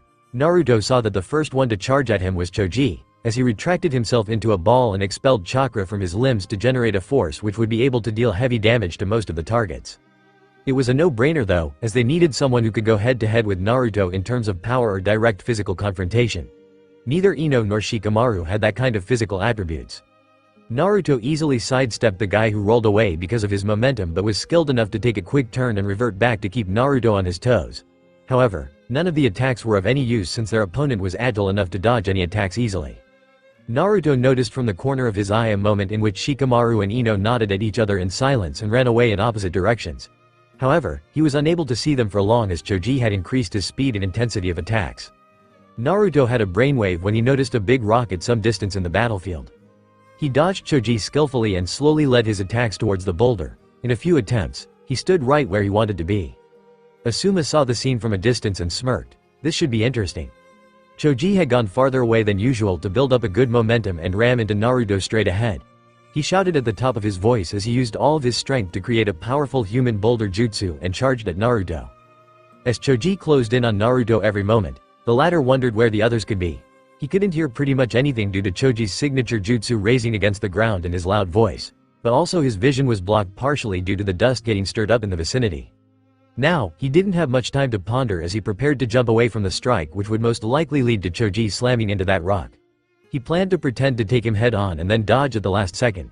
This would not only give Choji no time to stop his momentum but also deal at least some damage to the big guy even if he was able to smash through that rock. In the last moment, however, as Naruto prepared to jump away, something unexpected happened. Choji himself jumped off the ground well above Naruto's head and it seemed like he would just pass over him. Now, Naruto immediately realized what Choji meant by that as the dark outline of a shadow emerged under the ladder and made its way towards him. Shit, Naruto said as he realized something. He had already prepared to jump and dodge Choji, but now that there was another trick up their sleeve, Choji could have easily changed the direction of his attack whichever way he decided to dodge. In other words, Choji didn't forfeit the attack. He redirected it in the place where it was meant to be dodged. There was no time to change his position now or evade the attack in any other direction, and if he jumped anyway he'd be hit straight-on with a powerful human boulder. Shikamaru was too close to even think about getting out of his range of attack. All in all, the only choice he was left with was to discard any attempt to evade the Nara clan jutsu and easily be trapped into the unique paralyzing technique. As expected, Choji flew right above Naruto's head and the latter was now connected to the shadow of the other one. Shikamaru sat there with his hands forming a ne, rat, sign which is apparently the only one-hand sign required to perform this type of jutsu. Shadow Possession Jutsu, success. You were approaching me behind Choji as fast as you could, without me being able to see you at all. That is why he was being so damn loud and stirring up the dust, as using a smoke bomb would have slipped up your ruse. You still got it, Shikamaru, Naruto said. Shikamaru just shrugged his shoulders and suppressed a yawn as he said, well, got to try something. I'm surprised, though. I thought you'd put more effort into the fight than this. Immediately after, someone jumped on the rock behind Naruto and he turned his head to see who it was, although he had a pretty good idea already. Haha, see, I told you Shikamaru, there's no one we can't take on if we work together. Especially not cocky and overconfident little kids like this one here. She said and looked at Naruto. You've seen the clan specialities of both of your friends Naruto, but you've yet to see mine. Choji, be ready to finish off the job. Now, have a good look at this Asuma-sensei. I don't want you accidentally missing any of this. Ino used both her hands to form a circle with her index fingers and looked at Naruto through the opening. However, she was a bit annoyed to see that Naruto didn't seem the least bit flustered. It was as if he'd just stay in the same position even if Shikamaru didn't use the shadow paralysis. Ino, I'd suggest you skip the part where you peek into my mind. Trust me, it's not going to be okay for you at all. Naruto said nonchalantly. Ino was a bit relieved at the statement, because it meant Naruto was reluctant to be placed under her jutsu. Haha, as if, I bet you just have a lot of perverted stuff inside your mind which you don't want anyone to know about, don't you? She replied. Naruto couldn't help but snicker at her thought because it didn't cross his mind until now. He replied cheekily, maybe. If so, that would mean you actually want to see the perverted stuff for yourself. I didn't know you were that eager, Ino. She didn't expect such a response and honestly, she didn't have any comeback for that. Before her cheeks turned pink, she decided to finish her just you and focused her mind on applying it.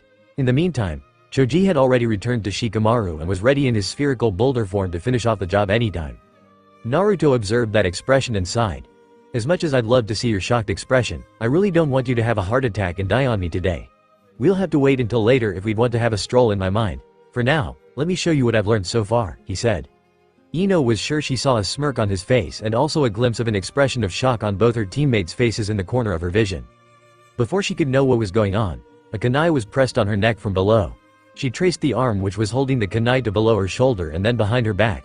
Suddenly, the assailant grabbed her left forearm and pulled it behind her back in order to restrain her movement. So sorry, Ino. I don't think today's the day we get to see the Yamanaka Jutsu arsenal. I'd appreciate if you give up now and ask your friends to do the same. She was surprised to hear his voice while he was standing right in front of them. To clear their doubts, the Naruto paralyzed by Shikamaru suddenly popped off into a burst of smoke. What? Was the question in the minds of all three of them. How did Shikamaru even catch the shadow of a clone? It should have passed right through the illusion. And that clone was way too real looking, Ino thought. Nonetheless, Shikamaru already knew about the jutsu being known as the Cage Bunshin. He didn't expect Naruto to be able to do that, but he wasn't too surprised about the fact either. So, you've already learned the shadow clone jutsu, huh? But still, that's not the question. When did he even switch with the clone? I was watching him all the time and there was no one else except for him in the whole area. I'm sure of it. Ino didn't notice it either. He didn't even use any smoke bombs. He thought, the only moment he had in WHECT sight from both of us would be. His expression changed when he realized what Naruto had actually done. The latter observed it well and grinned as he said, "You sure catch on quick, Shika." Knowing that the others were still clueless, he decided to explain a bit. He looked at Choji while Ino was right in front of him. You see, I already knew both Ino and Shikamaru were closing in on me from both directions when you were coming at me, Choji. None of you may know this, but I'm actually a pretty decent sensory ninja. Even Shikamaru didn't know this one, which was visible on his face which said, this explains everything. So, I let Choji come at me and while I didn't dodge openly, I already switched myself with a shadow clone and escaped through the ground under this rock. Shikamaru just nodded because he already noticed the uneven pattern of ground right in front of the rock. He didn't have much difficulty in believing that Naruto might already know the earth-style transformations. In the heat of battle, with that high-torque rolling motion, Choji doesn't get to have much liberty of observation or concentration towards any aspect of the opponent. That should actually be compensated by his teammates, you guys. So while you guys hid from me to be able to land a surprise attack, I was also able to deceive you and execute my plan to surprise you instead. Ino couldn't believe that he managed to think all of that in the midst of a battle. Not only that, he was skilled enough to back up his plan perfectly.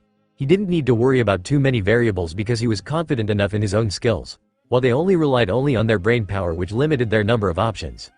She didn't know what to think of him right now. A part of her was scared of having him as an opponent in the battle, while another part couldn't help but fawn over how cool and impressive that actually was. Internally shaking her head, she decided that it wasn't the time to be thinking these things. She had her pride which already made her declare that she was going to defeat him anyhow. Now wasn't the time to be intimidated or flattered. She decided that it would be in the best interest to use her head in this situation. Yes, literally. She wrenched her head back in hopes of giving him a surprise headbutt, but he had expected that, given the limited range of movements she could perform. He shifted his head towards the right side and her head lost all the momentum and ended up on his shoulder. He was too close to her face, so much that she could hear him breathing. He didn't expect her to be able to do pretty much anything now, so he decided to play with her a bit. Now, what's this mood you're trying to make, Ino? She wondered why she wasn't embarrassed even though their proximity wasn't what you see every day around, but knew that was probably because she found a way out of the situation. In an unusual show of carelessness, Naruto forgot to bring the kunai up to her neck again once she had arched it and he dodged the headbutt. She got the small amount of safe distance between herself and the kunai to be able to move her lower body and still not get the blade unwantedly slashing her. She extended her hips, which wasn't too difficult given her position, and then jerked them back all of a sudden. Due to her forward bend, her butt hit Naruto's lower abdomen and he was forced to take a step back. She rotated her whole body in the direction of the arm he held onto, and used the other one to deliver a right hook. With Naruto, he was caught off guard when she used her ass as a means to hit him, but again he had never watched Kyo. Don't judge me, people. I only watched it because of the plot, yes, the actual plot, and also the watch it for the plot kind of plot. Winking face seemed interesting at a glance, but dropped it on second episode because the moves were absolutely ridiculous once you actually saw them. However, he was far too accomplished in taijutsu to actually let her land anything on him for the second time. As soon as he swung her fist, he ducked, still holding onto her left hand.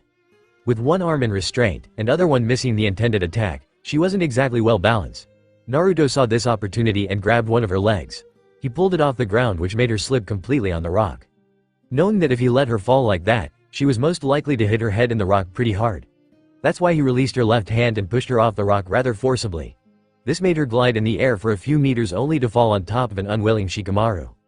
Naruto jumped off the rock with a somersault and landed gracefully in front of them. He looked at both Ino and Shikamaru and then couldn't help but laugh at the latter's condition. Nevertheless, Ino was furious with him because she thought that he was making fun of their defeat.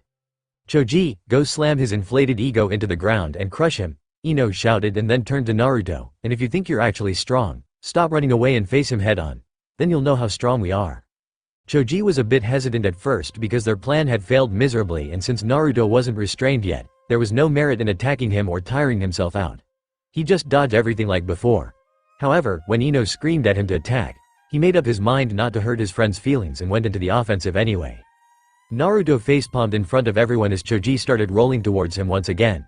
He wondered how ironic it was that his opponents were the last ones who would rely on raw strength rather than brain power, and yet she was desperate enough to try to have him handicap himself by fighting Choji head on. Normally, that wouldn't be the right thing to do. Still, he was anything but normal. He had confidence in himself to be able to handle things easily, especially when it came purely to sheer strength. The only person in the whole fight which he knew to be wary of was Shikamaru. He was usually laid back and too lazy to even move, but surprisingly smart when push came to shove. With him out of tow already, Naruto stood his ground, not flinching even a bit while a giant-sized human came at him with a speed that could crush his bones. This time, Choji didn't shout or brush against the ground too much like before, because there was no reason to and would also decrease his force and power. He slammed into Naruto with all his power and the collision made a perfect sound, breaking the ground around and stirring up the dust. Ino was ecstatic as she raised her fist and shouted a cheer knowing that it was a direct hit. How Naruto could have been so foolish as to actually submit to her demand was something she couldn't comprehend. Still, a win is a win. Even Asuma was a bit concerned when they made direct contact. He was sure that Naruto would dodge at the last second, but all he saw was him trying to block the attack. When the dust cloud cleared, the onlookers were absolutely stunned.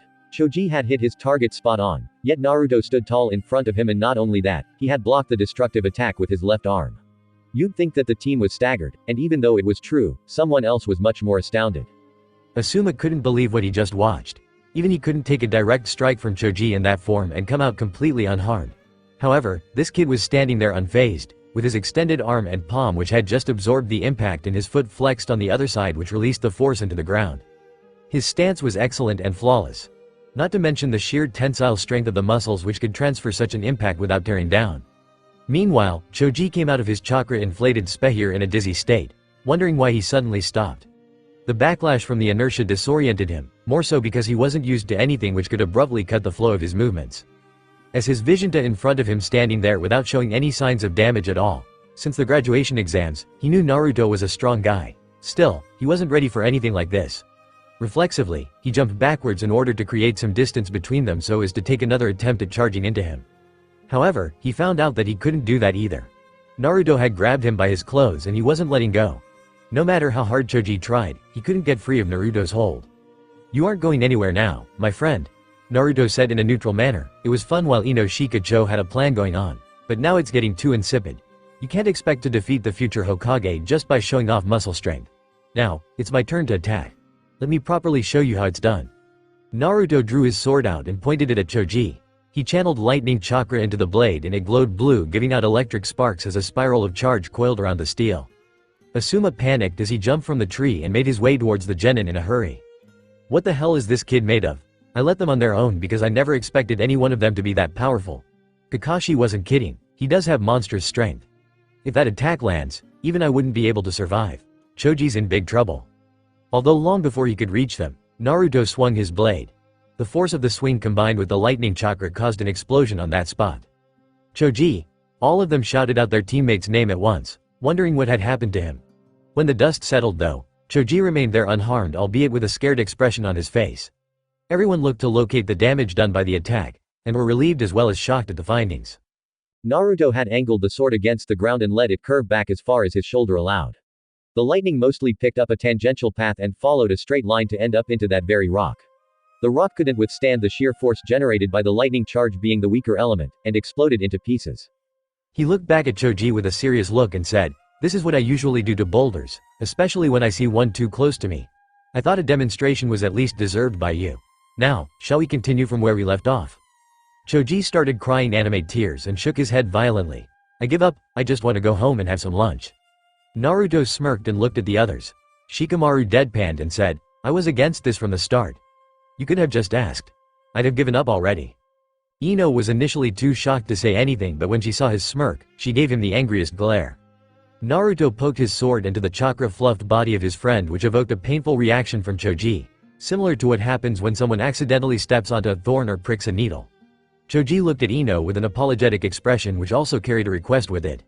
She was so infuriated that she didn't want to accept her defeat. They had always come up with some kind of plan in the end. Shikamaru always had something which would turn the tables no matter what. But he had surrendered without blinking an eye this time. Still, she didn't want to be the one to give up without a fight. Surely there must be something they could do. Naruto hoped that she would easily give up after he threatened to hurt her teammate. However, he had also seen her selfish behavior many a times, which was not too far from her friend and his own teammate, Sakura. This wasn't something that could be done without hurting anyone's feelings. Her ego had to be crushed vehemently in order to have her look at herself from a different perspective. He sheathed his sword back and said, "So you still think you can defeat me somehow? My piece of advice to you is that one should always take decisions by logical judgment in the midst of battle rather than giving into the emotions. You should know when you're outmatched." He had a neutral look in his eyes as he made the crossed two-finger sign for the shadow clone jutsu. Suddenly, the area was filled with smoke as hundreds of solid clones appeared out of nowhere. The clones near the members of Team 10 had already pulled out their weapons and put them all against the opponents from head to toe. One strike from each and they'd be turned into a human net within seconds. Asuma stopped right in the middle of his approach as he was too flabbergasted to move a muscle. When Naruto had created one shadow clone, he was actually impressed.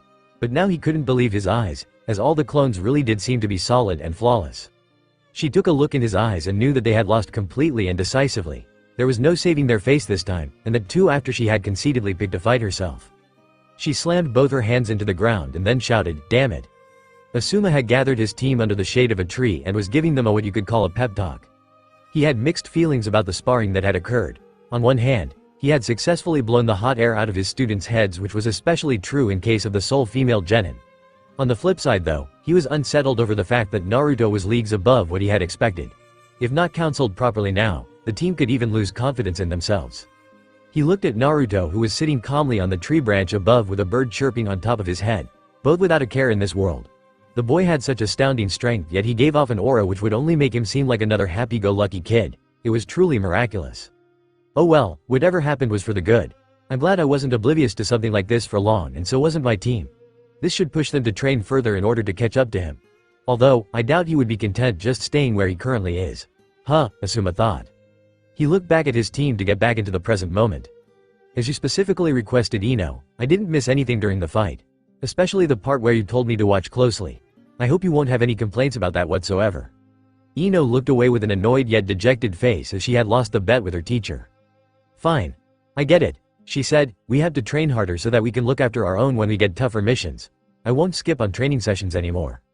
Choji, who had started munching on his chips again, said, that's right. I still can't believe my human boulder could be stopped. I have to become even stronger so that I can help my friends when in need. I guess I could agree that we need a bit more training than we are used to. Man, what a drag, Shikamaru said. Asuma showed a much relieved smile on his face, as this had turned out to be far better than he had expected. But, there's still no way we'd be able to take on this guy, Ino added while pointing at Naruto, who still had a serene look on his face as another bird chirped on his shoulder. She continued, you looked at how insanely strong he is. It didn't matter if we could have made a better plan or had a bit more power. He literally spawned dozens of clones in a second which were not even illusions. Speaking of which, what in the hell is that jutsu anyway? The teacher looked at the boy who now had a slight smirk on his face. He had heard everything and was now probably trying his best not to boast around his skills more than he already did. He was content being a tease. Asuma looked back sheepishly at his students in a helpless manner, because he couldn't exactly tell them that it was nothing out of the ordinary. I can't deny the fact that he's strong, much stronger than any of you. Remember when I said that you won't be able to make excuses about fighting me, a Junin? I take that back, he isn't your normal genin at all. Hiatli. I mean, if you could pitch us against a team with people like Sakura, we'd be able to win easily. Even Sasuke isn't that bad when you look at this guy here. I'm sure you remember, even though we had a tough time against their sneak attack, we did beat Kurenai-sensei's team in the end, Ino added. Asuma acknowledged the fact that she was, albeit in a wishful hypothetical condition, correct. However, he also knew that Naruto must have been through a lot of hardships to get to the point he has reached. To disregard that would be a disgraceful act on his part, only to save his face or even stir up his students' motivation. True, but highlighting others' weaknesses doesn't make one strong. It only makes one look strong, and that too in the eyes of none other than their own ego. It's better the sooner you can get the taste of reality. Your enemies aren't going to go easy, and a lot of them are also going to be stronger than you, he said. He continued, same goes for Naruto. You might call him powerful or anything you want, but it's a fact that he has trained harder than any of you to become that way. It's an excuse on your part if you don't have the will to do what he did by himself. If you want to compare, better to look upwards and climb the mountain than sit around looking down at the same ravines. You never know when you'd fall into them. Ino didn't have any answer to that and nodded her head quietly in agreement. Now that it's all done and clearly Naruto is the winner, I'd like to ask him if he'd like to give any piece of advice to his friends as well as opponents. I may have observed the whole fight, but there are certain things which one can only feel in the midst of the battle. To be honest, those are actually the ones that matter the most, he finished. Naruto knew that Asuma was indirectly asking him to come down even though he didn't shout it out loud. He probably knew that Naruto had been listening to everything keenly although not being conspicuous about it. The blonde ninja gently moved his hand in order to send off the small birds away and then dropped down from the tree with a flip. Let's cut to the chase, he said. That was a good experience for me too, but I hope the supposed humiliation, in the lack of a better word, sticks with you guys for some time. You have been relying on your aptitude way too much. The only one who could probably make it out alive in an enemy ambush would be Shikamaru. The only thing holding you back is yourself.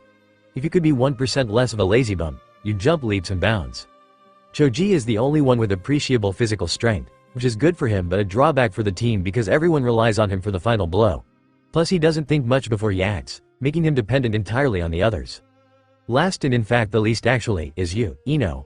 Argue with me as you may, but you really don't stand out to have anything of a formidable opponent at the moment.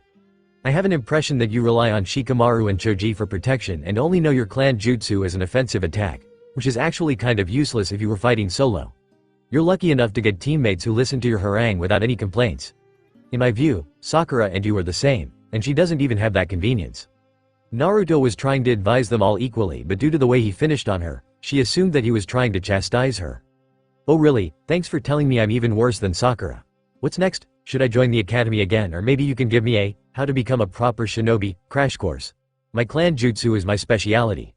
Without me, Ino Shikacho would never function. So don't imply that they're only listening to me just because I'm a girl or anything. Not exactly what I wanted to convey, but again, I can't sugarcoat a bitter pill. They really do tolerate a lot of your blabber, you should be grateful of your teammates. As for your specialty, their clan jutsu is as vital for the combination. That makes it even for all, leaving you with nothing to show. Naruto said, look, I don't want this to be only a criticism, because you have the most flexibility among the team. The one on the bottom has the best chance at improvement than all the others, isn't it? Whatever you decide to learn will improve the strength of the team and you as an individual tremendously, regardless of what is. You should try to be more welcoming to all options, is what I'm trying to say. Ino opened her mouth to retort, but she didn't have anything to say. Thankfully, before she could make a fool of herself, Asuma interjected, oh well, no quarrels today please. Not with our guest here, especially. I'm sure Ino will keep in mind your advice and give her best from now on, Naruto. Now then, since all of you promised to train harder, I think a treat is well deserved. Ino humphed and turned her head away from them as she walked away, but all of them already saw the softening in her expression after she realized Naruto was only trying to help her, and that he would appreciate the results of her training the most out of all. Both Naruto and Asuma smiled while Shikamaru yawned loudly. They followed Ino who already knew the destination of their lunch, the best barbecue restaurant, only after taking into account its reasonable prices, in Konoha, Yakiniku-kyu. No wonder Choji was too far ahead of them to be even in sight anymore. MMMHMMM. They meet en ma mode easy shu good, Ashuma Shensei. For some reason Naruto laughed at the guy's statement suddenly, and choked on his food. Fortunately, he got some water before it could get uncomfortably bad. Choji, can you please not talk while stuffing your face? It's disgusting, Ino said. Ino eyed him sideways but couldn't get the joke. She sighed as she decided not to put much thought into it. Instead, she had different plans in her mind. Hey Naruto, I was wondering, she said trying to get his attention to herself. Even when they had been seated, she immediately sat right next to him even though the seats on the opposite sides were all empty. Naruto looked at her and raised his eyebrow and said, yep, go on. Yeah, your flowers. remember you left those for me to take care of? 3 of them have actually started flowering. They're so beautiful, I don't even want to give them away to anyone. Even my parents were much impressed at their rarity. However, I know you've got to give them to someone and I don't want our shop to have a bad name. That's why I'm willing to part with them, although half-heartedly, she said. What are you trying to say? I don't get it, Naruto replied. Huh? Well, I'm asking you to take the flowers you left me to take care of. You're more stupid than you look, she said. Maybe. Or it could be that you're the one so stupid as to be unable to say something that easy in a single line. Anyway, thanks for reminding me. I'll have them collected in a day or 2, he said. Ino was annoyed by his lack of interest in the conversation, but that made her all the more determined to get something out of him. And what about the ones for your own home? You said you were going to put them in your balcony, if I'm not wrong, she said. I can come over and help you arrange them in a nice way. It would be much better than what you could do. What do you say? She asked. Naruto gave her a sideways glance and then took another bite. Thanks, but no thanks. I'm sure I'd be able to manage something by myself. It's not anything I'll give anyone else trouble over. You've helped enough by taking care of those rare-ass flowers. I know you're getting paid and all, but still I appreciate the sentiment, he said. Oh, I see. Although it wouldn't have been any trouble, but I guess I'll leave you at that. The offer's open though.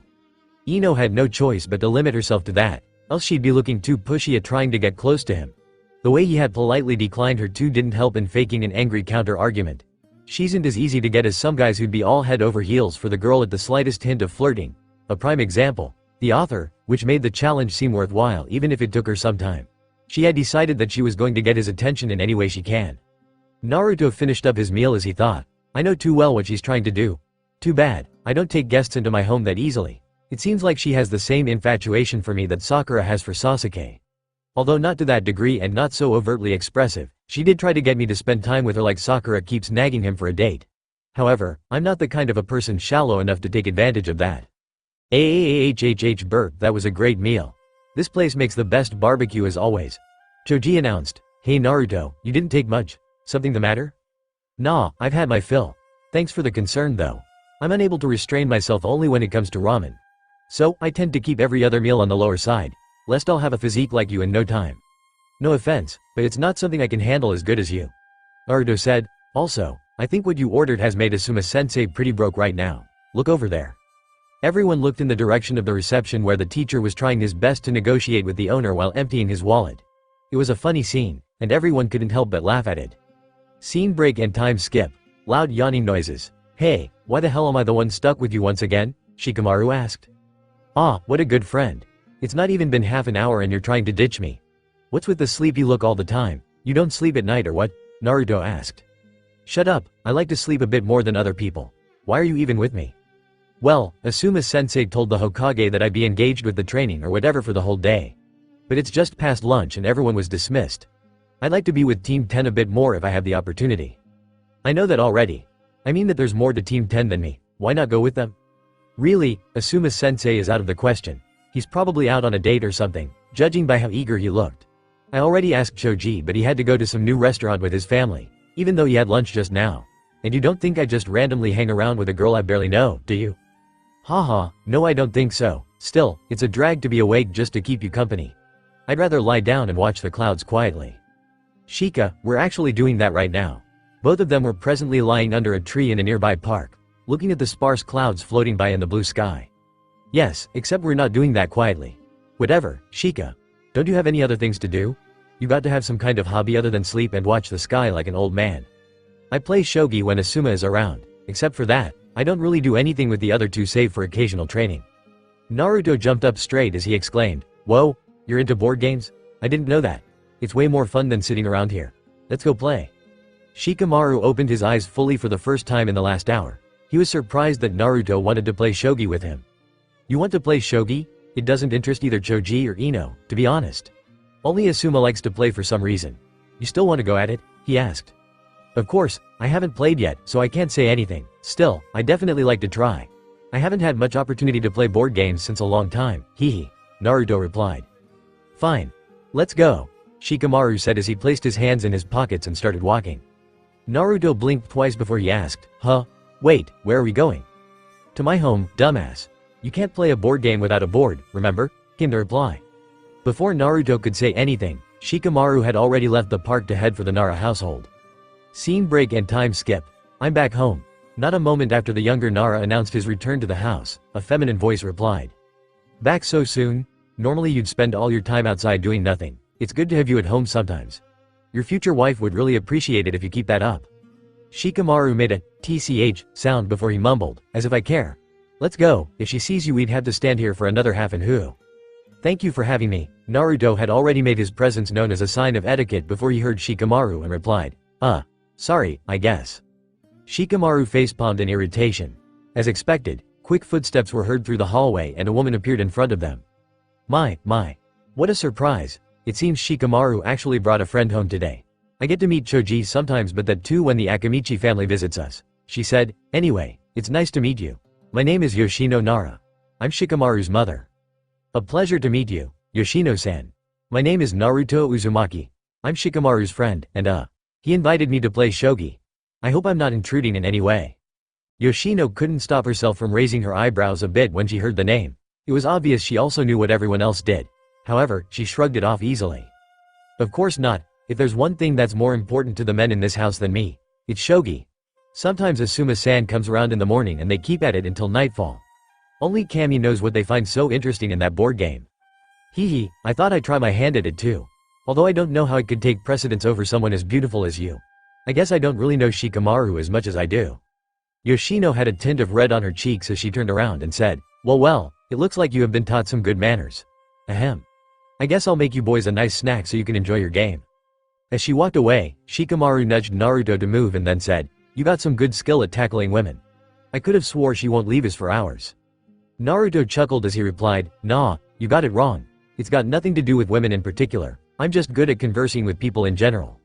Although, this whole conversation may be totally far from reality because the author is an introvert who really sucks at social interactions, and women are the furthest from his reach, so this might be pure speculation on his part. Shikamaru looked at him with a sideways glance and said, Sometimes, I don't even understand the head or tail of whatever you're saying, you know that? Naruto blinked twice and replied, Yeah, same, time skip. Okay, it's break time. Look, I made some tasty snacks for you guys. Shikamaru's mother stopped in her tracks as she looked at the expressions of the kids as they played a good old board game. As is the case with normal kids, they were totally intense. For some reason, it didn't seem as odd on Naruto as anyone might seem normal with it. However, to his mom, Shikamaru looked way different than his usual self. The bored, mildly annoyed look was all but gone. Apparently, what had happened was something like this. Initially, Naruto was excited at the prospect of playing with Shikamaru when he had been explained the rules. After a few matches, he was completely exhausted. Outmatched, he tried again and again to beat his friend at the game but the latter was too smart. In case of Shikamaru, he was bored as hell. He always remained 2 steps ahead of Naruto and easily predicted what the guy was going to move. It was a matter of few moves before he could declare an easy win. It had been the same case with Choji and Ino, when they had tried to entertain themselves with the game as him and their sensei. Nevertheless, Naruto kept at it game after game even though his mind was being stressed too much. It in a game that Shikamaru realized he could no longer breeze through by staying 2 steps ahead. His opponent was gaining on him, so he had to up his gear and processed multifold possibilities now that he has to plan 4 or 5 steps ahead.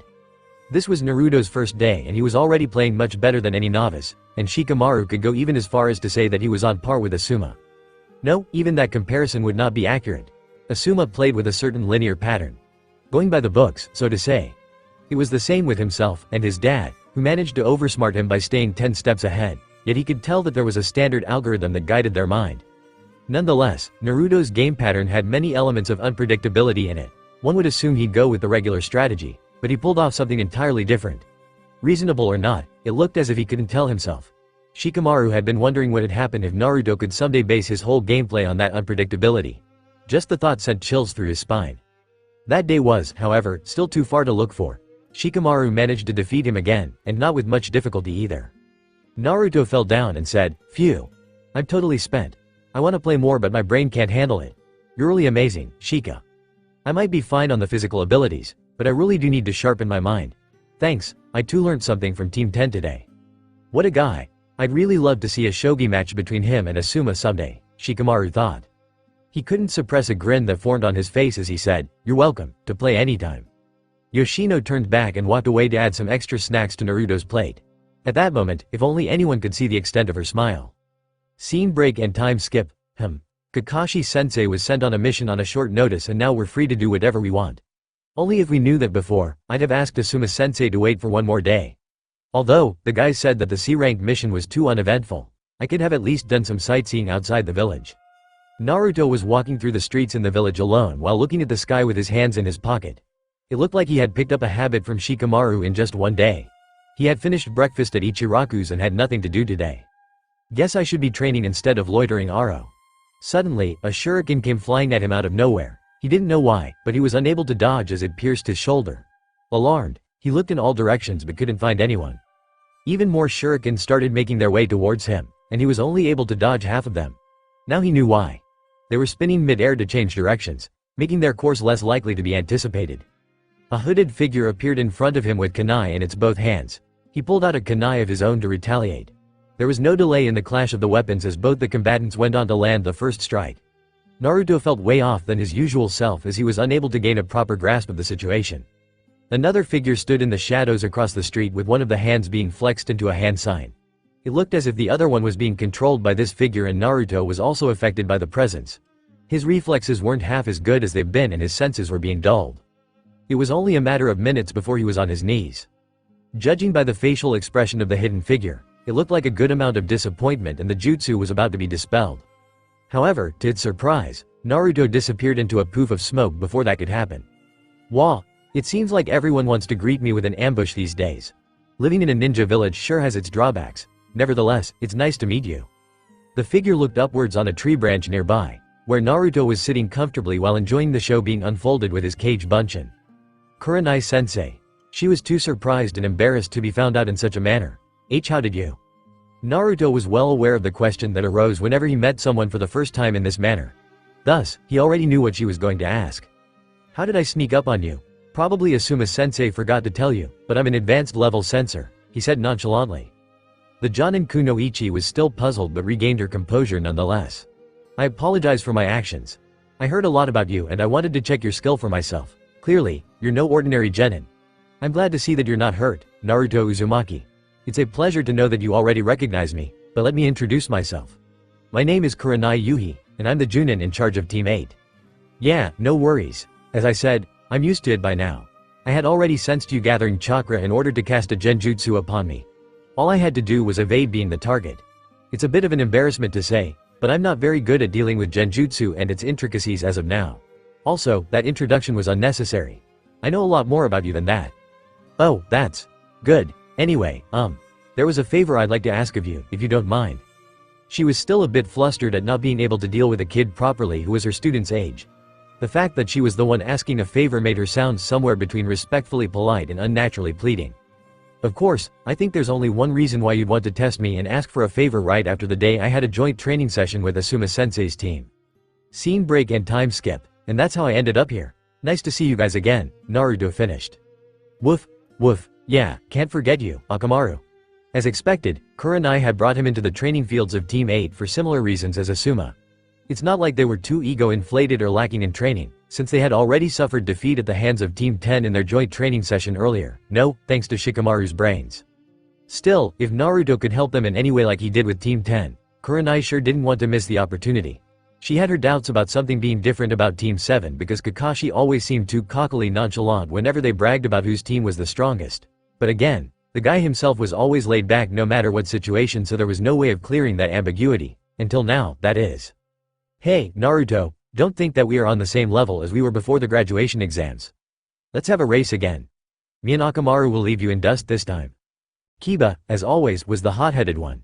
No one knows if it's an Inuzuka trait or just his personality, but he always had this urge to show his superiority over Naruto whenever they met, since Naruto revealed his true strength in the exam. Which wasn't more than 1 or 2 random encounters on the street though. It was evident that he considered him a rival and wouldn't be satisfied until he had surpassed him somehow. It's good to see you too, Naruto. My insects tell me you feel different somehow, even though I can't see or explain it myself. Shino was genuinely interested in the development that Kuranai had brought to their team today, which may even be translated to excitement, to a certain degree, which was more than enough for a guy like him. Nah Naruto-kun. Nice to see you.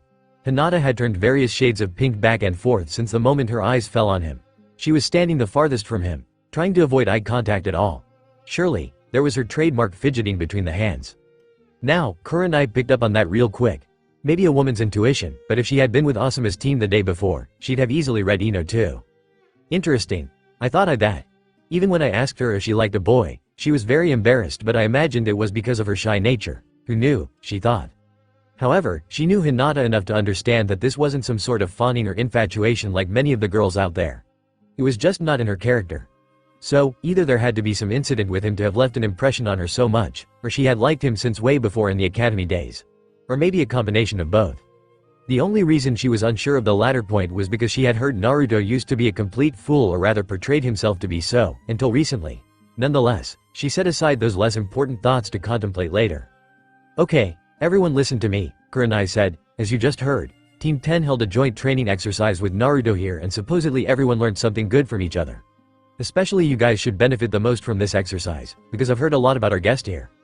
Hinata raised her hand and said, it's not like I have any problem with only Naruto-kun, but we could have a complete exercise if the whole Team 7 was here, just like we had with Team 10. Kuranai didn't actually have any answer to that, because she had approached Naruto only because Asuma did it first.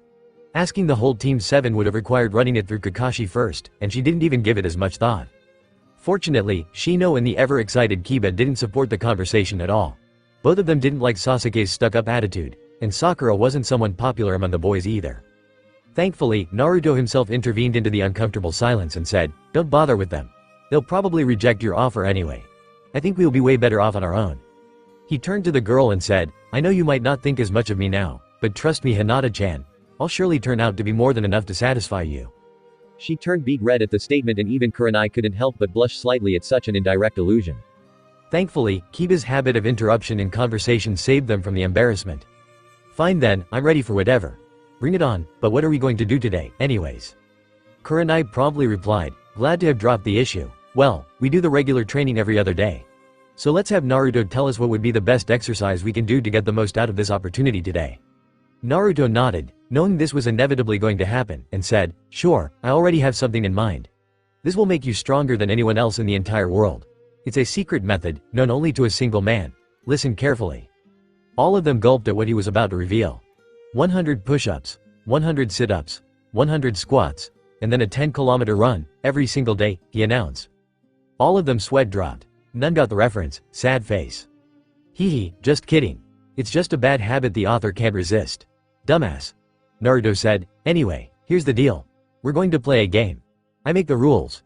You follow them. It's me versus Team 8. However, one person who performs the best gets to have a prize. We can decide the specifics of the same later though, so, are you up?" "A game? Sounds fun. What is it with you making the rules though? What if you benefit yourself and handicap us? That wouldn't be fair," Kiba said. To be fair, Kiba, the term fair doesn't exist in the ninja world. If you're in the enemy territory, they may have a castle, an army, hunters, spies, strategists, far superior equipments and technology and whatnot.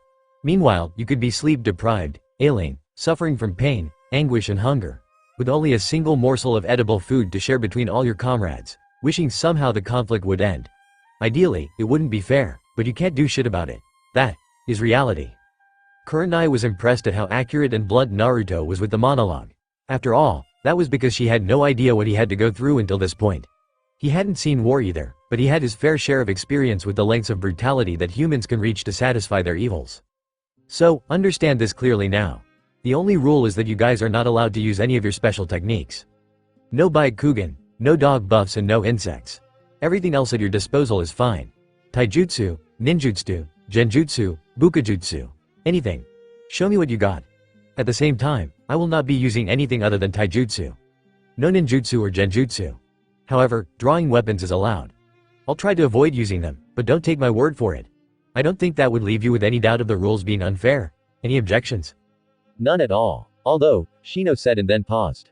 I have been thinking lately that I have been relying on my insects too much. It's probably the same with Kiba and Hinata. If it's only taijutsu for him, then we aren't even left with the excuse of having a big handicap. If it's training, Naruto couldn't have made better rules. Now, the only question left is, what is the objective of the mission? He asked. Naruto grinned and pulled out an object from a scroll. Woof, woof, hey Akamaru, what's gotten into you? Kiba asked. Ha ha ha, glad you are interested, my boy. Naruto said to Akamaru and turned. So, this is a special dog food bun which is not easily found in these parts of the world. It's only imported in small amounts, and is quite costly. However, I happened to find one around which was genuine as well as cheap. I'll be holding on to this, and if you guys are really its friends, I hope you'll come at me with full intent to make me give this to dear Akamaru. Something which even my sister doesn't make in our kennels. Judging by Akamaru's reaction, I can see it's true. Don't worry buddy, we'll take that from him in no time, Kiba said. However, Naruto poured water over his excitement. Akamaru's not going to take part in this exercise. It'll be just you three. No dog buffs means no dog help either. He'll be sitting nice and quiet with Kurenai-sensei. Also, I can't let someone with personal feelings for the prize enter the challenge. It messes with the objectivity of the mission. He has no option but to rely on you guys. Naruto whistled and directed Akamaru to go to Kurenai's side, to which he complied happily. Hey, that's not FAI, enough chit-chat about fairness. Naruto interjected with complete seriousness, it is what it is, no questions asked. The objective has been made pretty clear. Do what you want, however you want, as long as it's within the rules. Good luck, let's begin. He took only a second to turn towards Kurenai and said, oh, and by the way, you are the referee. Before he vanished into a whirl of leaves.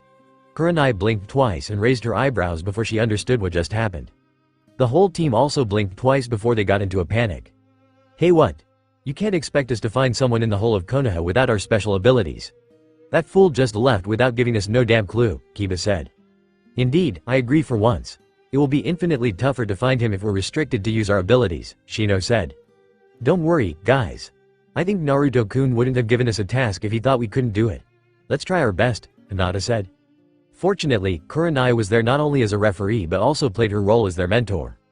True enough, Hinata. It's no use complaining about the obvious. We've been training to improve your special abilities all the time. It's a nice change of pace. Try to think of the situation from an angle that any normal person would. Honing your senses doesn't mean you are allowed to dull your brains, she said. The three of them looked at each other in a clueless manner. None of them had ever tried to use their brains along with their abilities, bably why they had to accept defeat against Team 10. I think we should scout those places first where Naruto would most likely go. Probably his home and Team 7 grounds would be the places we should check out as early as possible.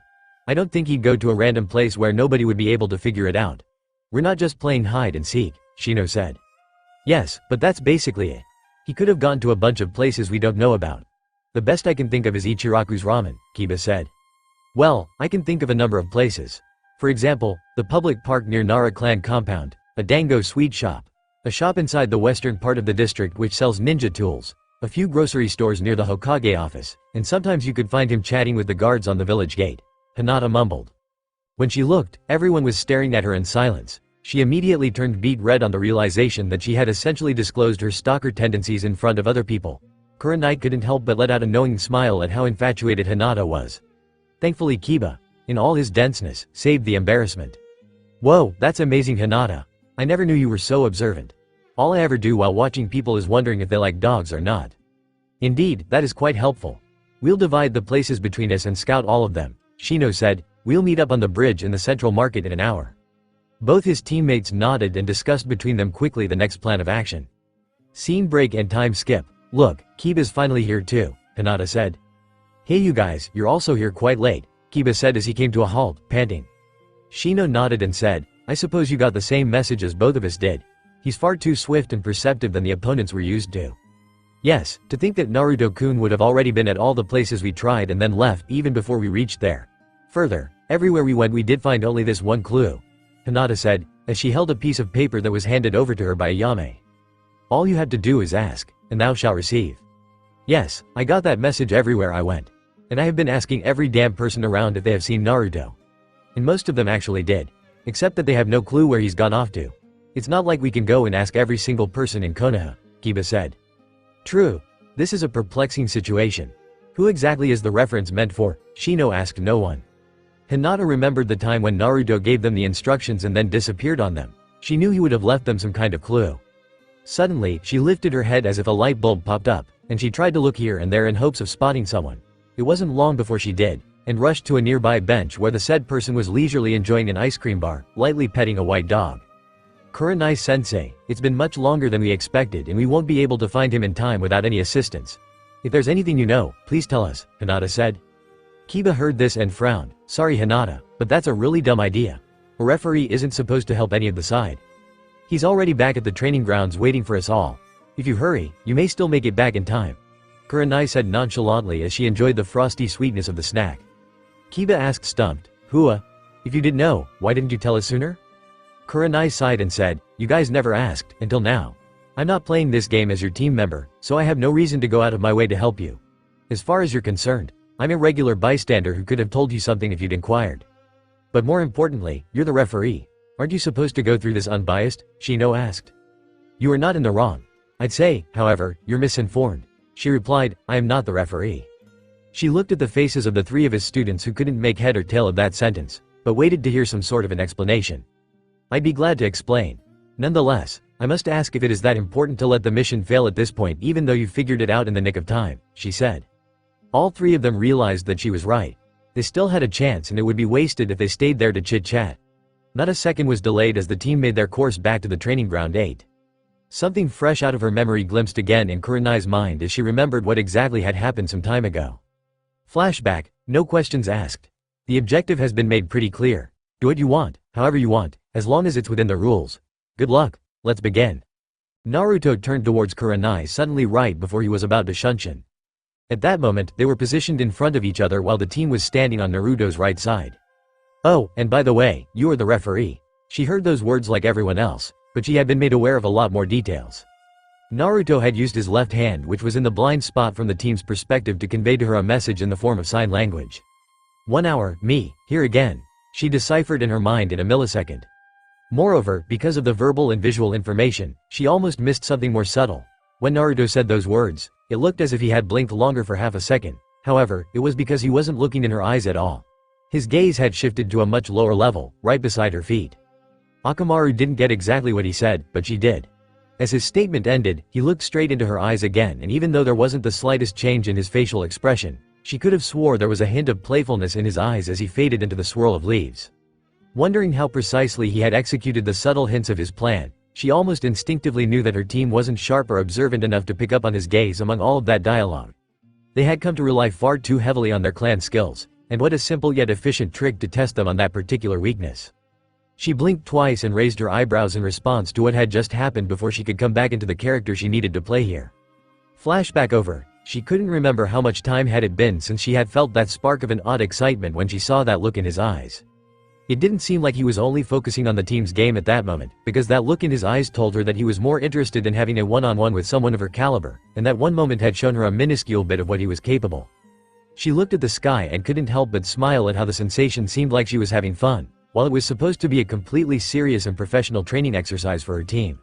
Something about the boy was so different, she felt it too good to be true. She had heard about the likes of Itachi Uchiha, who were exceptionally well-trained and powerful, way beyond the capabilities of people their age and qualification. But this was the first time she had experienced it firsthand, and even then she couldn't believe it enough. She had heard from Asuma that meeting Naruto sorted out a lot of things for his team, and that the boy was someone with a charm that one couldn't help but be drawn towards. A day later, she found that he had nailed it right in the head. Naruto seemed like a well-mannered and polite boy, with a humorous side, and extraordinarily skill-set for a shinobi. Above all that, he had that aura of kindness and warmth around him that soothed people's hearts. She could see why Hinata had fallen for him. If only he belonged to a major clan such as the Hyuga, they'd have been a perfect match. She petted Akamaru. I don't think my team stands much of a chance as of now, but we shouldn't miss their efforts in any case. Woof. Woof, Kuranai nodded and said, that's a good referee for ya. Akamaru experienced immediately afterwards, for the first time, what it feels like to be shunshined away. Scene break and time skip. The 3 genin of Team 8 reached their training grounds and stopped for a moment to take a breather. They spotted Kuranai, who was already there before them and had a dizzy puppy with swirls in his eyes. It surely wasn't used to high-speed movements like the one recently experienced. Hey Akamaru, what happened to you? Kiba asked. He's fine. Took you guys long enough though, I was just about to leave. They looked at Naruto, who was lying there in the grass, looking at the sky. He had memorized the positions of the sun at different times of day and synchronized it with the clock in his mind. Now, he could easily predict the time with only a small margin of error. He gave the benefit of the margin to the opponents and waited to leave until the upper limit. Well, whatever, now that we're here, hand over Akamaru's food over to us or it won't end good for you, Kiba shouted. Naruto took a second to throw a sideways glance at him before he cracked up. He started laughing loudly, which only annoyed Kiba more. Instantly, a dozen shadow clones appeared in between the two sides. All of them turned around for some reason and put their hands on their faces for some reason. The trio was alarmed at their intentions, but to their surprise all of them turned their heads with their tongues out and an eye pulled down, while slapping their butts with another hand. Oh really, Kiba? That's scary, don't hurt me. That's enough intimidation, please. Please spare us, king of dogs. You really look cute when you're angry, do that more. We promise to never anger you again. Hey, what was the name of your dog again? Shino added salt to the wound as he stated in matter-of-fact tone, that really wasn't necessary, Kiba. You do get carried away a lot. All that mockery really got to Kiba as he yelled and decided to attack him head-on. The other two had no option but to go along with him and engage the clones in a brawl. Naruto looked at them with a light sarcastic smile and shook his head. Oh, by the way Kuranai-sensei, you now have the power of attorney from Orochimaru. He can join the fun if he wants to put in extra effort to get this prize, Naruto shouted. Kuranai nudged Orochimaru and nodded, which the dog clearly understood. He went quickly to Kiba's side and aided him in disposing the clones along with the rest of the team. Haha, those clones were not even a good challenge. Now that I have Orochimaru with me, we'll beat you into a pulp, Kiba said. Fine then. Let's see what you got, Naruto said neutrally, not even ready in a fighting stance and with his hands in his pockets.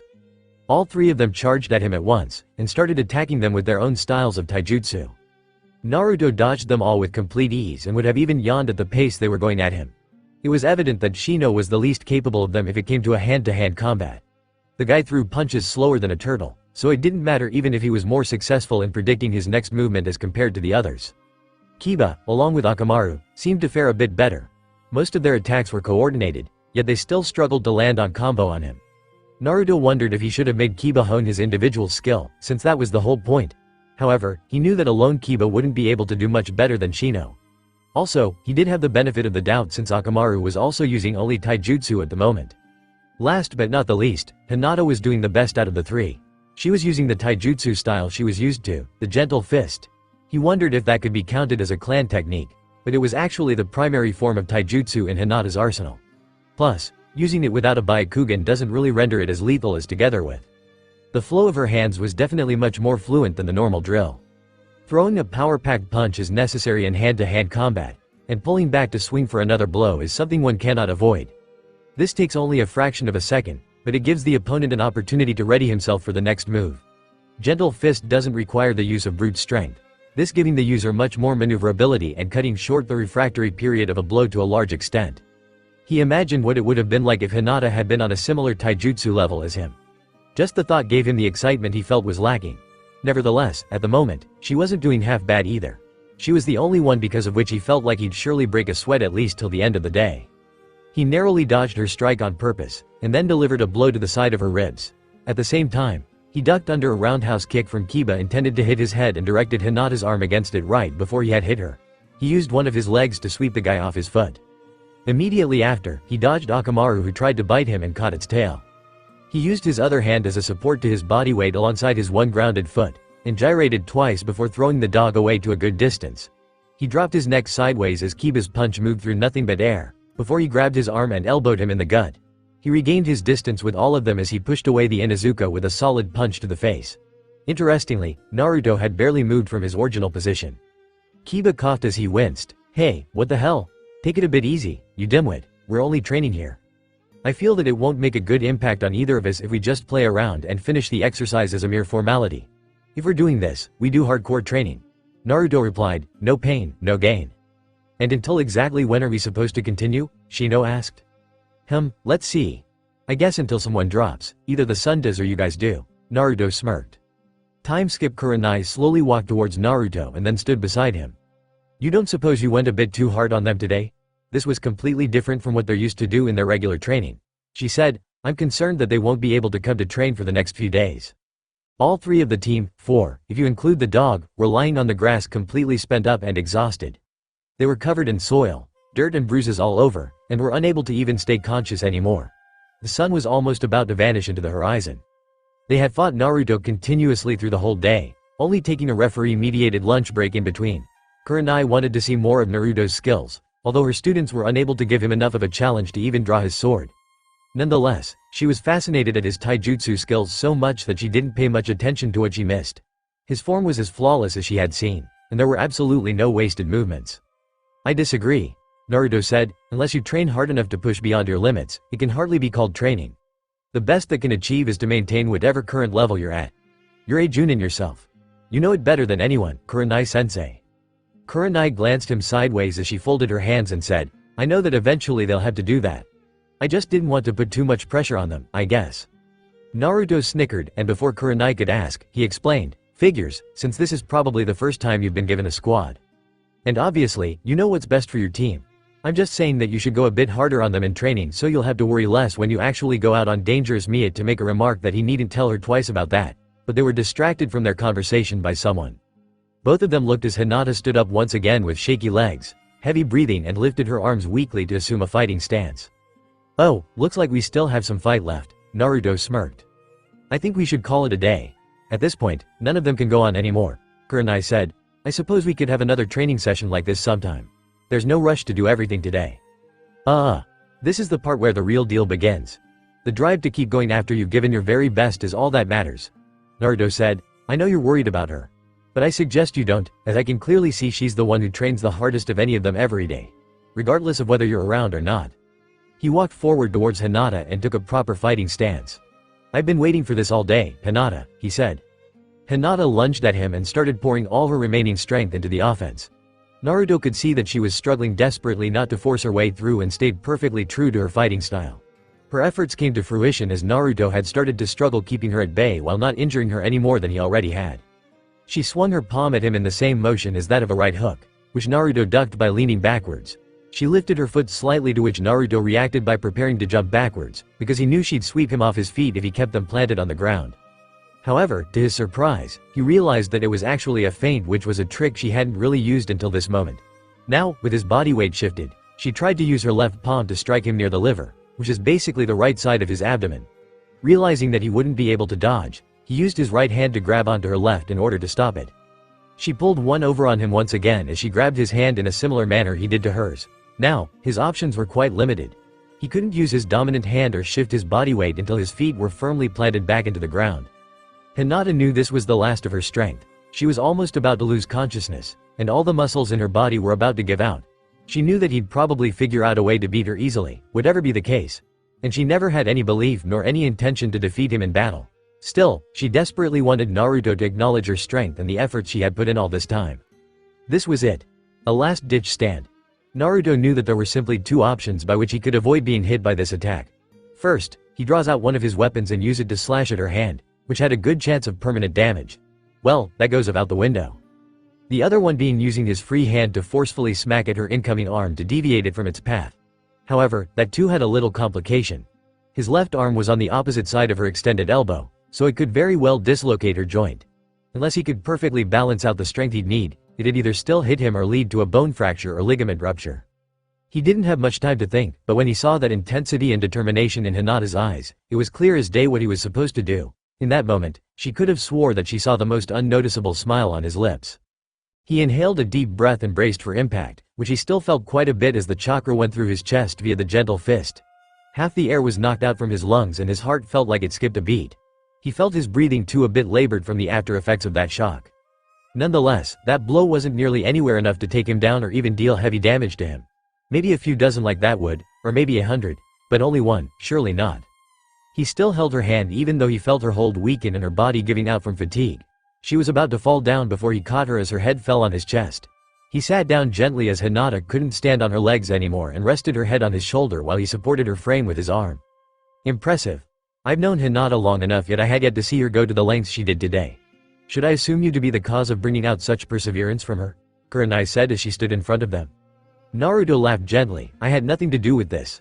A person cannot make someone else do anything like this. It was her who had trained hard up until now, and I guess she just wanted to show the results of her hard work.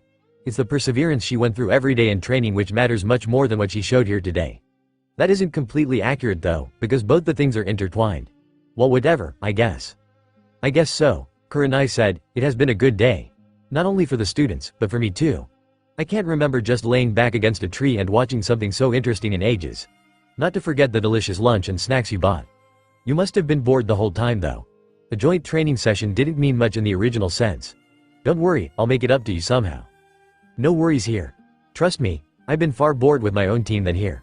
The only one I can actually talk to in a normal sense is Kakashi-sensei. It's hard to even stand both of the others, Naruto said. Kakashi can talk normally? Couldn't have guessed that. Well, I guess it doesn't really matter if both of thee are complete eccentrics. To think that the guy the first can understand is Asuma. Life's truly not fair. Kuranai thought as she looked up at the sky. Hey sensei. If you don't mind, Naruto said, gaining her attention, I'd like to take Hinata to my home. Excuse me, what? Kuranai asked, startled. It might sound a bit out of the blue, but I've had a good deal of medical ninjutsu training. I can make a medicine for her, but I don't have the raw materials on me right now. Plus, she needs to be awake to consume it. This really doesn't seem like a good place to let her rest, he explained. You, medic, wah? That sounds really preposterous, if you ask me, Kuranai replied, flabbergasted. Naruto used his free hand to create an aqua-green glow and then placed it on Hinata's hand. In a few moments, the bruises started to lighten and the abrasions had already fully healed. Kuranai widened her eyes in astonishment as she clearly knew the work of a medic when she saw it, and this was a real one. Now, she wasn't even conflicted. There was no way she'd ever let anyone do that. That was her student and she bore complete responsibility for Hinata. To let a guy off with her in such a weak condition wasn't something that she would ever agree to. It didn't matter how much skilled Naruto was or wasn't. She won't even let her alone in a condition like this, even with her teammates. Granted, they wouldn't do anything, but men have always been men. Giving into their primal urges was much more common for them, as compared to women. And curious, teenage boys at that. Hell no.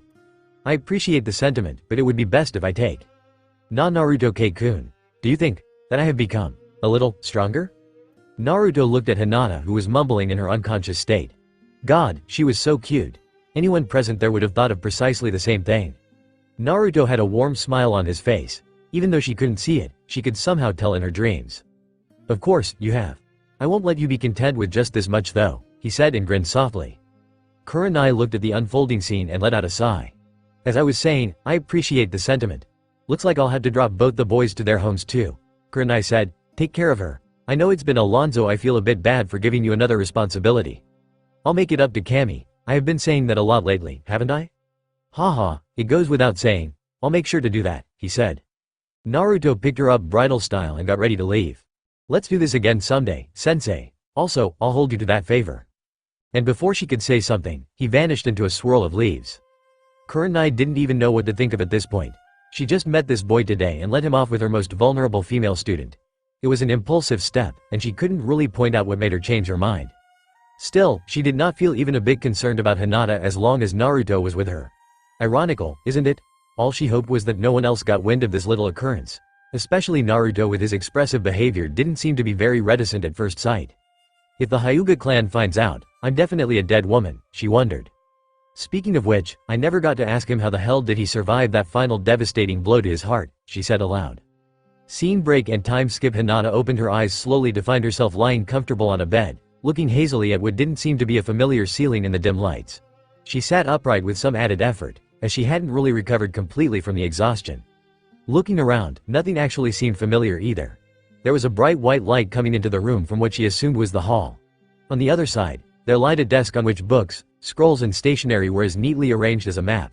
She could see her sandals neatly arranged right beside her feet.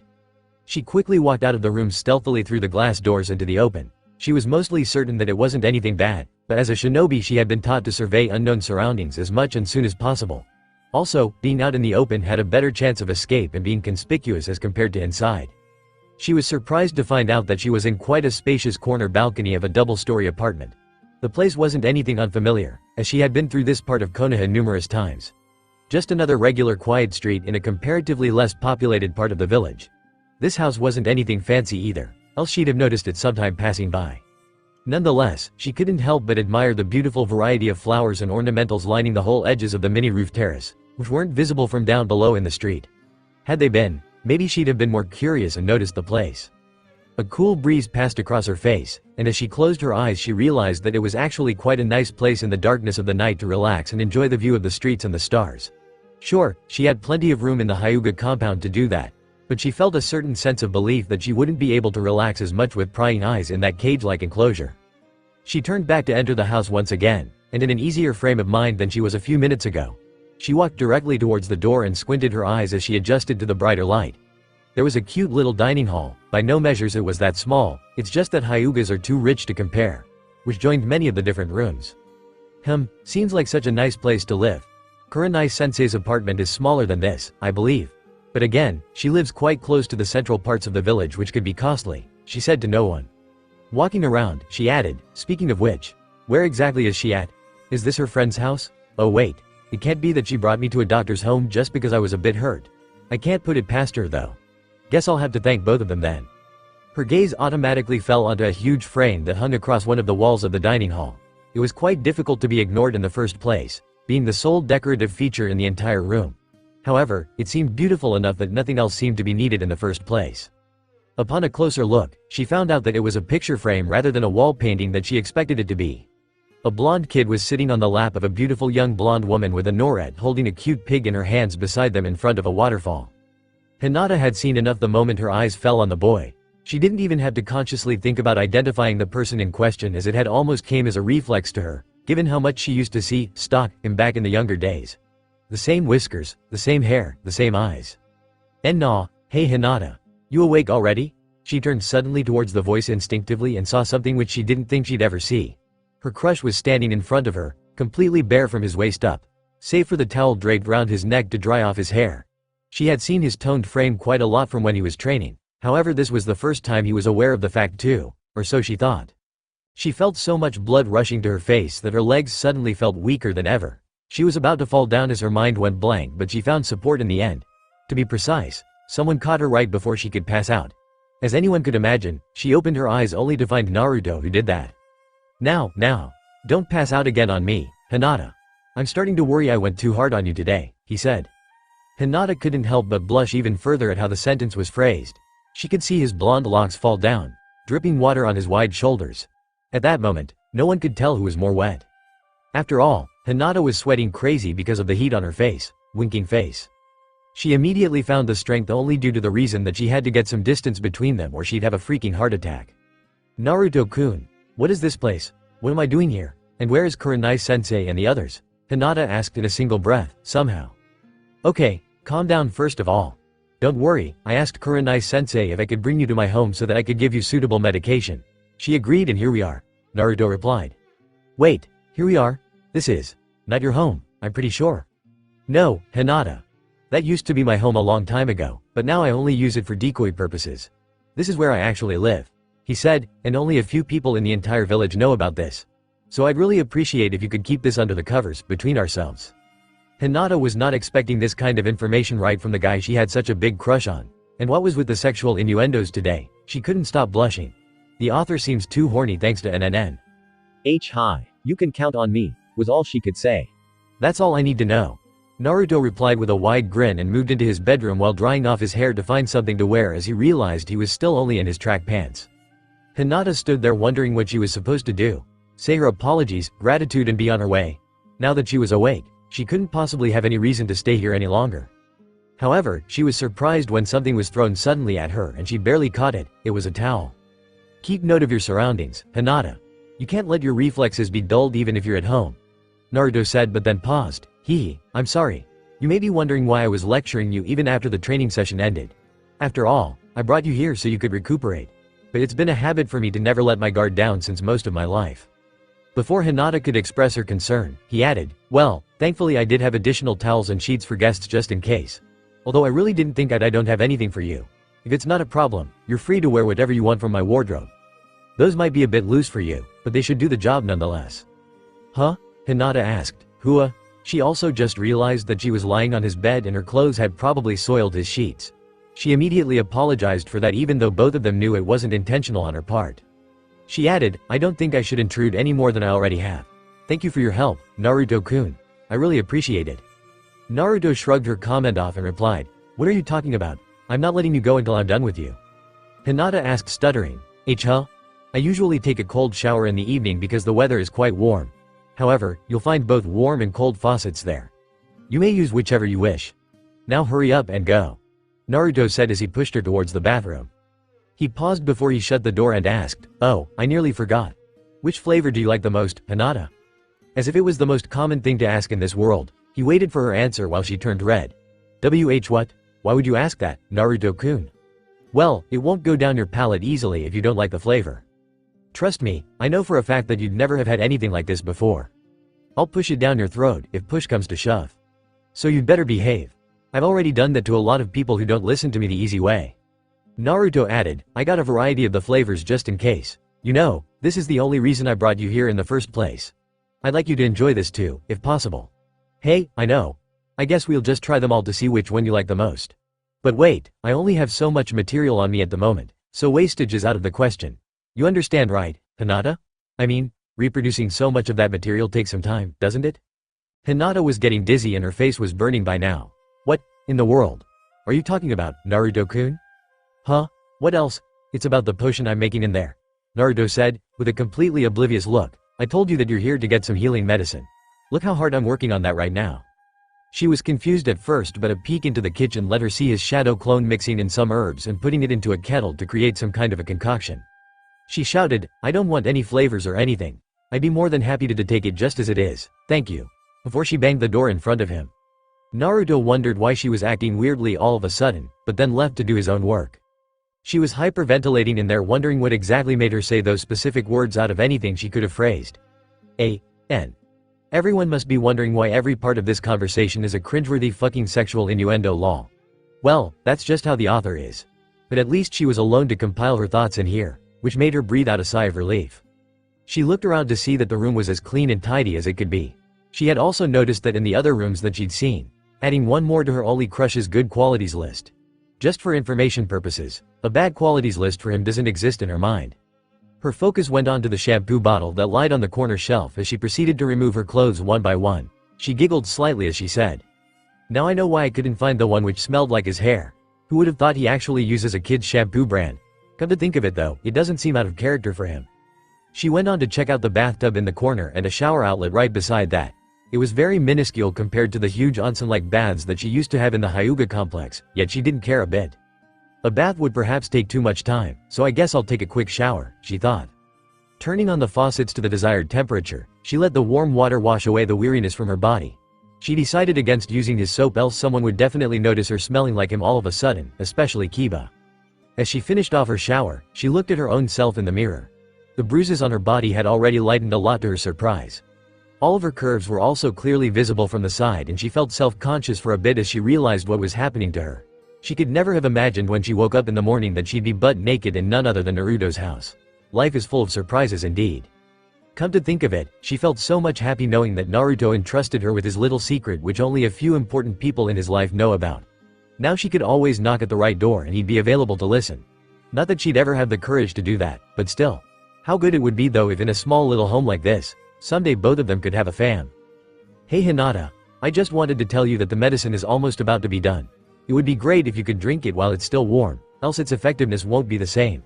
Naruto shouted from outside. She was flustered at being lost in her thoughts in his home and reached out for the towel to dry off as soon as possible. That was when she remembered something very important. She didn't have a change of undergarments on her. Usually, she kept extra pairs at Kurenai's house because that was the only other place she took a bath except for her own home. She obviously couldn't wear the ones she just removed, and she even forgot to bring the clothes from his wardrobe inside. I guess it'd be too awkward to ask him at this point. I'll have to do something myself, she thought. She wrapped the huge towel around herself tightly and adjusted it enough to hide her privates easily. She took a peek outside the door once to check if Naruto was around. Apparently, the hall was empty and she could hear him working in the kitchen. She dashed through the hall as fast as she could into the bedroom, shut the door and fastened the latch. Luckily, he didn't seem to run into her on the way. How embarrassed she'd be if he had seen her in this state. Relieved, she breathed out a sigh of relief and turned. But there he was, Naruto. With his frame bended forward, in order to finish up the change of bedsheets, he stood there with his mouth the slightest bit agape. He didn't immediately realize what had suddenly happened as she barged in and shut the door immediately. Nevertheless, this was probably the first time he had seen a girl in this state. I can't believe I'm so stupid. That was his shadow clone in the kitchen just now. Hinata looked at him with sheer embarrassment as she unlatched the door and opened it, all while keeping her gaze down to avoid eye contact. Naruto wasn't that dumb to not understand that she didn't want him to encounter her this way. He picked up the old sheets and swiftly walked out of the door without giving her a second glance, but not before he said, "The windows are not see-through from the outside, so you can change without any hesitation. Still, you can drop the blinds if you want." There was no hurry this time as she closed the door gently and latched it. What happened, happened. She already knew from when she had stepped outside that the glasses were indeed not transparent from the outside. Sighing, she opened the wardrobe to see what she could wear. Again, she could see the contrast between her own wardrobe and his one. There were minimal options available here and most of them were worn by him from what she had observed. In comparison, her wardrobes, plural, yes, you wouldn't think the Hyuga princess would be accommodated just within one, were filled by dozens of variety of clothing, which wasn't mostly by her choice. She found out the perfect fit in one of his drawers, signed all of his old clothing. She selected the one which was at one time her favorite out of all of his attires. She put it on and was a bit uncomfortable because she did not have any undergarments, which definitely made her chest more pronounced, much more, since her baggy clothes prevented anything from being seen. But set it aside as there was nothing she could do about the fact. Before he would have to remind her again, she went back into the hall. Naruto was sitting at the dining table, with a bowl of not so attractive looking liquid concoction. He looked at her and was surprised to see her like this, but hid it quite well, much to her displeasure. She was hoping to get some sort of reaction, at least. But again, he may have thought that she might feel more uncomfortable, so whatever. Okay Hinata, you ready? You're not allowed to eat or drink anything for an hour, so get some water if you want, he said. She shook her head and gulped mildly. Lifting the bowl, she felt that the liquid was indeed warm. As she took in the slightest bit of it on her tongue, she couldn't hide her disapproval of the awful taste. It had too sharp a taste and the strong odor didn't help. It was like he had made a savory dish but expanded on the spices 100 times. The warmth of the piquant fluid also added to the burning sensation on her inflamed throat. Hey, I told you it won't be easy, but it does help, so believe in me. Pinch your nose or whatever, but you have to drink this either way, Naruto said. Hinata was definitely repulsed by the aftertaste, but the fact that he had gone to such lengths to speed up her recuperation made all her reluctance wash away in an instant. She squeezed her eyes and gulped down the whole medicine in one go, after which she wiped her mouth and looked towards him for approval. Naruto patted her back proudly and removed the bowl from the table. Just so you know, it takes 11 different ingredients to create this one brew. I always use this whenever I train myself too hard, and it always works well. Wait until you get a good night's sleep, and you'll wake up so energized as if you were born today, ha ha ha, he said. He said, now, we have two options. Either we can go to Ichiraku's or some other place for dinner, my treat of course, or I can make something myself. But just so you know, I'm not good at it at all. I only know how to make a few things that are just barely enough for survival, so, what suits you better? Hinata was initially wondering how to decline him on the offer since he had done more than enough for her already, but she got an even better idea. If you don't mind Naruto-kun, would it be okay if I make dinner for you instead? It won't account for much, but I want to repay your kindness even in the smallest way if I could, she said. I don't know about that. I mean, you're the guest. I shouldn't be making you work, if anything, he replied while scratching his head. I insist. It's no big deal, I can cook well enough. You should also relax for a bit, it must have been a tiring day for you too, she said. Nah, to be honest today was quite a calm one, but I really don't feel like eating my own cooking today. Guess I'll take you up on the offer then, Naruto said with a smile. He added, although if you need anything you can tell me beforehand. I can go buy it from the store real quick. No, that won't be necessary. I think we have more than enough to work with here, Hinata said as she checked the refrigerator and the shelves. Great, I hope you won't find any issue here. Oh, I remembered that I actually have an errand to run so I'll be out for a bit. Be back in half an hour, he replied. As Naruto went away to do his thing, Hinata started humming in the kitchen. She felt better to work this way, without 5 servants constantly checking up on her to confirm if she needed anything or any help regarding the cooking. It was customary for girls and women to learn how to cook well, especially those in the elite households. Hence, she had always been encouraged to learn all of those mannerisms. An hour later, everything was prepared and both of them were seated to dine. Naruto was genuinely impressed by the assortment of the cuisine that she had arranged with limited ingredients. It still looked like home-cooked food, but the smell that flooded his nose was truly enticing. Itadakimasu, he said aloud and digged in as he couldn't wait anymore. He made some really good noises the moment the food made contact with his palate, from what she could tell, and didn't open his eyes until he savored every last drop of that first bite he took. This is a surprise, Hinata, I'm glad I let you make this awesome dinner tonight. I never knew you were so good at cooking, he said. Oh, that's not a big deal at all. But, thank you. It means a lot to me that my cooking is appreciated by you, she replied while fidgeting her fingers. In all honesty, Hinata, you'd make a really great wife. On a side note, the tomatoes in the salad were grown in the farms of the land of vegetables, carefully hand-picked and the best lots sent to the land of fire for the visual appeal, which made them as fresh and red as that could get. Yet, at the moment, they only paled against what was Hinata's face right now. She was shaking right now after hearing those words from him. Sure, he may have talked about her getting married in general, but in her mind there was only one person she would ever marry. She couldn't make herself stay composed after he went on to rant about how lucky her kids would be to get such delicious food every day. It was actually a secret, but all the time she had spent training herself to cook better, she'd imagined that it was to make a delicious meal for her Naruto-kun one day and that he would praise the effort. Of course, she wanted to be a good mother too, but imagining that would always be preceded by her passing out just thinking about how they'd reach that point. Why aren't you eating, Hinata? It will get stale. Hurry up, Naruto said. Hinata came out of her thoughts and nodded as she smiled before she also began her first date with her crush.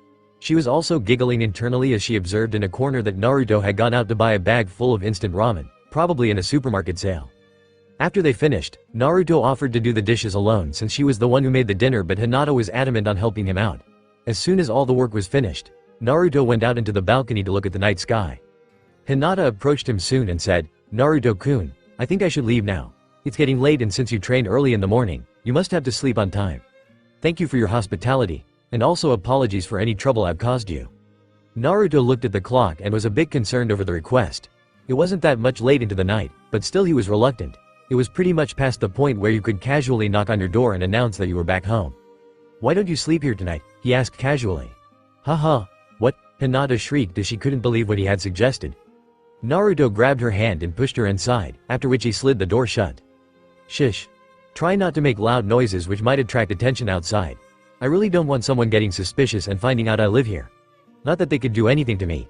Still, it's just more peaceful this way not to deal with idiots at all," he said. "I am sorry about that. And of course I'd have stayed but I can't. I mean," she replied, but she was at a loss. Naruto folded his hands and took a deep breath while his eyes were closed. He seemed like he was pondering over how to handle the situation before he opened his eyes again. Hinata couldn't react as she was pushed onto the bed by him all of a sudden. "I wished you'd understand what I'm trying to tell you, but it seems you just won't relent unless I use a bit of forceful persuasion." Old felt herself sweating more and more as she thought over those words. The place was dark and she could only see the shadow on his face formed by the moonlight, which was currently the only source of the faintest light in the room. She didn't even realize that the windows weren't open yet either. Any sound they make wasn't going to reach outside now anyway. Naruto put one of his knees on the bed and climbed on it right above Hinata. His face was only a few inches away from hers now. She could only get a glimpse of his azure eyes staring deep into hers before she had to snap her eyes shut. One more moment and she'd definitely pass out. Her breathing was getting heavier because she knew what was going to happen. She was as vulnerable as she had ever been. A secluded place, completely worn out to resist, and most importantly her chest, which appeared to be as much big and jiggly in the attire as it could have. She had never expected Naruto to be this upfront, but she had longed to be with her childhood love since she remembered. If he wanted her now, then he very well could. Anytime, anywhere he wished. She was so selflessly in love with him, it couldn't be helped. With that, she prepared to make him feel good with her, even though now wasn't a very ideal situation or time. At least it was quite different from what she'd imagined. She held her breath and pursed her lips rather tightly, not knowing what to expect now. Soon enough, her anxiety was lifted, but that wasn't the only thing that did. As soon as she felt the weight of her enamorado off the mattress, she opened her eyes only to see him already out of the bed. He was just standing there at the foot of the bed, staring at her. She knew he was really taking his time watching her lying so exposed in front of him, and soaking in the view as much as he could. This made her red on a whole other level, because a kiss wouldn't have been half as embarrassing as this. "I really forgot to buy a single pillow when I shopped all those futon and blankets for the guest room. Man, talk about being dumb," Naruto said. "Anyway, I'm taking one of these for now. I don't think you'll have a need for two. Although, I'll make sure to plan properly next time." Huh? Hinata said as she sat upright and looked at him, still startled. "Oh, why are you so flushed right now? You're sweating bullets. Oh shit, wait, my bad. Forgot to open the windows. Let me do that right now. And you're not getting up from that bed until morning. That's it, no questions allowed," Naruto said. Hinata finally got herself together as she said, Thank you for that, Naruto-kun. But why are you going to sleep in the guest room? I'll be completely fine being there." Naruto laughed it off as he said, "Hinata, I have no way to prove this, but I know that if my mom were here, she'd be pretty pissed off if I let a girl do that while I sleep comfortably on a bed." Hinata wanted to say something, but him bringing up one of his parents into the conversation somehow told her that it was better this way without an argument.